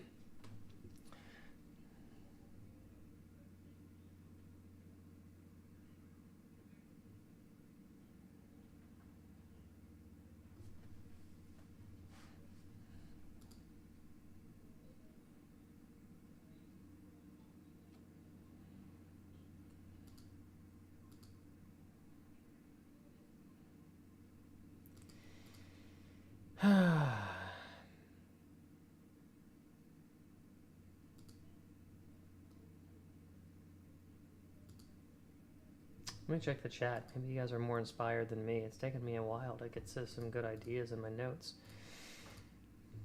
I've got like 1,000. Ooh. Anything. Anything. What's up, Papa? I have not, but I want to. I'm a big Conan fan. It's really the only reason I was interested, but I've heard it's good. What are we pitching? Anything? Look above for a possible new one. Oh, I see. A wallet lost 10 years prior is discovered by someone and returned to the owner just in the nick of time. Interesting. A wallet lost 10 years ago. Returned in the nick of time. I worry that that was really close to our 20-year time travel time capsule one, though, that we did a few weeks back. I also worry about just time travel. Maybe it's told linearly. Maybe it's just like you said, a nick of time story. Let's see. What else? What else?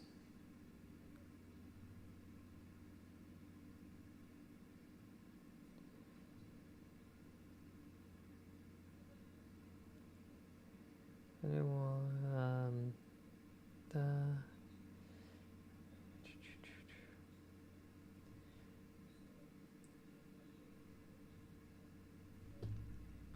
An ex-soldier wants to become a florist, but the flowers bring back memory of the fields of war. Whoa, whoa, that's cool. Ex-soldier. Come on, man. Wants to be a florist, but the flowers bring back memories of war. Fisherman takes the saying, "You are what you eat," seriously and describes these. Oh wow, White Seer, that's diabolical, and I love it. You are what you eat. Obsessed. Oh shit. Obsessed guy tries to eat. Not girlfriend, but like love object of affections.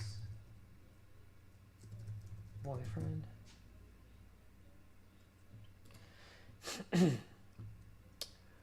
Writer struggling with a story uses language learning model to write a story about a masked intruder, but reality and the AI begin twisting. Twisting what? Was there more to that?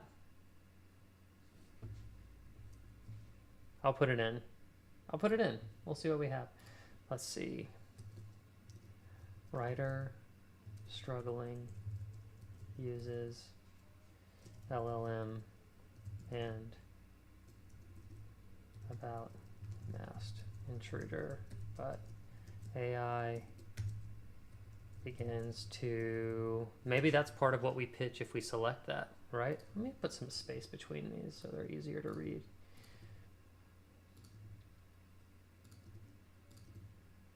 There we go.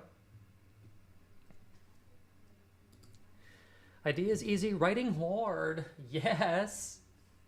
But I have no fear. You know why? I have a bunch of really great writers in this live stream chat today that are going to help make it possible. We have so many brains on the team. It's so good. Okay. I guess let's put a pin in it. Oh wait, story about a man telling a story of how he ate his pizza dinner. He didn't eat pizza, he ate the pizza table, not the small one, the pizza saver in the box. He ate the literal table. Reveal, he is a termite. The man lost all his memories, but has notes written on his computer telling him who he is, but it isn't. But it really isn't him. He's part of a government test as it unravels. Okay. So let me swap out one of these with the car crash thing, because I still want to do 8, but apparently this wasn't a real one. I was going to take it as a challenge. I knew it wasn't a real one, but I just wanted to prove that we could write stuff, even if it's like sarcastically thrown out there. I like the man who lost his memories thing, and I do like... Oh, geez. Gotta write it the old-fashioned way. Man without memories uses notes on his computer to rely on telling him who he is, but it's a government test. And then I also wanted to, or is it AI that tells him to ask about his memory? I don't know. We have the premise of it, and we'll just we have the premise of it, and we'll have to pitch on what the story is going to be later. But I also like what Wasapapa 112 said about a story about a man telling a story about, I know it sounds insane, but it's about a termite story is like how I can sum it up for the whiteboard.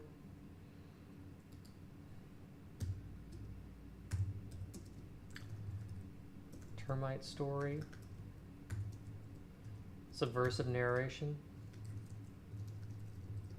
I want to really be inclusive of everybody's ideas, but I want to also put a pin in it.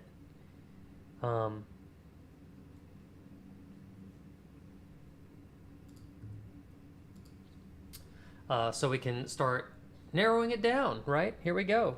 It's been 30 minutes of brainstorming here, so now it's time to start voting. We'll have to do like a little extra one to squeeze Wasapapa's actual thing in, suggestion in. Let me check the YouTube chat. I don't think anybody from YouTube has suggested anything. Let's see. Let me refresh. No one from YouTube has suggested anything. So let's just do it. Let's start the poll here.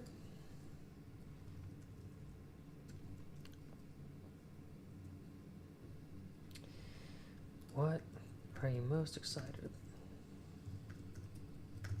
to write?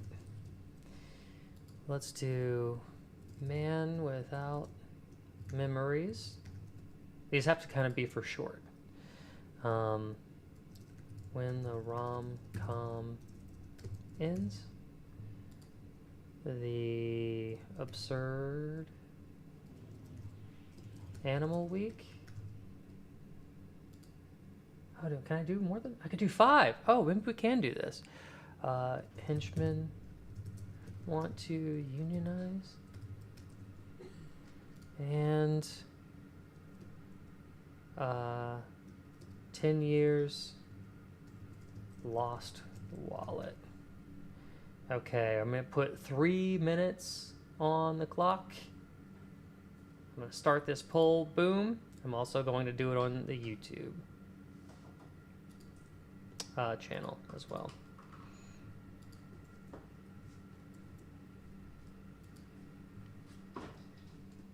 Start a poll, start a poll. Start a poll, start a poll. What to write? Let's see, we have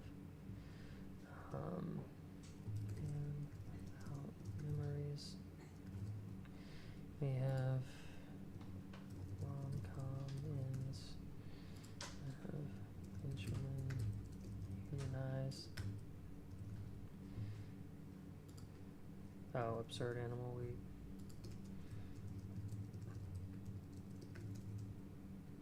I can only do 4 on YouTube. I see. Okay. I'll just start tallying the total votes for everything here.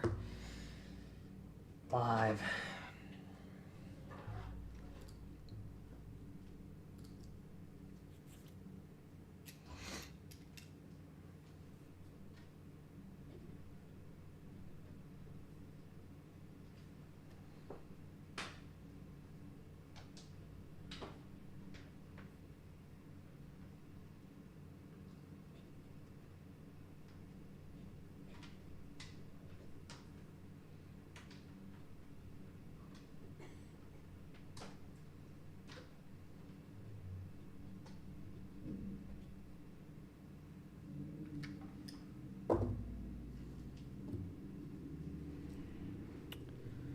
Okay, getting some good voting going on here.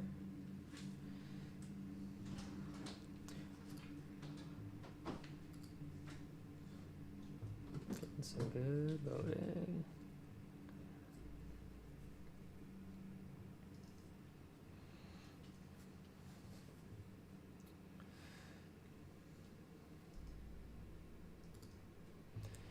Alrighty, alrighty, alrighty. Oh, we're down to like what, the last minute something? 30 seconds-ish?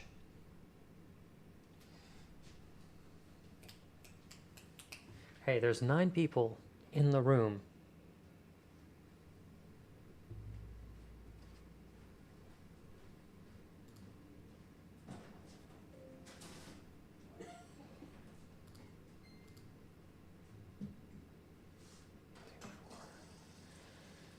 Okay, okay. Ooh, okay, okay. We have, excusez-moi.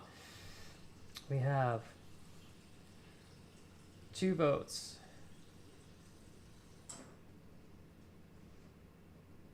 For Absurd Animal Week. We have 2 votes for Hinchman. We have 1 vote for the 10 Years Lost Wallet. And on YouTube, we have, I'll end this poll, but we have 1 for the Rom-Com Ends. Okay. All right, hang tight, everybody. I'm going to make 1 more.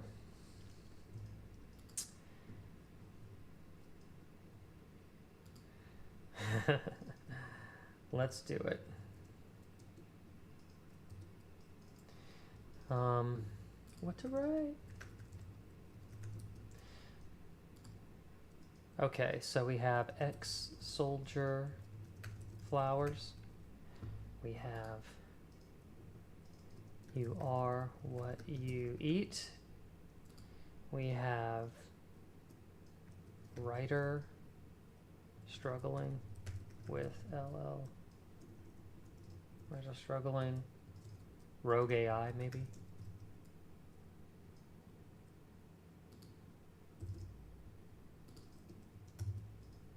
And then we'll do the termite story. Okay, got another 3 minutes. I'll put up the same poll on YouTube here.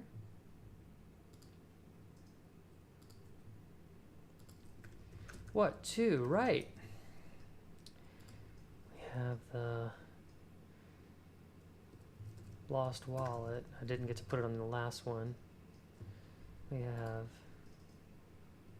ex-soldier flowers. We have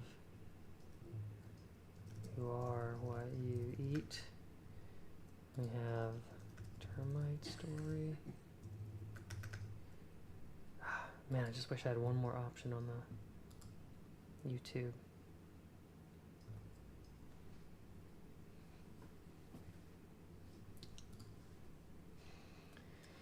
Okay, start voting. We're getting closer. after this, maybe one more round of voting and we should be able to narrow it down from the tops.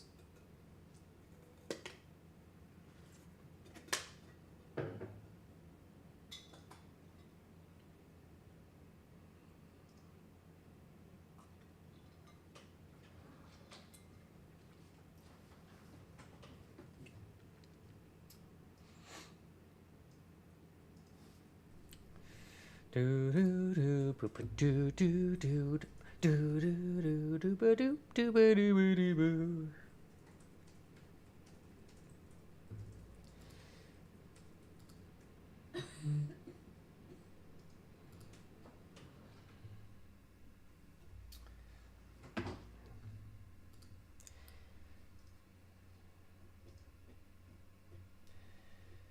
Soldier.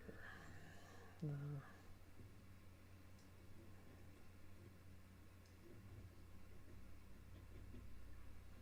And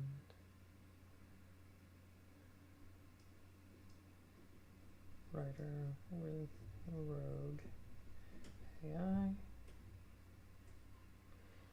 and termite story.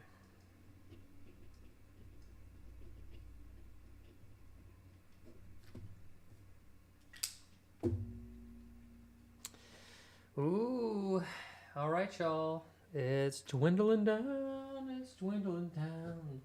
It's dwindling down. Be sure to get your votes in.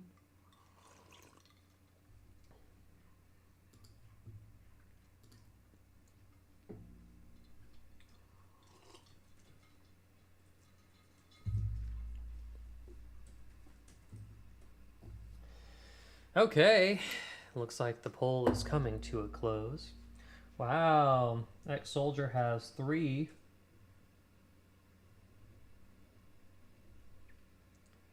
You Are What You Eat has 1. Rogue AI writer has 1. Let me check. And You Are What You Eat has 1 on YouTube. Okay.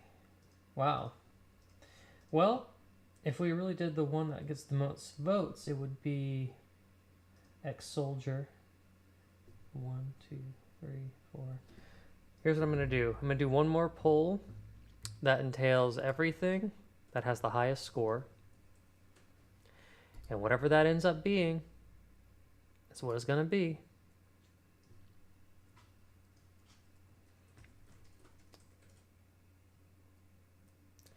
What's up, Papa? That's an amazing story. It's absurd and I love it. And you should write it. It would be really, really unique. It seems like your voice. Okay. The finals. This is the finals. This is everything with a high score. Absurd Animal Week.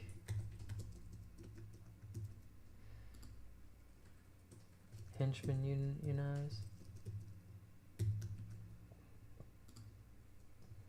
Ex-soldier. Flowers. And You Are What You Eat. Alright. I'm gonna do the same thing over on YouTube. Whoops. It's different over here. Start a poll. The finals.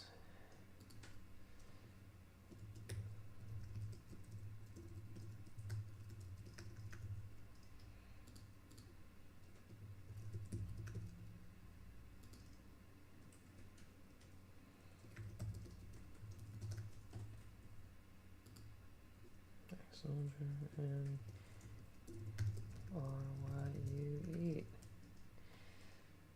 Okay. We'll know after this. We will know after this. We will know after this. We'll know after this.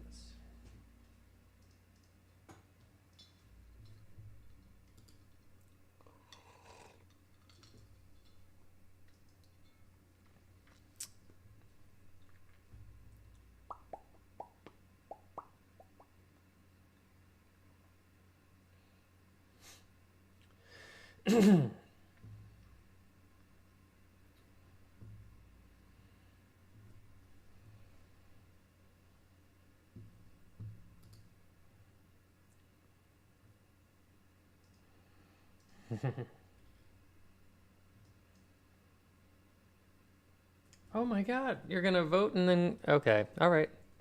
Thank you, White Seer. I appreciate the vote. I wish you could stick around to see how it all plays out. But hey, you just finished your book, so go take some well-needed rest. We appreciate it.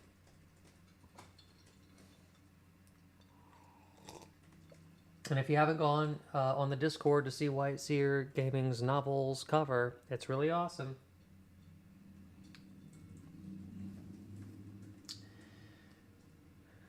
Well, Scrolls, sometimes we just have to make tough decisions.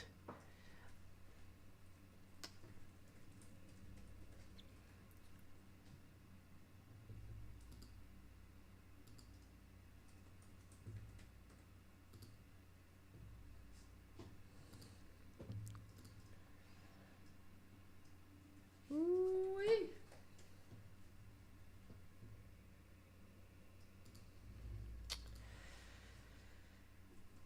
Oh my goodness.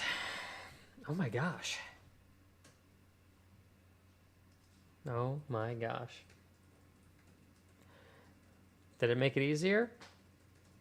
Let's see. Because on YouTube, they have... Looks like 1 vote for Animal Week on YouTube. So it ties it with Ex-Soldiers Flowers. But Henchmen Unionize clinch it with 3. Wow.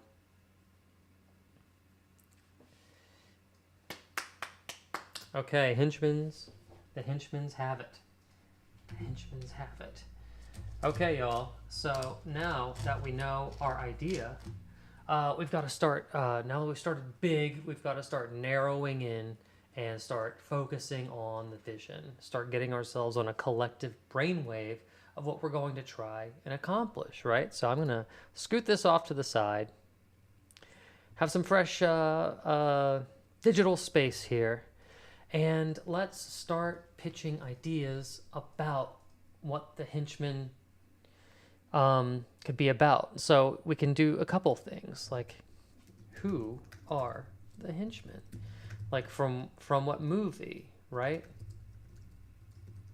From what villain? It could be in real life too. It could be like Hitler's henchman or something like that.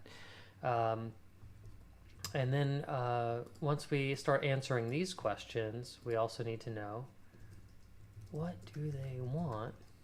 We know they want to unionize.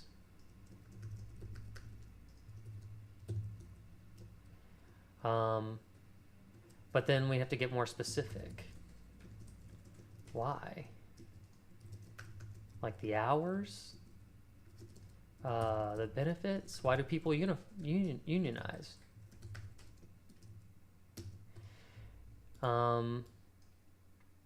We need to understand, what is the vehicle?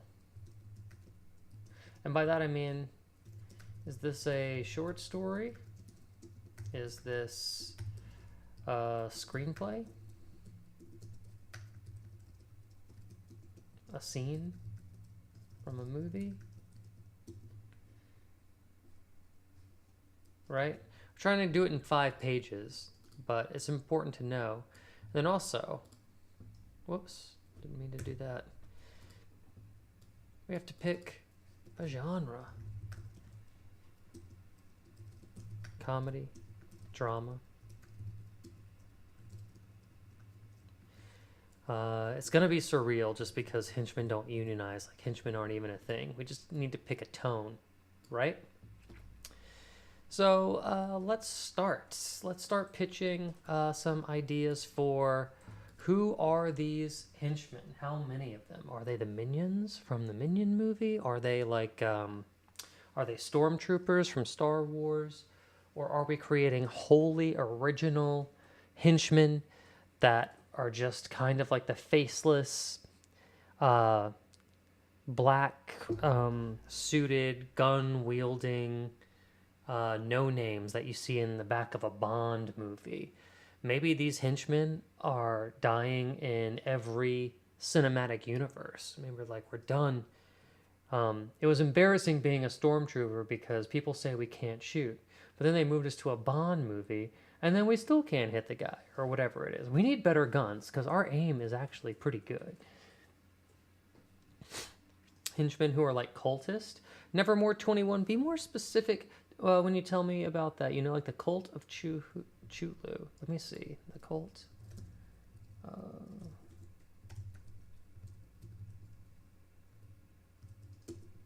Cult of Chulu.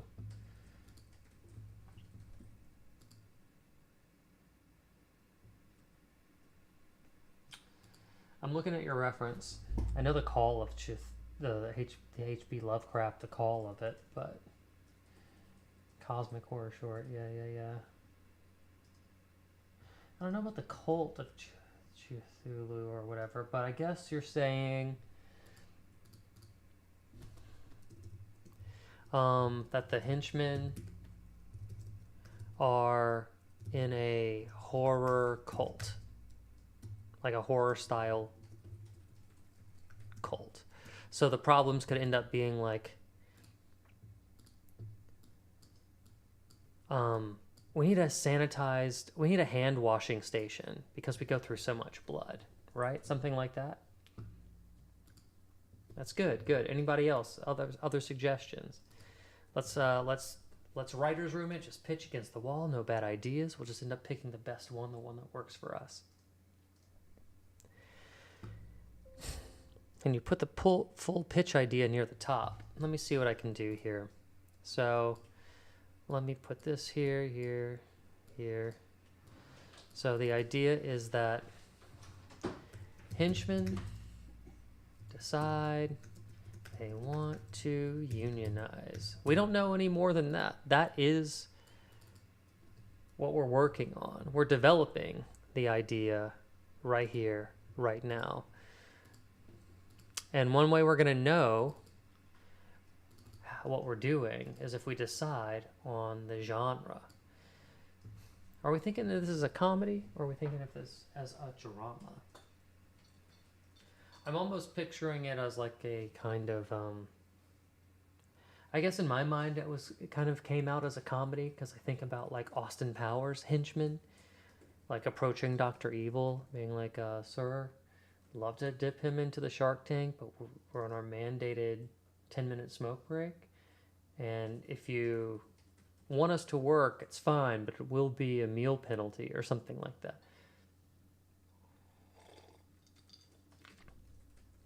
Getting cut off? Oh, you're right. Thank you.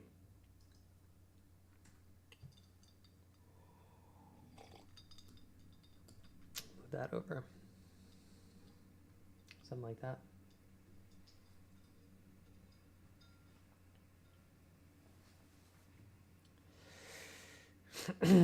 No problem. Scrolls. Cthulhu. That's right. Thank you.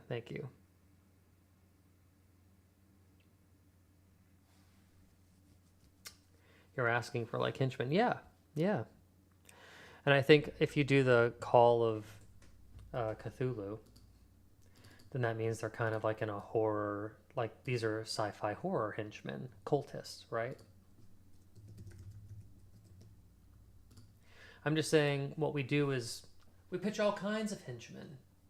And which one like makes us the most excited, right? We don't just always go with the first thing that we pitch. We A/B it against something else to see how it goes. So we could do like stormtroopers, like what I think I mentioned from Star Wars.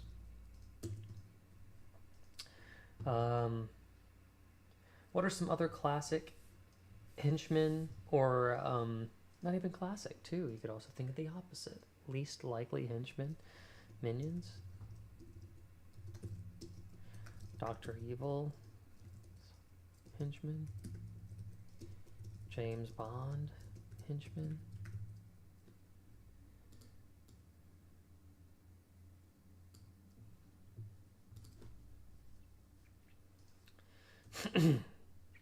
Scroll says better environments for the goat farm so the sacrificial blood rituals can keep going on. Yeah, okay, so people are starting to riff on the cultists, right? Like, so with the cultists, I'm gonna just make a sticky note, put it over here for like to organize riffs on the cultists. We have hand washing station is something I pitched. Then we have I wanted this to be left justified. Come on, there we go. I'm gonna do this so we can tell them apart. Hand washing station, we said better environment for blood rituals, right? If there's like sacrificial things, then like, is PETA involved? That could be something. If you want to, let's keep riffing on the cultists until we exhaust it, and then we'll riff on some others and see if we get excited about it. What else? Just some other things that happen in doesn't necessarily have to be cultist, but we can apply this to everything. So I'm gonna make a new sticky note. What people unionize for.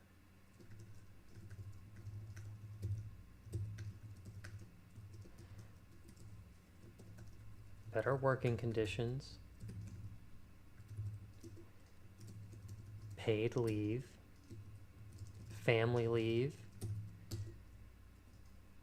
Health and safety.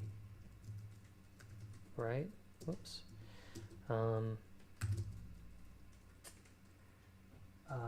Overtime. Breaks. Just better pay. You keep paying us in goat meat, but honestly, I need to pay my rent, whatever it is. But my landlord's doesn't accept that as rent. So these are things that we can apply to every henchman that we come up with, right?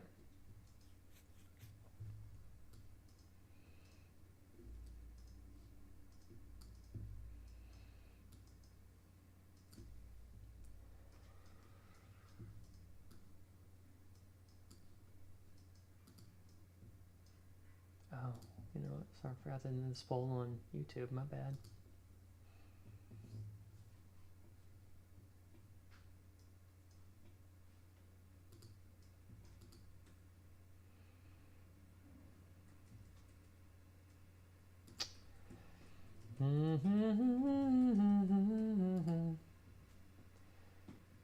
Okay. Well, if the chat is dead here, then let's move on.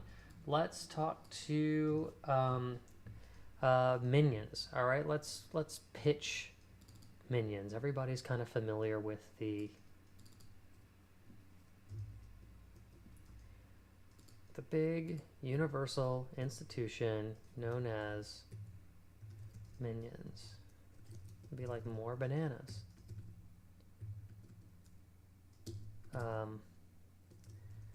What if we weren't evil?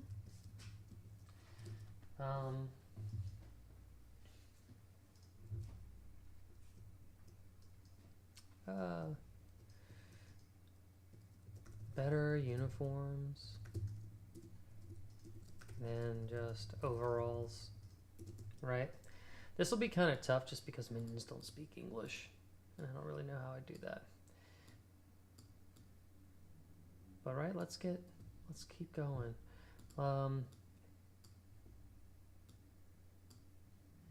Stormtroopers, Star Wars stormtroopers.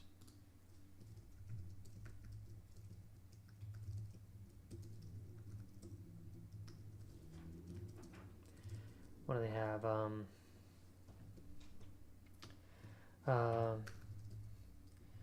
Better guns with better aim.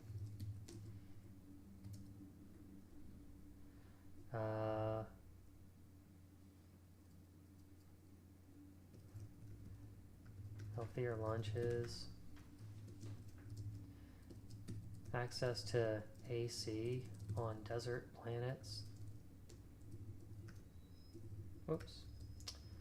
Desert planets. Access to heat on ice planets.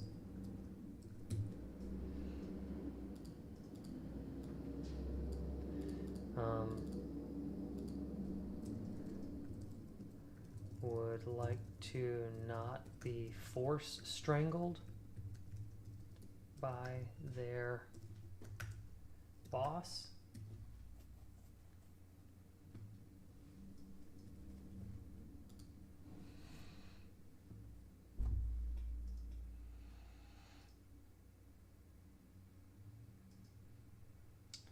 Let me see. Maybe, oh, I'm sorry. Let's see. Maybe a scene from a union organizational meeting where various henchmen can bring up their own. Yeah. That's a good vehicle for it, right? So we'll go to the vehicle.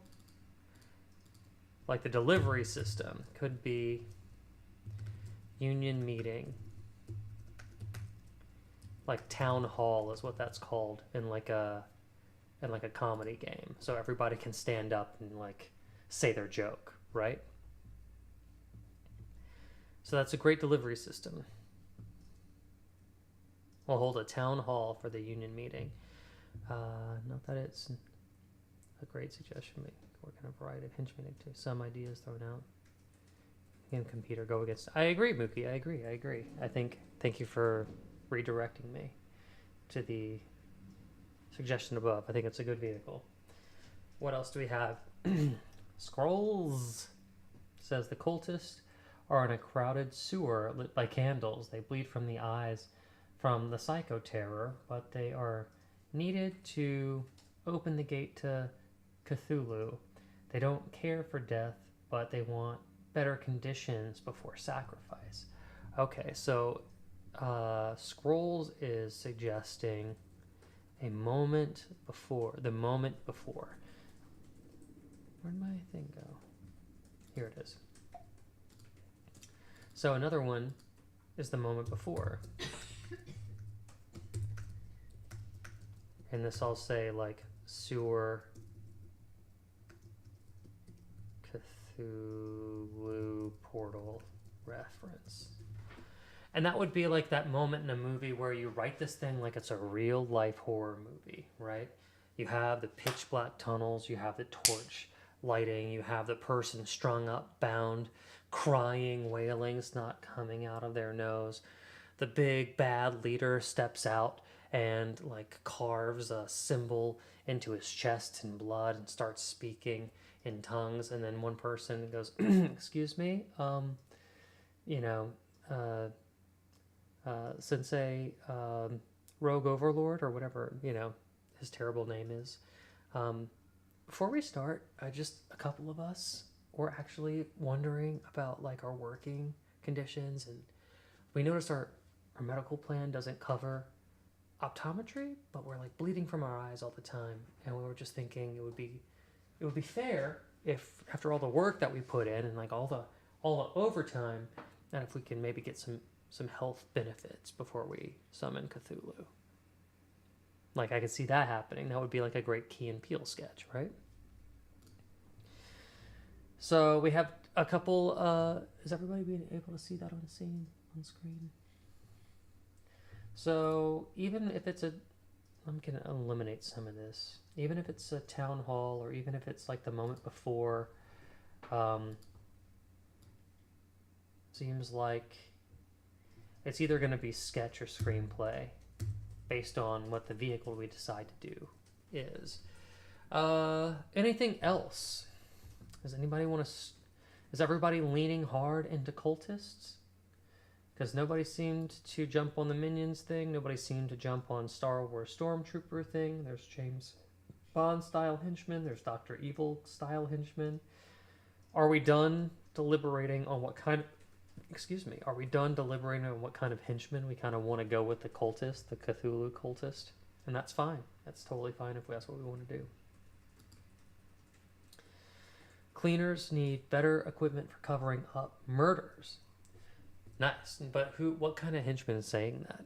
Are we still thinking cultist scrolls? Or are you thinking somebody else?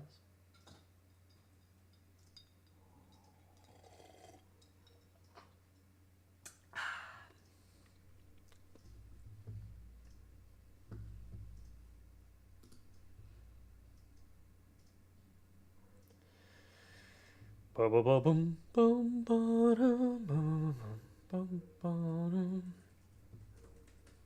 I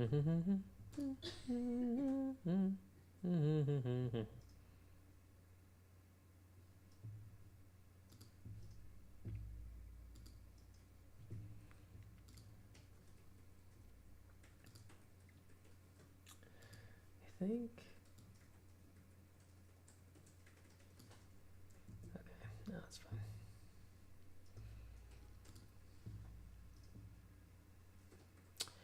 All right. I was talking about maybe bringing in all of the different henchmen into the meeting and then having their own specific needs that may clash with one another. That's interesting. Then we can, yeah. Then we can have multiple grievances, right? That would be kind of funny. Scrolls was thinking Pulp Fiction type of cleaners for those kinds of assassins. I see what you mean. If we want to work in everybody's bits, then it's a henchman's town hall meeting, and every henchman from every movie stands up and has like a grievance.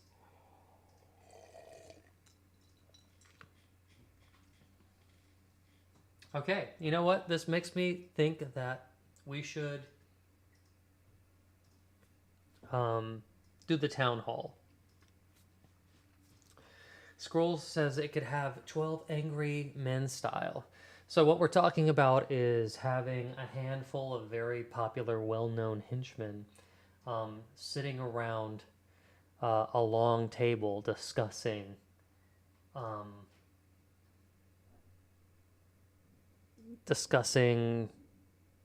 why they want to unionize, how they want to get together. And then the other thing is like, how does this end, right?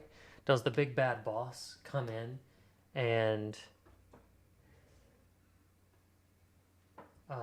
threaten them in their lives, and they're like, oh, never mind, and scurry back to work?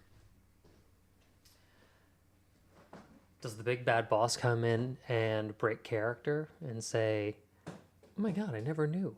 Well, I'm glad you brought this up to my attention, because we can't really succeed unless we're a team. Does one of the 12 Angry Men style kind of henchmen end up becoming kind of the big bad boss as the union leader? It ends up being like the big bad guy of the scene.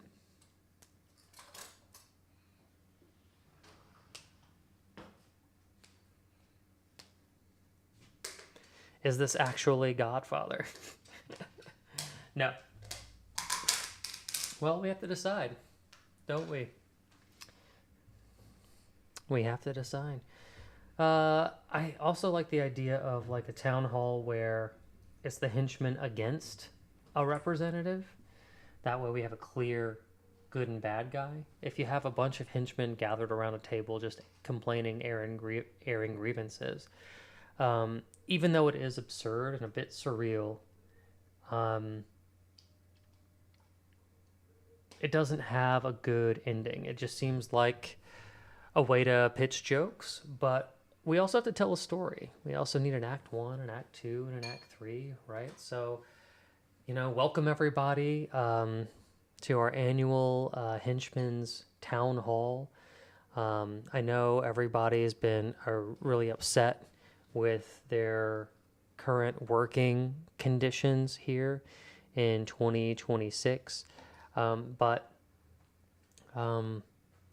this is the time and the place to air out your grievances, and we'll see what we can do for you. Because if there's one thing we have for henchmen, it is respect and dignity, right? And then yes, you sir, down on the front, bloody hand gets raised. Cultist stands up, sheepskin vest, blood coming out of the eyes. Yeah, I would love to like have a hand washing station on our sacrificial farm, but I keep getting told no, right? It could end with the henchmen finding out they're all being replaced by the union of BFFs. BFFs? Best friends forever? Am I missing the reference here? The henchman who doesn't feel like they belong around a bunch of hardened killers. Oh, yeah, that's kind of funny too. It depends on what vibe you want. Yeah. Stormtroopers asking for better aiming equipment. Right. Sharpshooters make fun of them. Yeah, perfect. I think we have that on the Stormtroopers things. Better gun with better aim. On that sticky note there. I almost think that maybe the fictional henchman could be usurped by a real life henchman. Maybe it's too topical. It would make it non-evergreen. But if the other henchmen were, but if the fictional henchmen, like the cultists, the stormtroopers, the minions, whatever, if they aired their grievances, and then the final page, the final third act was like ICE agents, right? Like a real bad henchman who exists in real life, wanting the same thing. Maybe they'd feel icky. Like if we can make the own henchmen feel icky, or even go like, oh my god, not like them. We're not those guys though. Like as a minion, I don't want to have to wear overalls all the time. I don't need more zip ties to put children in cages or whatever. Maybe it's a little, I don't know. Maybe it's a little too harsh. Maybe it's too topical. Maybe it won't be evergreen, but I'm allowed to pitch too, you know?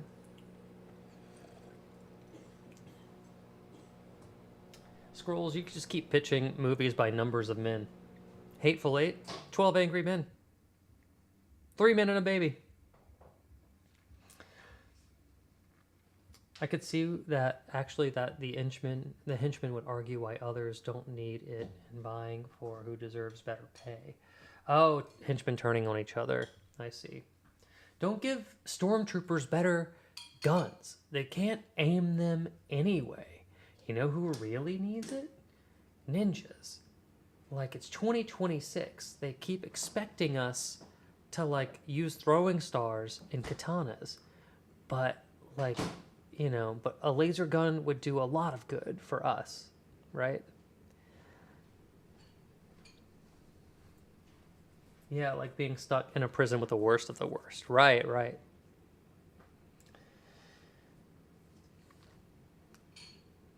Versus others who don't even belong. I can see where this gets serious and possibly violent. Okay. So here's what we do know. Looks like we're doing a town hall.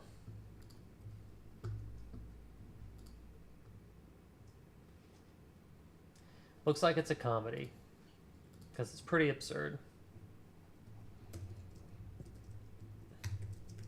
Town hall of Henchman's Union. From what movie? All of them. From what villain? Still applies, right? Not a drama.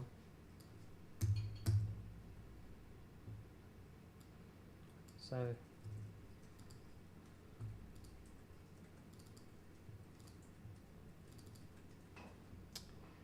they want to unionize. We know why. We have all of the stuff here. What people unionize for.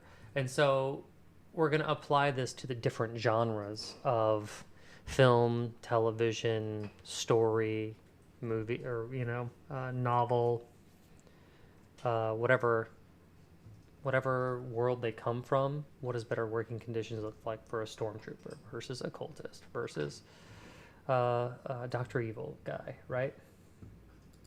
We want to unionize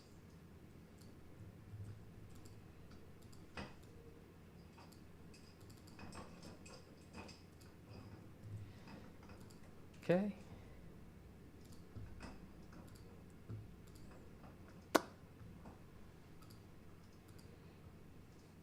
Scroll says maybe the representative is super powerful, doesn't do anything, and even lets someone off someone else, but the moment they attack him or her, the representative shifts scares the scale of power difference by insta-killing. Maybe.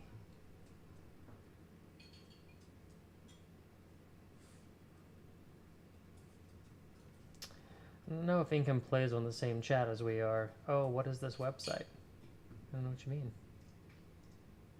Do you mean the digital whiteboard that I'm using? Because that's a program, but I don't think I opened up a browser.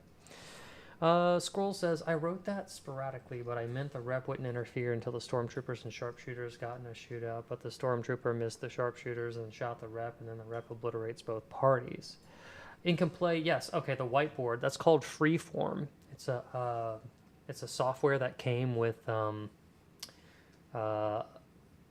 one of these Mac OSs in the update.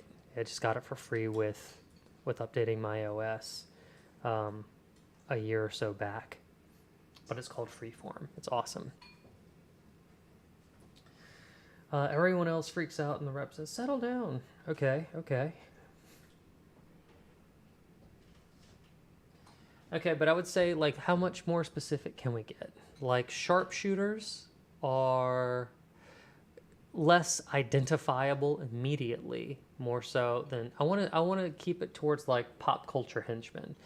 The reason that I say that is because we landed on comedy, and we want to be able to immediately identify who these henchmen are and the tropes, and they come with a background knowledge that we don't have to teach somebody in 5 pages or less, right? Because we need to move through this. 5 pages or less. So if you have somebody dressed in all tactical gear and they're like, hi, I'm a sharpshooter, long range, Kennedy assassination, like, you have to... A stormtrooper can stand up and be like, hi, yes, I just... I don't think our bosses should be able to air strangle us. And we know exactly who is talking. We even know who they're talking about. They're talking about Darth Vader, right? We get it instantly. So more specific, more pop culture. Just a placeholder. Yeah, sure. Okay. We don't really have an ending yet. But I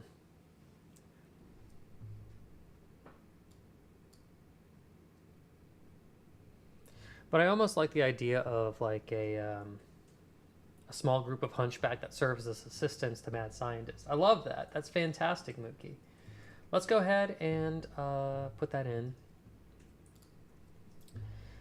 Let's see. So, Minions, Star Wars. We have mad scientist assistants.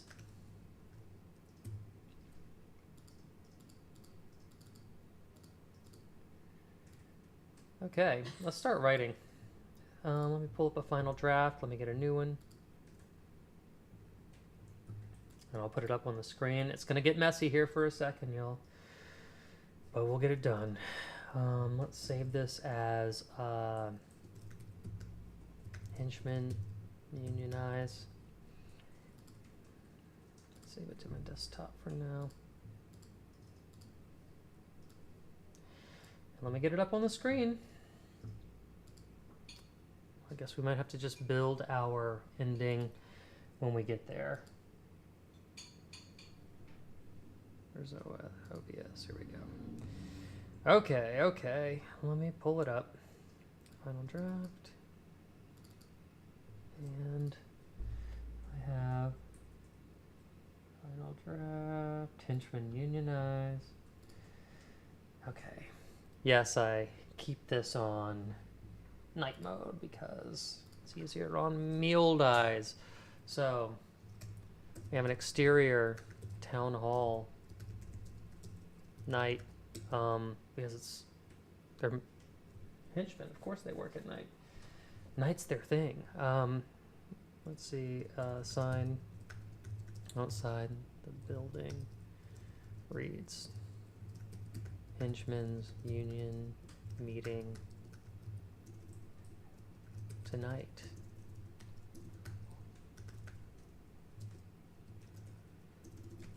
Snacks provided. Something a little funny, right? Now we're interior town hall. Commotion is interrupted by a speaker standing, not a, I don't want to say a speaker, I guess a representative.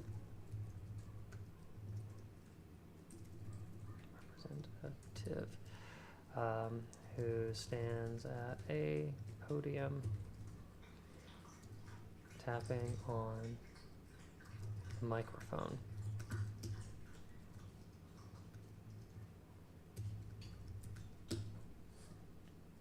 Excuse me.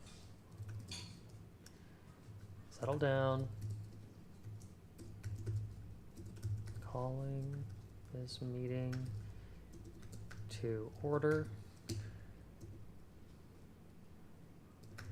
Thank you all for coming to the annual Henchmen's Union meeting. On behalf of all of your bosses, leaders, emperors, and mad scientists, or maybe etc. We're glad to have you here and are eager to hear your concerns, your workplace concerns.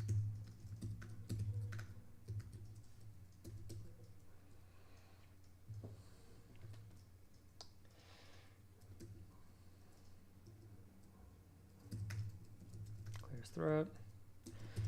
Now, without further ado, whoops. Let's hear what's to know what's on your minds. And then we can start, right? So we have a bunch of henchmen that we run through. We have the cultists, we have the minions, we have the mad scientist assistants, we have the Star Wars stormtroopers, anything else that you want to. Perfect. Let me check up on the chat here. Maybe just the typical noir mafia henchmen, like penguins, and the joke is that they both suck at shooting, so the shootout ends up in stormtroopers and mafia men both missing each other, and the rep taking them out. After he says, "Settle down," someone else says, "Well, at least the budget can be spread out." You know what? I like I don't like all of it, but I do like the idea of it ending, of like a running gag being like things escalate so much that everybody pulls a gun and starts firing, and the representative's like, stop, and like, is anybody hit? No. Okay, well then let's get back to this meeting. And then maybe that happens like in the rule of threes, right? I think that would be fun. It'd be a fun way to break an escalation. So what we can have here is one henchman saying something, ramping up, all the henchmen getting excited, everybody pulls out their guns, bang, bang, bang, bang, bang. Is anybody hurt? No, we all missed. Okay, so order, right? Back down.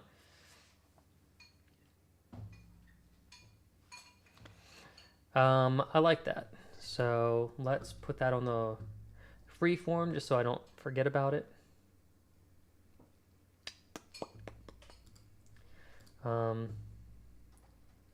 always erupts in shooting, but no one hits anybody. That's a funny bit that we can revisit. Okay. Who's the first henchman? We'll have to probably rewrite this, punch it up, put it in a different order.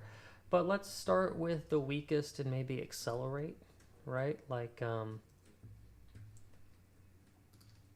let's say, oh, you know what? I should check the YouTube chat as well.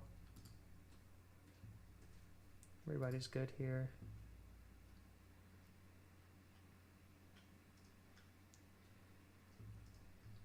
YouTube chat's good. Okay, so now we're going to a bloody hand is raised into the air. A Cthulhu. Whoops, let me spell it. Cthulhu cultist stands wearing a goat skin vest, and his eyes are bleeding. Cthulhu cultist. Yeah. I was thinking for workplaces that often make ritual sacrifices, we should have hand washing stations as like keep getting staph infections.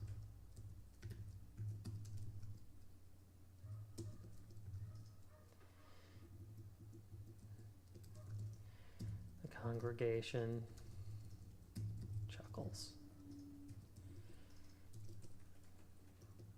Okay. That seems pretty reasonable. And maybe like a quick all hail Cthulhu. It's like a something like that.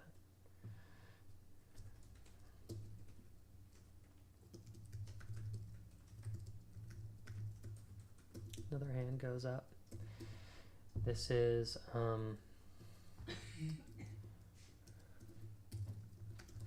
wearing a long, thick leather glove. A hunchbacked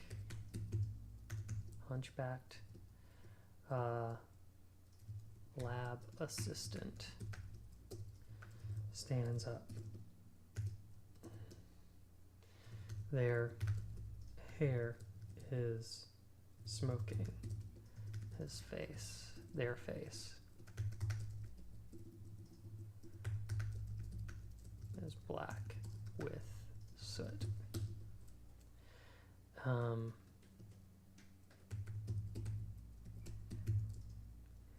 Lab assistant. A la Igor. Yes.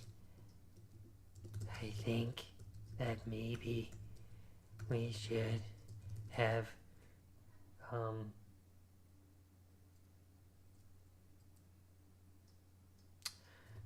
how do you have like electricity insurance? What's the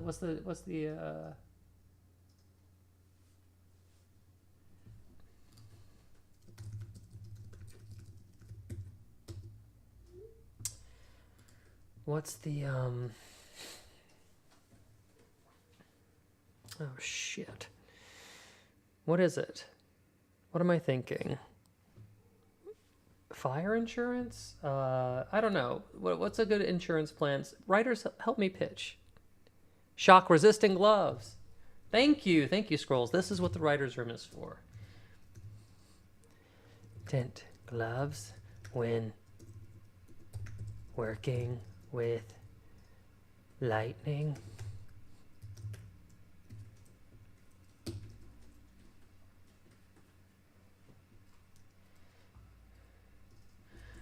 Okay, noted.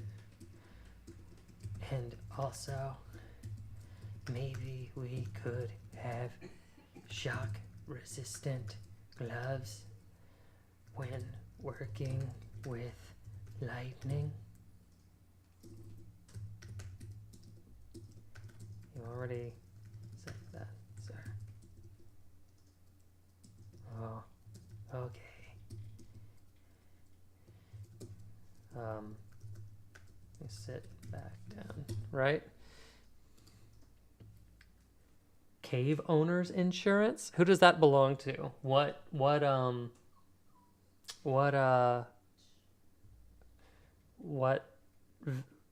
henchman, what brand of henchman does Cave Owners Insurance belong to?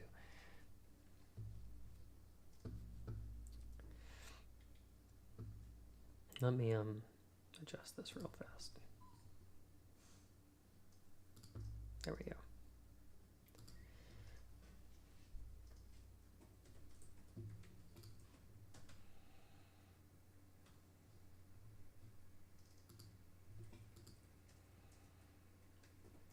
Okay. While you figure out who cave owners, what kind of henchmen need cave owners insurance, let's keep going.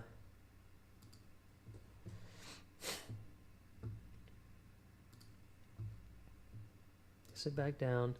We have minions, cultists. Let's do rule of 3, and then let's do the stormtroopers. And that way, whatever they say can be so incendiary that they cause a shootout, right? Sit back down. Another hand goes up. A Star Wars Storm Trooper stands up. Storm Trooper. He holds his laser gun, his blaster, to his chest. I think we should put restrictions on how often our bosses can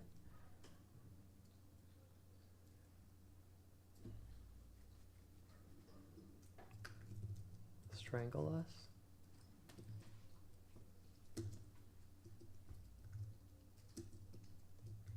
Did your boss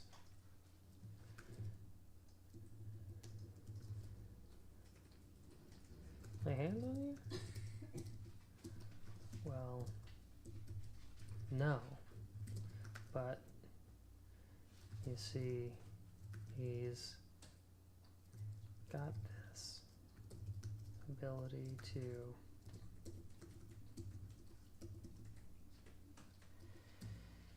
oh my god, this guy is making up problems. Hunchback. Yeah, this guy doesn't look like he's even been electrocuted before.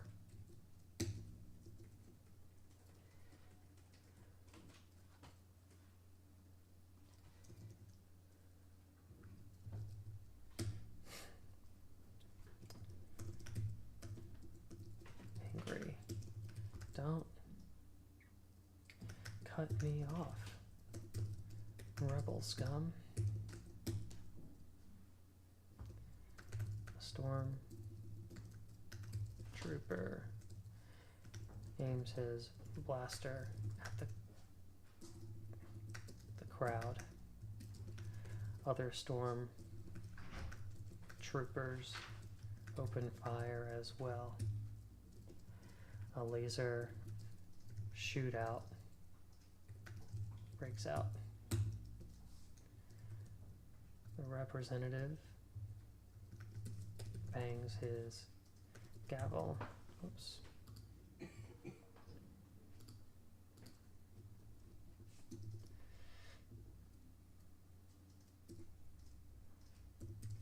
Commanding attention until the shooting stops. Now, is anybody hurt? All the henchmen search themselves for wounds, but no one is hit.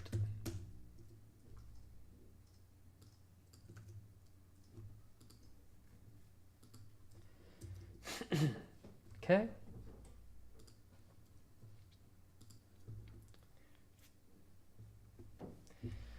Let's see. The hitman could be interesting. Maybe the cool, collected dude, hitman from the game movies, the bald guy with the code tattooed on the back of his neck, usually wears a suitcase. I'm sure he doesn't wear a suitcase, right? Just wears a suit. He speaks for all the hitmen and better wigs, tailors for disguises. I like that. Does that hitman have a name? I know the Hitman game series that you're talking about. Do we have a name that we could put on the script?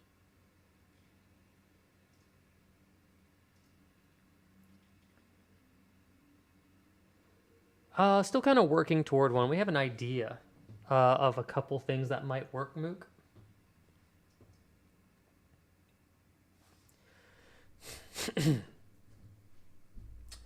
Oh, maybe I missed some stuff while I was... Small group of hunchbacks, maybe just a typical noir mafia henchman. Yeah, the shootout. Yeah, we did that. Okay. I say she because I feel the henchman would have. Who is this broad anyway kind of vibe, even plotting holding her hostage and using her to demand more pay until she shows her power. Maybe she's Loki in disguise. Who are we talking about, Scrolls, when you talk about use her to show her power, Loki in disguise? Oh, Mookie, yes, I'm with Union Local 128. I want to put that in there. I like the specificity of that.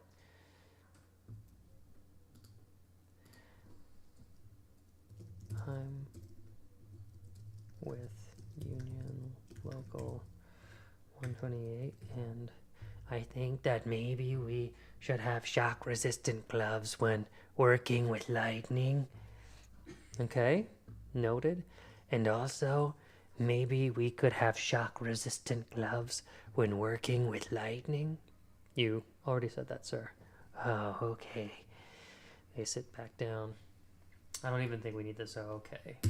Faster, funnier. Agent 47 is the hitman. Okay, so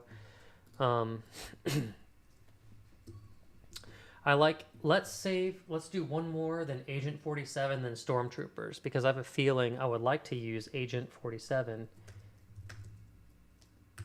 to request better guns as well. And then the Stormtrooper will be like, we need those. We need better sights on our blasters. And it'll be like, they'd be wasted on you. Oh yeah? Everyone stands and fires their guns. And then it would be like the representative again, right? Bangs his gavel. Anybody have? We'll just like repeat it. Like literally a copy-paste job. But we need a rule of 3. We need something before Agent 47, which we will go and fill out. So you said the representative could be a woman who is actually super powerful, but the henchmen start plotting behind her back. We can take her, hold her hostage, and demand better pay. We can... I don't really want to go... I mean, I get it. I get where you're coming from, Scrolly. I just don't want to make it about gender. What I'm happy to do is make more of these henchmen female, right? I'm happy to make the representative female as well, but I don't want to make it like because she's a female we think we can do this. I'm gonna stay away from that.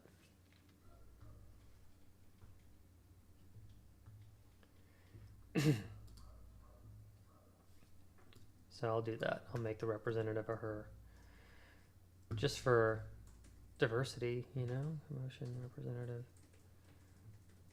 Podium tapping on a microphone. Bloody hand. Another hand. Star Wars. Representative bangs her. Gavel. Commanding attention until the shooting stops. Okay. Okay. Now she's a her. But let's do this. We owe something here, right? I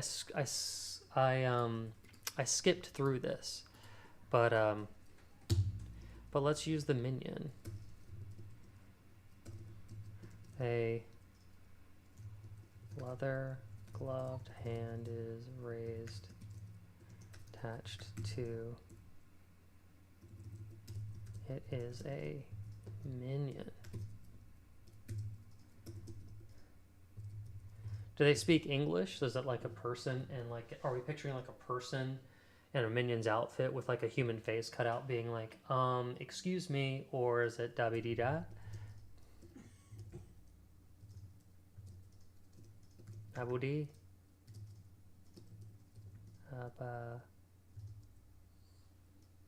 Da boom? Banana? You're right. We should revisit lunch. We should revisit meal penalty policy.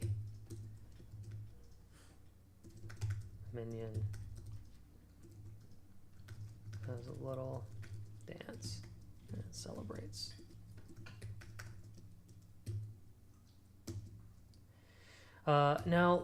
So somebody who's more familiar with the Hitman series, help me know how to introduce Agent 47.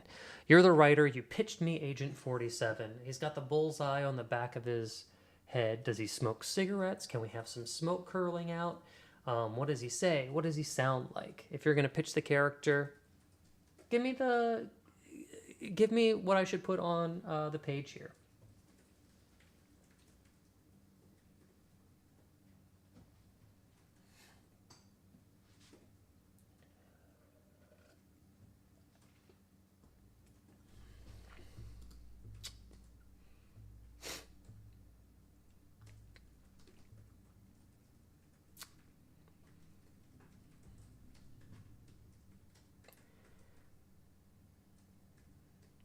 Oh, I see. She's powerful, and she silences them with her mind-reading powers. If that's the case, I would need her to be a mind-reading Hitchman. Like, everybody's familiar already.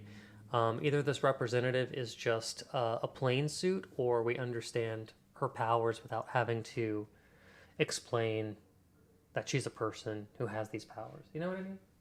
And also, if that's true, how do we show not tell in like one sentence? Does she just hold her finger to her brain and everybody starts freaking out?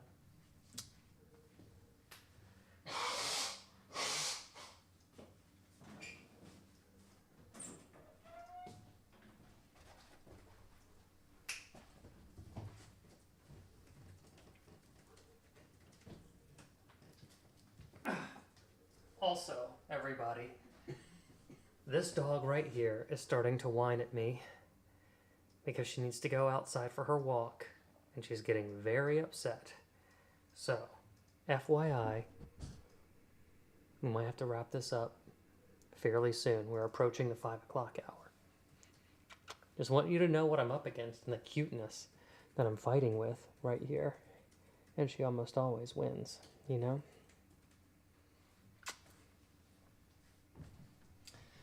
Okay.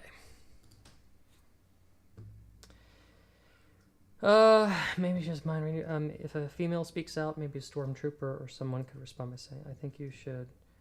I think you want the winch woman union meeting down the hallway. And some more shooting could break out. Maybe. I still don't want to make this about gender. I want to make this about unionization, you know?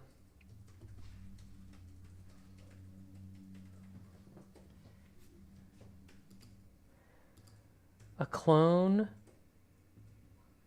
created from 5 world-class criminals. Wait, Scrolls, are you telling me about Agent 47? He has a deep, calm, articulated voice. Does he smoke a cigarette? I want to introduce him some kind of way.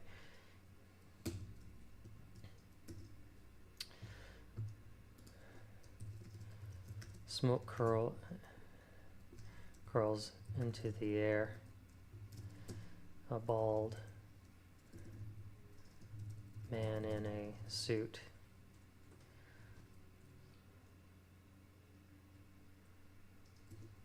With a bullseye tattoo on the back of his head turns to speak in a calm, low tone.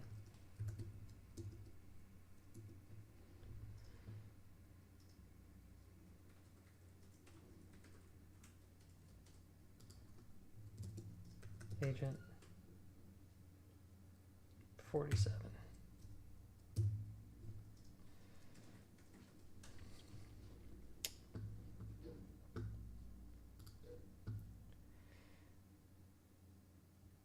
Oh, it's not on the back of his head, it's on the back of his neck.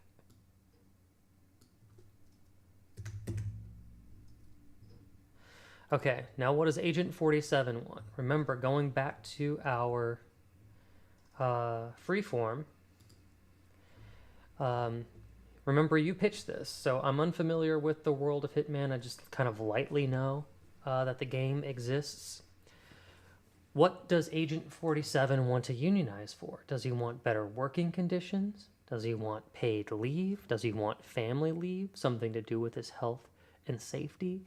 Something to do with his overtime, his breaks, his better pay? What's going on with Agent 47? Give me the reason, the motivation. Start giving me the character want, right? This is what we have to do whenever we write real characters. I say real characters. When we write, we have to establish who somebody is, what they want, what's getting in their way. So if you're going to pitch Agent 47, give me a want and an obstacle.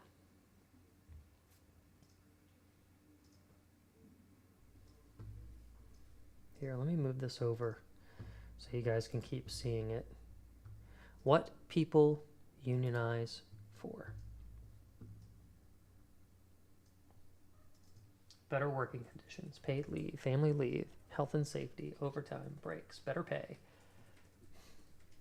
It's a barcode. Sorry.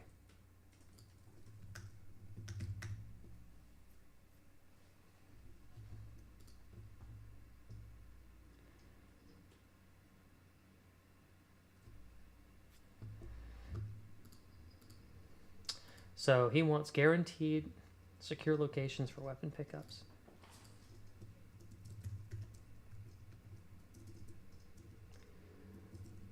I don't think it's unreasonable to request secure locations for weapon pickups. To request.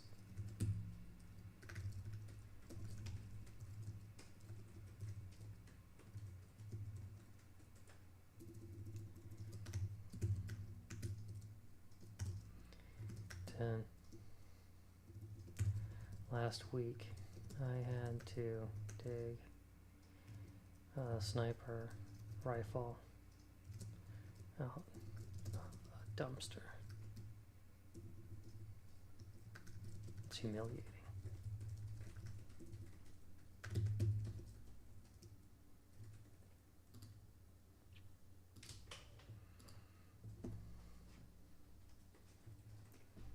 All right, let's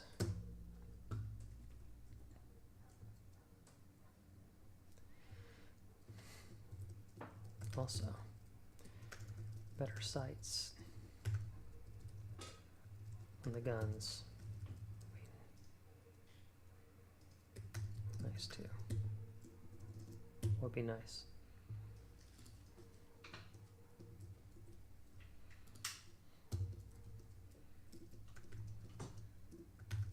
Stormtrooper.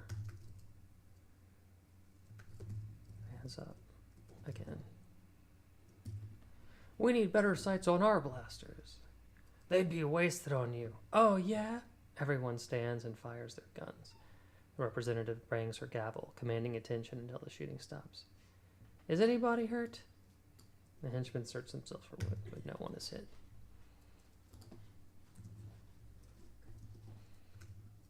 Now, have to keep decorum if we want to accomplish anything.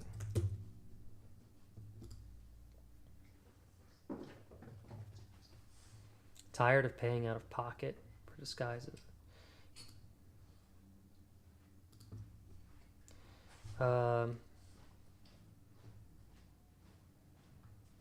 One, two.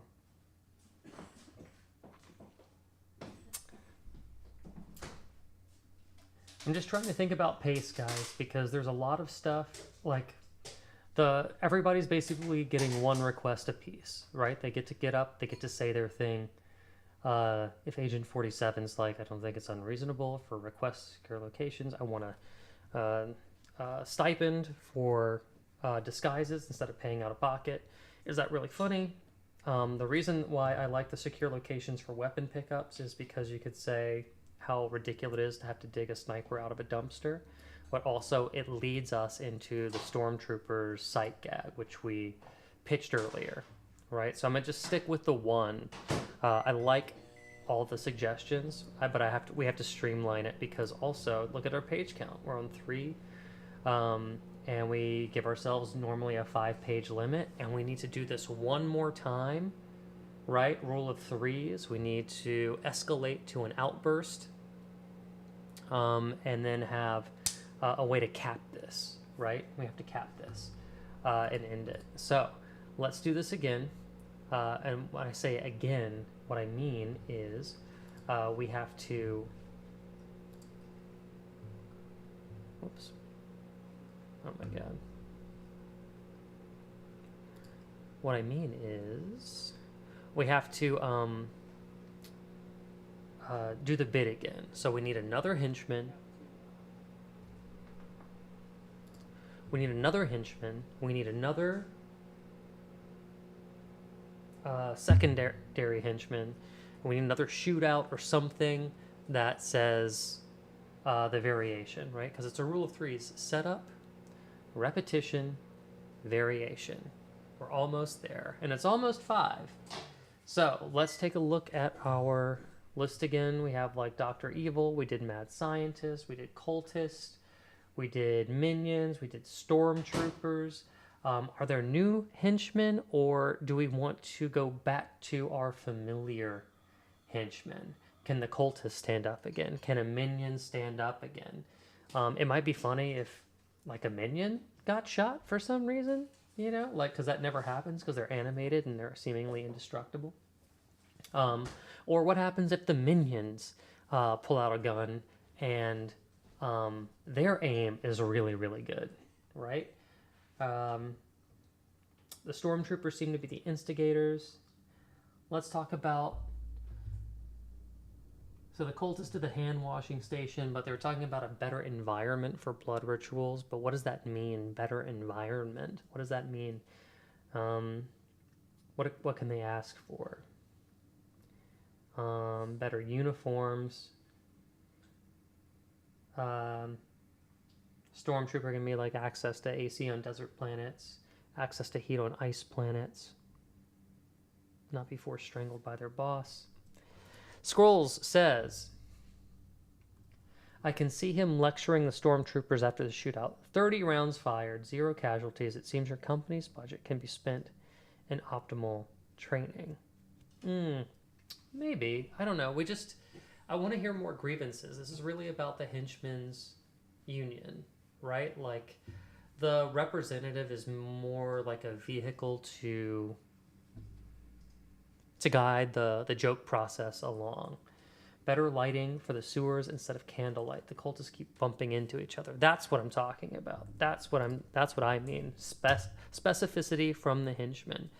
The cultist, the Cthulhu cultist raises his hand again. Also, like, I think some better lighting. Right now, we're using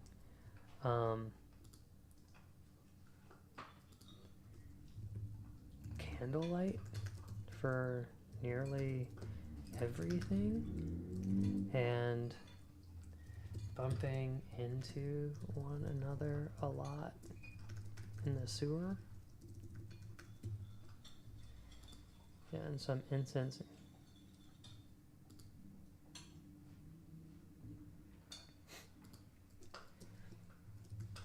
And also, I don't think some incense is too much to ask for.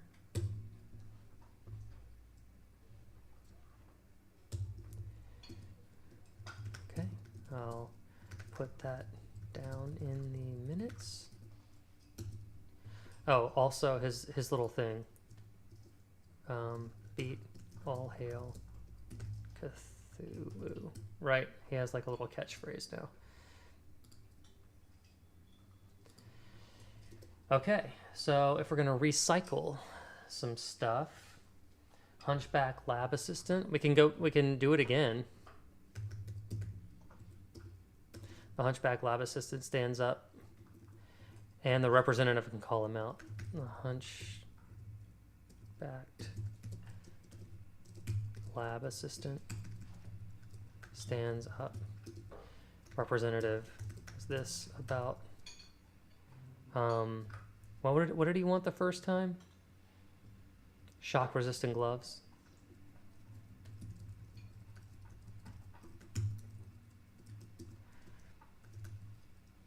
The Hunchback sits back down. Okay.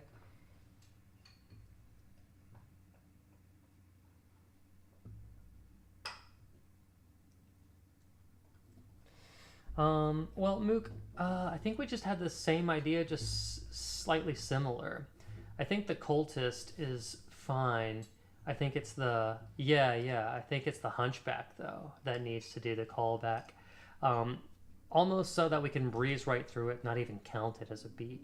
So now we have either we're going to end on like the minions being the surprised like badass, or we do something topical like say like, well, Ice wants to make a demand for like more zip ties and everybody like shoots Ice maybe, or maybe they could, maybe we could do like a step of Ice removed and just do like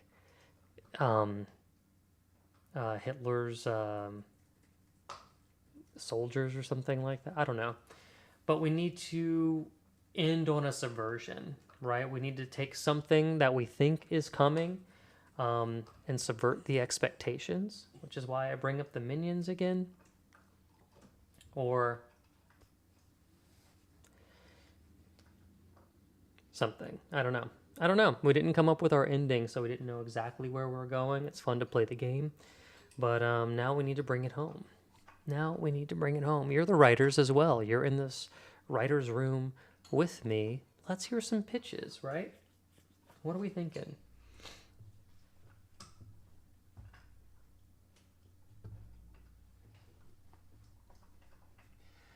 And while we do that, let's do one more.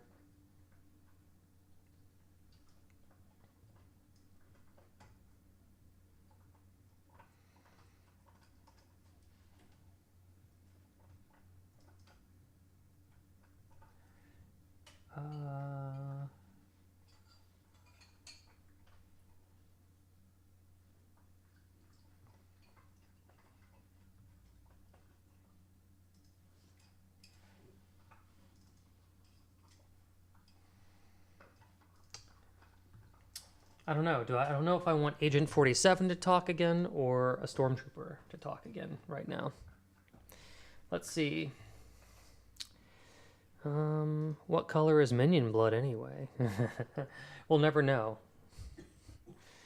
It could just be blood red. It's got to stand. It's got to pop against the yellow. I know the instinct is to make it yellow blood, but oh, my wife just joined the writer's room. She said it should be glitter. It should be glitter.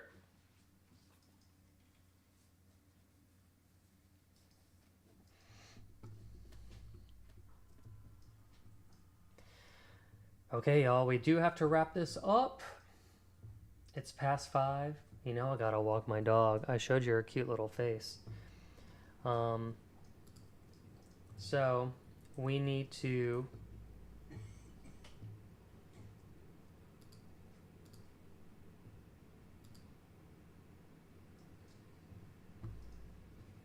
do this. We either need to know where we're going. It's actually an audit. The company uses these grievances to figure out who gets cut. That is subversive, but it's also corporate. Like, how does a henchman solve the issue? Like, I want to keep it on theme. It needs to be about. It needs to be something that would happen in a union meeting, or it needs to be something that a henchman would solve. Something thematic to. Like, let's stay on task. To be like, it was actually a dream the whole time, kind of a situation. Makes me feel like the audit pitch. It was actually not a meeting the whole time. We were using it for budget cuts. It's like, I don't know. Budget cuts are less funny than how a henchman deals with the problem, how a master villain deals with the problem. Maybe someone brings up something they can all agree on, but a shootout happens anyway. Yes, and the rep says conflict management classes have been ordered. I don't know about conflict management classes, but I like the idea that someone brings up something they can all agree on and a shootout happens anyway. That's good subversion. That's a good callback. Excellent suggestion, Mook. Let's pick something that we can all agree on. So is it Agent 47 or a Stormtrooper? I think something we can all agree on is that we need what? What's a common thread that ties all of the henchmen together? Healthier lunches, guns with better aim, access to heat on ice planets. Maybe it's a big speech. Is healthier lunches, access to AC on desert planets, access to heat on ice planets,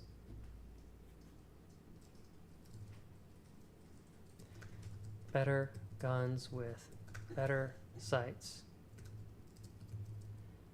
and to not be strangled by our bosses.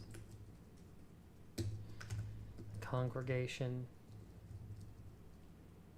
erupts in applause.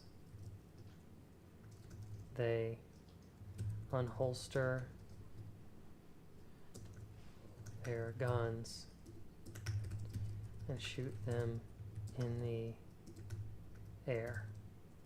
Then they start shooting at each other for no reason.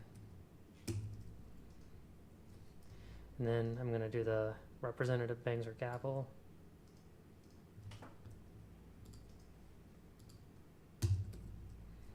The representative bangs her gavel, commanding attention until the shooting stops. Anyone hurt? On the floor. A minion. Bleeds glitter. Minion. Muttering. Low voice. Banana. Representative. Meeting adjourned.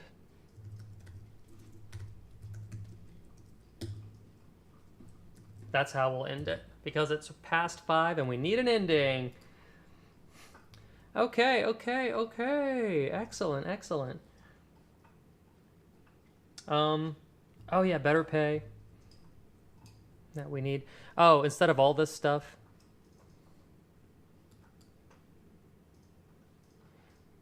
I'm gonna just end. I think to end on better pay, I think is the big thing. And last, but certainly not least, better pay. Yeah, everybody can agree on better pay. Yes, absolutely. No more guns and trash cans. Yeah, y'all, we did it. Okay, well, before I sign off and go walk the dog, let's read through this together. It'll be fun, right? Exterior, Town Hall, night. A sign outside the building reads, Henchman's Union Meeting tonight. Snacks provided. Interior, Town Hall. Commotion is interrupted by a representative who stands at a podium tapping on the microphone. Excuse me? Settle down. I'm calling this meeting to order. Thank you all for coming to the annual Henchman's Union Meeting.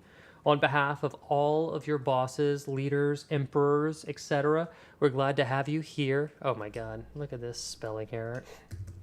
We're glad to have you here and are eager to hear your workplace concerns. Now, without further ado, we'd love to know what's on your minds. A bloody hand is raised into the air. A Cthulhu cultist stands wearing a goatskin vest and his eyes are bleeding. Yeah? I was thinking for the workplaces that often make ritual sacrifices, we should have hand washing stations. Because, like, I keep getting staph infections. Quick, all hail Cthulhu? Cthulhu? The congregation chuckles. Okay, that seems pretty reasonable. Another hand goes up wearing a long, thick leather glove. A hunchbacked lab assistant stands up. Their hair is smoking. Their face is black with soot. Yes, I'm with Union Local 128, and I think that maybe we should have shock-resistant gloves when working with lightning. Okay, noted.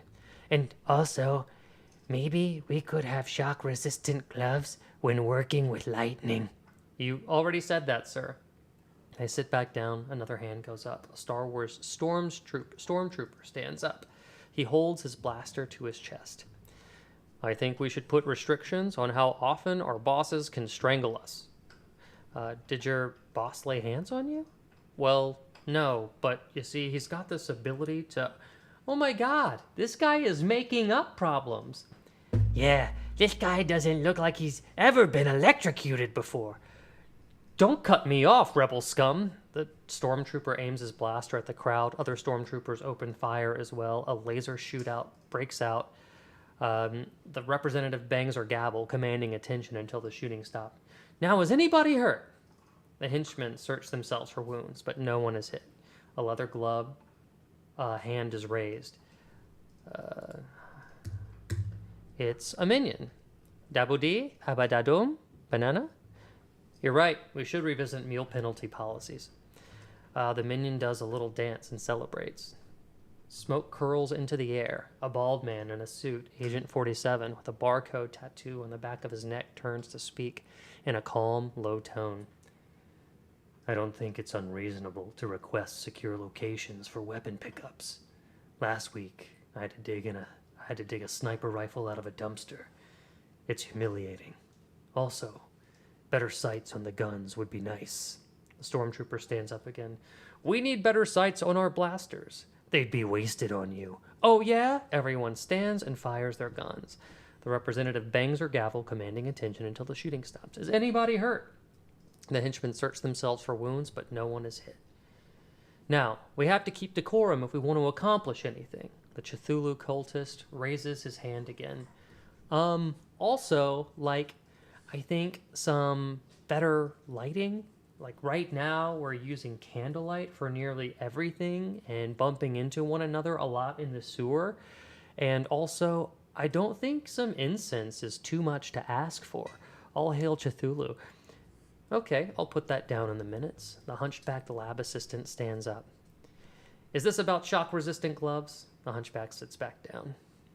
I think something we can all agree on is that we need healthier lunches, access to AC on desert planets, access to heat on ice planets, better guns with better sights, not to be strangled by our bosses, and last, but certainly not least, better pay.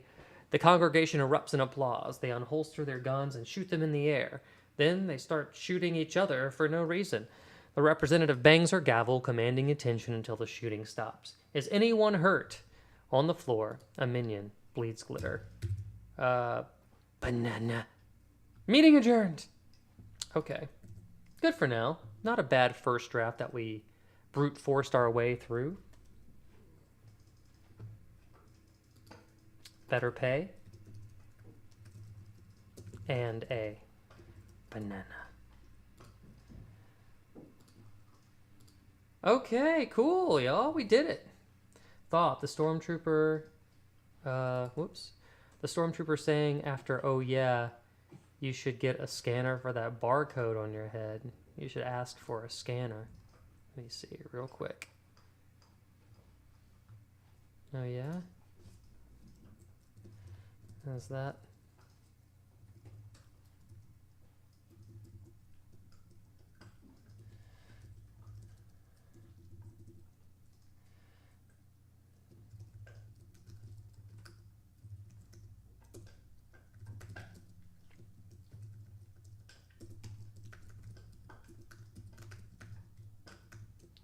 Something like that. Maybe. I just took what you said, Scrolls, and I did a variation. Probably. Yeah, we cruised on this one. We cruised on this one. Do you like the modification, Scrolls? Oh yeah? Does that barcode ring up idiot at the grocery store? I think a lame joke is funny. All right, let's see here.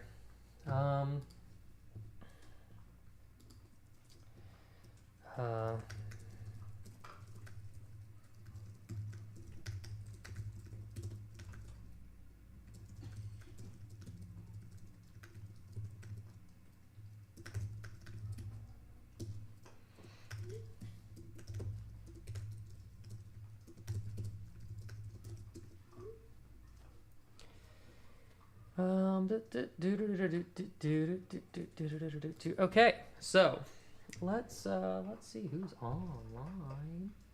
Let's see who's online. Sorry, last thing to consider from me. I thought having them all summoned there, literally like teleported there by the rep, could be interesting as well to play on the. You've all been summoned here on. Oh, I like that. Okay, real quick.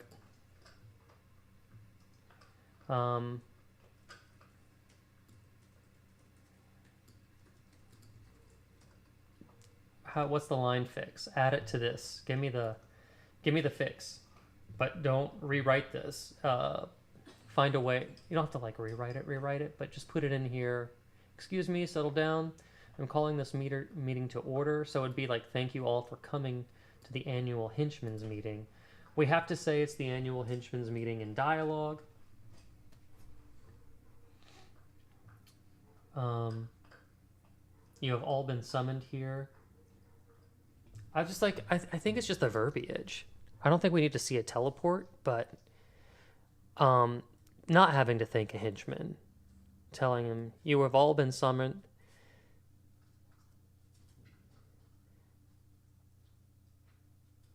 How about thank you all for coming to the annual henchman's meeting, even though you were all summoned and it was mandatory.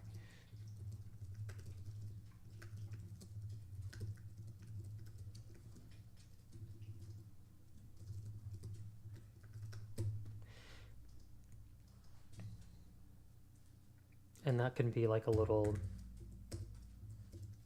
aside. That's how you use a double dash in a script there. Okay. Alrighty.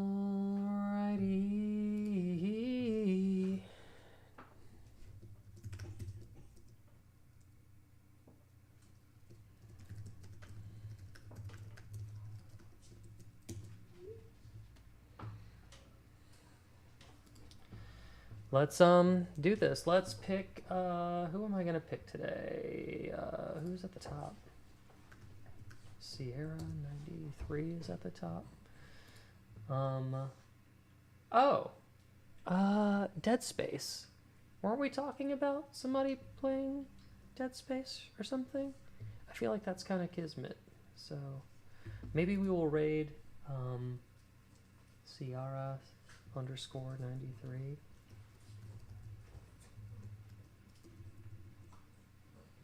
Raid _ 93. Is that right? Okay, cool. They're having some fun. I guess she's playing something called Dead Space. So I hope you guys had fun writing with me today. We went a little over, but also we finished, and that always feels good. We free wrote. I say that. You witnessed me free write a short story. Got it done. Boom. We edited 2 chapters of the novel. Fantastic. We wrote a 5-page or under. I guess this is kind of like a comedic SNL style sketch scene based on the town hall.